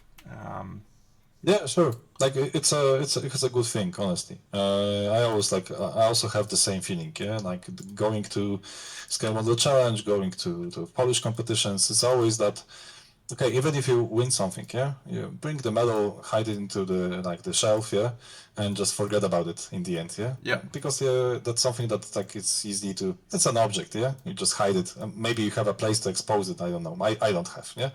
But in the end, the biggest value is that like the talking with people, Yep. meeting them, and in the end, if you go to like more competitions, it's more like meeting your dysfunctional family, yeah. And it's quite cool, because like that additional feedback from all the people around, and also that know you and really. Like if you post photos, most of the time people will tell you, "Oh, it's cool," or like click a like, yeah, and you miss that like really good feedback, yeah. It's not the days of like internet forums that we had discussions, yeah, and it's so limited to just like seeing photos and clicking like, or even don't have a button to click dislike, yeah. And that's something that here this value for like us sitting here and talking about those works. I think it's like the best thing in general like that could happen, yeah, because you know what to do, and it's not about the price, yeah. No, it's not about the Yeah. prize. Yeah, honestly, prizes are a bonus, but the feedback is a long-term prize. So. Yep. All right, so we have awards to give out for each of us for our favourite entries, and then we have a top 4 to give. So we've got 5 models on the board, so one of these is getting cut. I have an opinion on which one I think will get cut, but why don't you kick us off, Mill? If you had to rank 1 to 5, which ones and why? I would hesitated with number 1 and 2 between the lava one and the futuristic one. Yep. To be honest, number 3, I think I would get. It's hard, to be honest. I think I would kick the butcher out and wouldn't know between number 3 and 4 with the 2 other ones. I am not sure, to be honest, but it might be the butcher. I don't. That's difficult. Welcome to judging. Yeah. Judging. You're always upsetting someone. Red Av? I would probably cut off. I would leave the butcher, cut off the girl with the white hair. For me, the butcher has like better elements of non-metallic metal on the armor. There's some like better elements, more complicated ones, yeah. And even the OSL on the back, yeah. Maybe the base is like a little too simple, but in the case of that gear, also it's just green, yeah. So I would probably leave the butcher, and from the 3 miniatures, like on the bottom, each one of them of course should be like a place, but I know there are some differences. Like one, I think the gear with the knives, I like maybe not looking at the chest. Yeah, that's the best painted part, best painted piece. Like in terms of ambience, the color choices in general. Yeah, I like it the most. Then like the base, I think the best base is like the science fiction one. Yeah. Then you have the like strong highlights on the dragon like lady, yeah, with the lava and like that OSL. So it's comparable, but probably I would pick the girl with the knives, like the first price, and then like maybe talk with you guys about like just like picking maybe silver or bronze for those 2 other ones, yeah. Yeah, I think we drop the green cloak sword 2 knives girl out of the top 4. However, that one will get my award. It's actually one of my favourites in the competition. So that's the number 7 getting the Deno award. That's number 78, I believe, is the TD award. So I will. No, that green girl with the knives you want to drop? Yep. That one. That's gone. Yeah, but you are giving her. I am giving her. I am giving her my award. I would leave her. Like for me, she's better. She's like better than the butcher. for sure. Okay.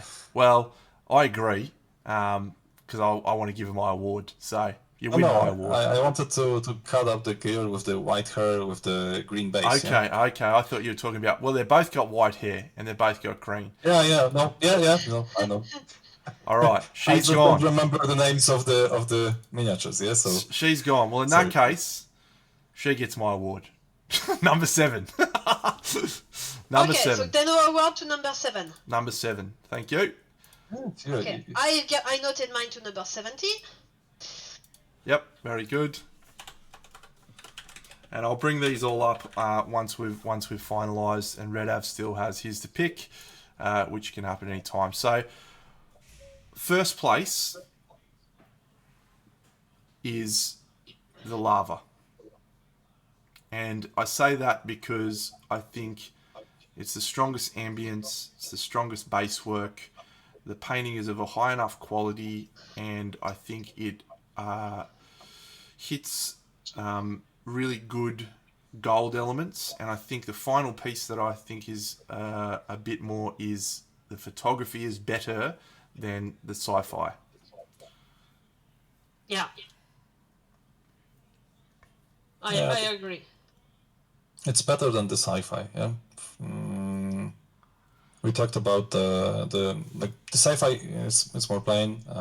This one has more like ambience. Yeah, really. Yeah. Yeah. In that times it's more like a more advanced topic. Yeah. Yeah. The sci-fi night probably would need much more of that like violet that we talked about like in the shadows. Yeah. So probably like this one is better, but like the Girl with the Knives I like because like it's a I told you like it's a more like you Yeah. have that ambience like of like purple somewhere Yeah. and it's a very coherent piece in terms of like color. For sure, also the photos are good. Yeah, the one in the grape for me it's just like the belly that's problematic here. Yeah. But every one of those pieces has its flaws. Yeah, so Correct.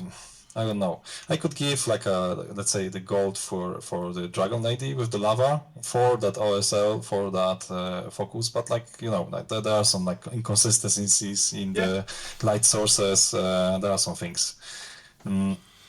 But then picking the second and the third place, for me, they are like in different terms, they're like on the same level, honestly. Yeah, the one just like I could give like silver for that extended base. Yep. On the night. Yeah. Yep. Yeah. The ranking I think is Dragon, Sacrifice, Sci-Fi Twilight Night, and then I think probably the Butcher tips over the Chick with Two Swords because the base is very simple and the overall technique on the metals on the Butcher are better. Even if the abs. Yeah, even if I find the color palette on the Chick with Daggers to be a better color palette, I think the technical execution on the Butcher is stronger. Yeah. Do you really think this way? I do. Well, I do, but I'm of willing course, to be... like now I'm only one voice to two, but like I would do the other way around. You would have Butcher in fourth. Yeah. So I know that the non-metallic metal is weaker than the Butcher, so like it is comparable, but like the general ambience, like even if the base is very like simple, the whole piece is very coherent. And with the Butcher, we had that problem that the red is strong, the thing. And it's like it's more subtle, but it's something like it's not that easy, honestly. Like looking at the works like of the people here in this competition, you could see that people struggled with it. Yeah, sometimes picked colors that don't work together. Sometimes it's stronger, sometimes less. And this girl with the green material, it's coherent. Yeah, it's really coherent. Yeah. Yeah. So it is a skill also. I tell you, I'll just not obvious. Bring this up. The back cloak and the hair is actually some of my favourite elements on this piece. Yeah, it's lovely. And so, maybe that tips it over. But the non-metallic metal is a really weak aspect of this. Yeah, it's a weaker aspect. Yeah, but I told you that both of those have like weaker part. Like Yep. for example, the butter, like the red is just like too striking. Yeah. Doesn't work. The material sometimes, like the fur, it's a little should be shaded in a different way. So that's the problem with such competitions. We have to pick, yeah. Yep. But probably normally, if we would have like, let's say 2-3 silvers or something like this would be the same, because like it's just Correct. elements, yeah.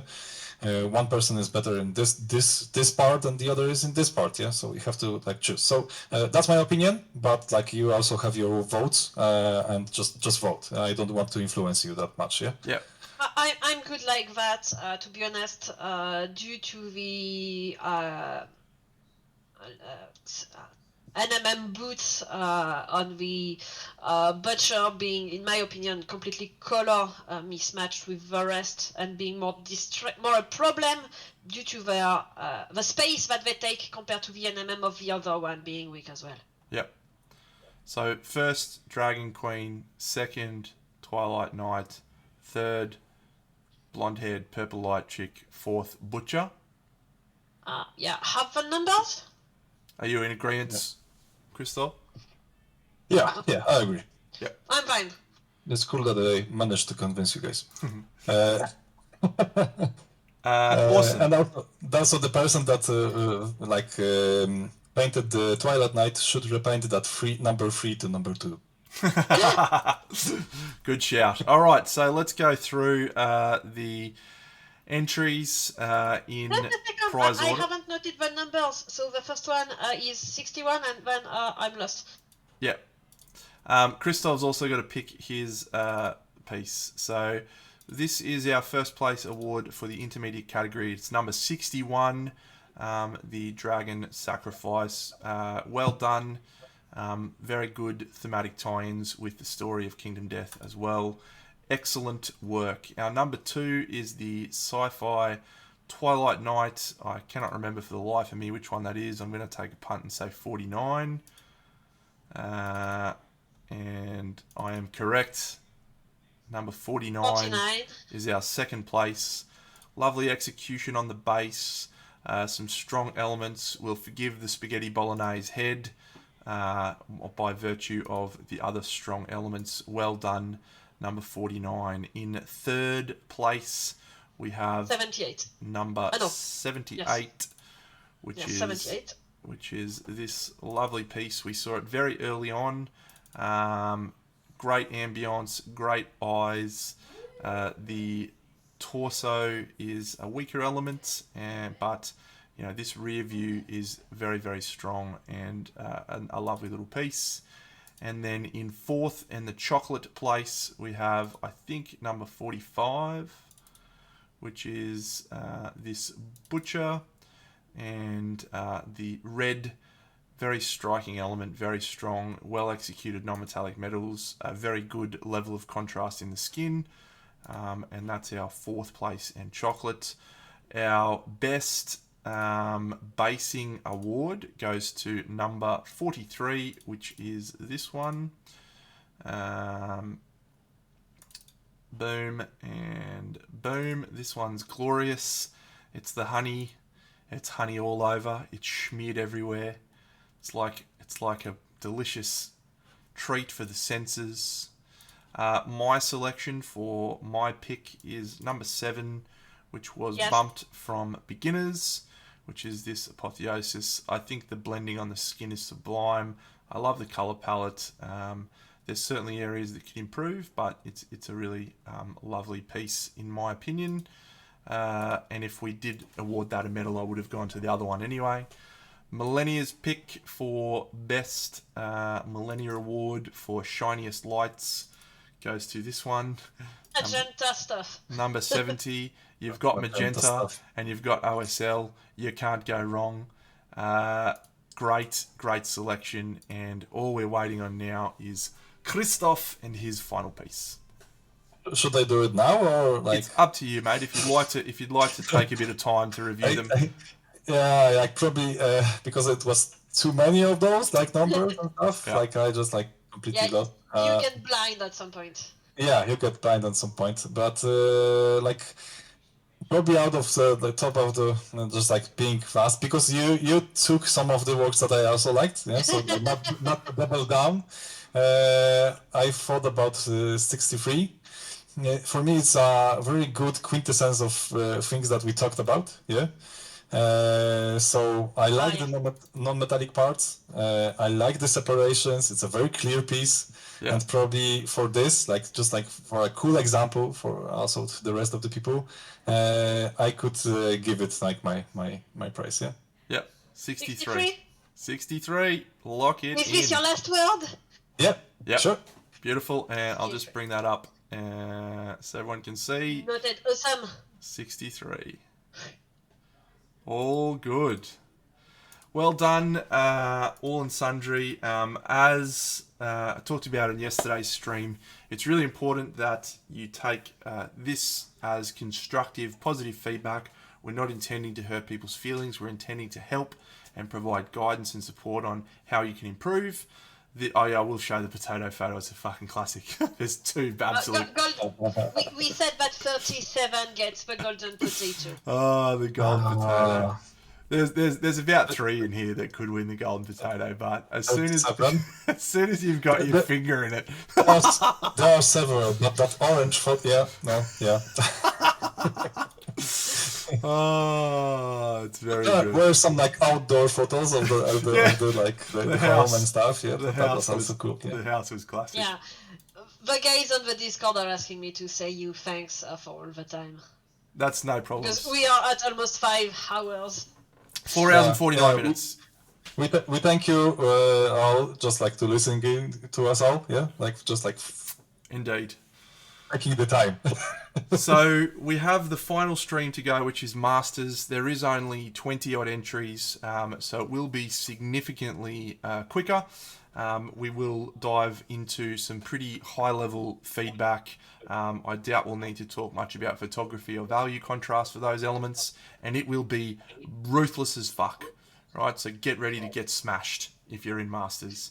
But we haven't locked in a date for that yet. We do have Christoph with a small family and a young family, so we'll let him decide when that will be. So, I will not be there as being a participant. That would be unfair.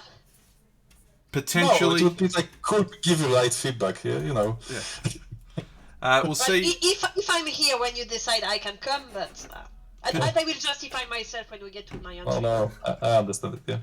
No, I don't think that's relevant. I liked the 3 people. I think that provided some different context. So we may see if Andy's available to do the Masters stream as well. But we'll take that offline and discuss that another time, and we'll let everyone know. So, any final words? For me, it's again, thanks everyone, thanks judges, thanks participants, thanks people that give prizes, everything. I'm going to have lots of work to do, again, to make sure that people get the address of who they have to send to, blah, blah, blah, blah, blah, blah, the shipping gets paid, so it's not over, but yeah. It's nearly over for me, mate, so you've got all the hard work. Wouldn't have happened without Millennia, everyone, and the supporting crew behind the scenes, so thank you, thanks Christoph, wonderful time. Look forward to seeing you again very soon. Yes, sure. It would be a pleasure. Yeah, for me also like was a real pleasure just to like be invited here and like help you guys. Yeah, I always appreciate the work of all the painters that took the time just to participate, and I think that's very important to just to be open to it. Yeah. And Millennia, you're like doing an epic job, and so Trent setting this up. Thank you guys for it. Yeah, really. Wonderful. Yeah, no problem. It's a pleasure. All right, friends. See you all soon. Thank you very much. Goodbye. Big Dinner out. Next time. Bye-bye. Bye. Bye.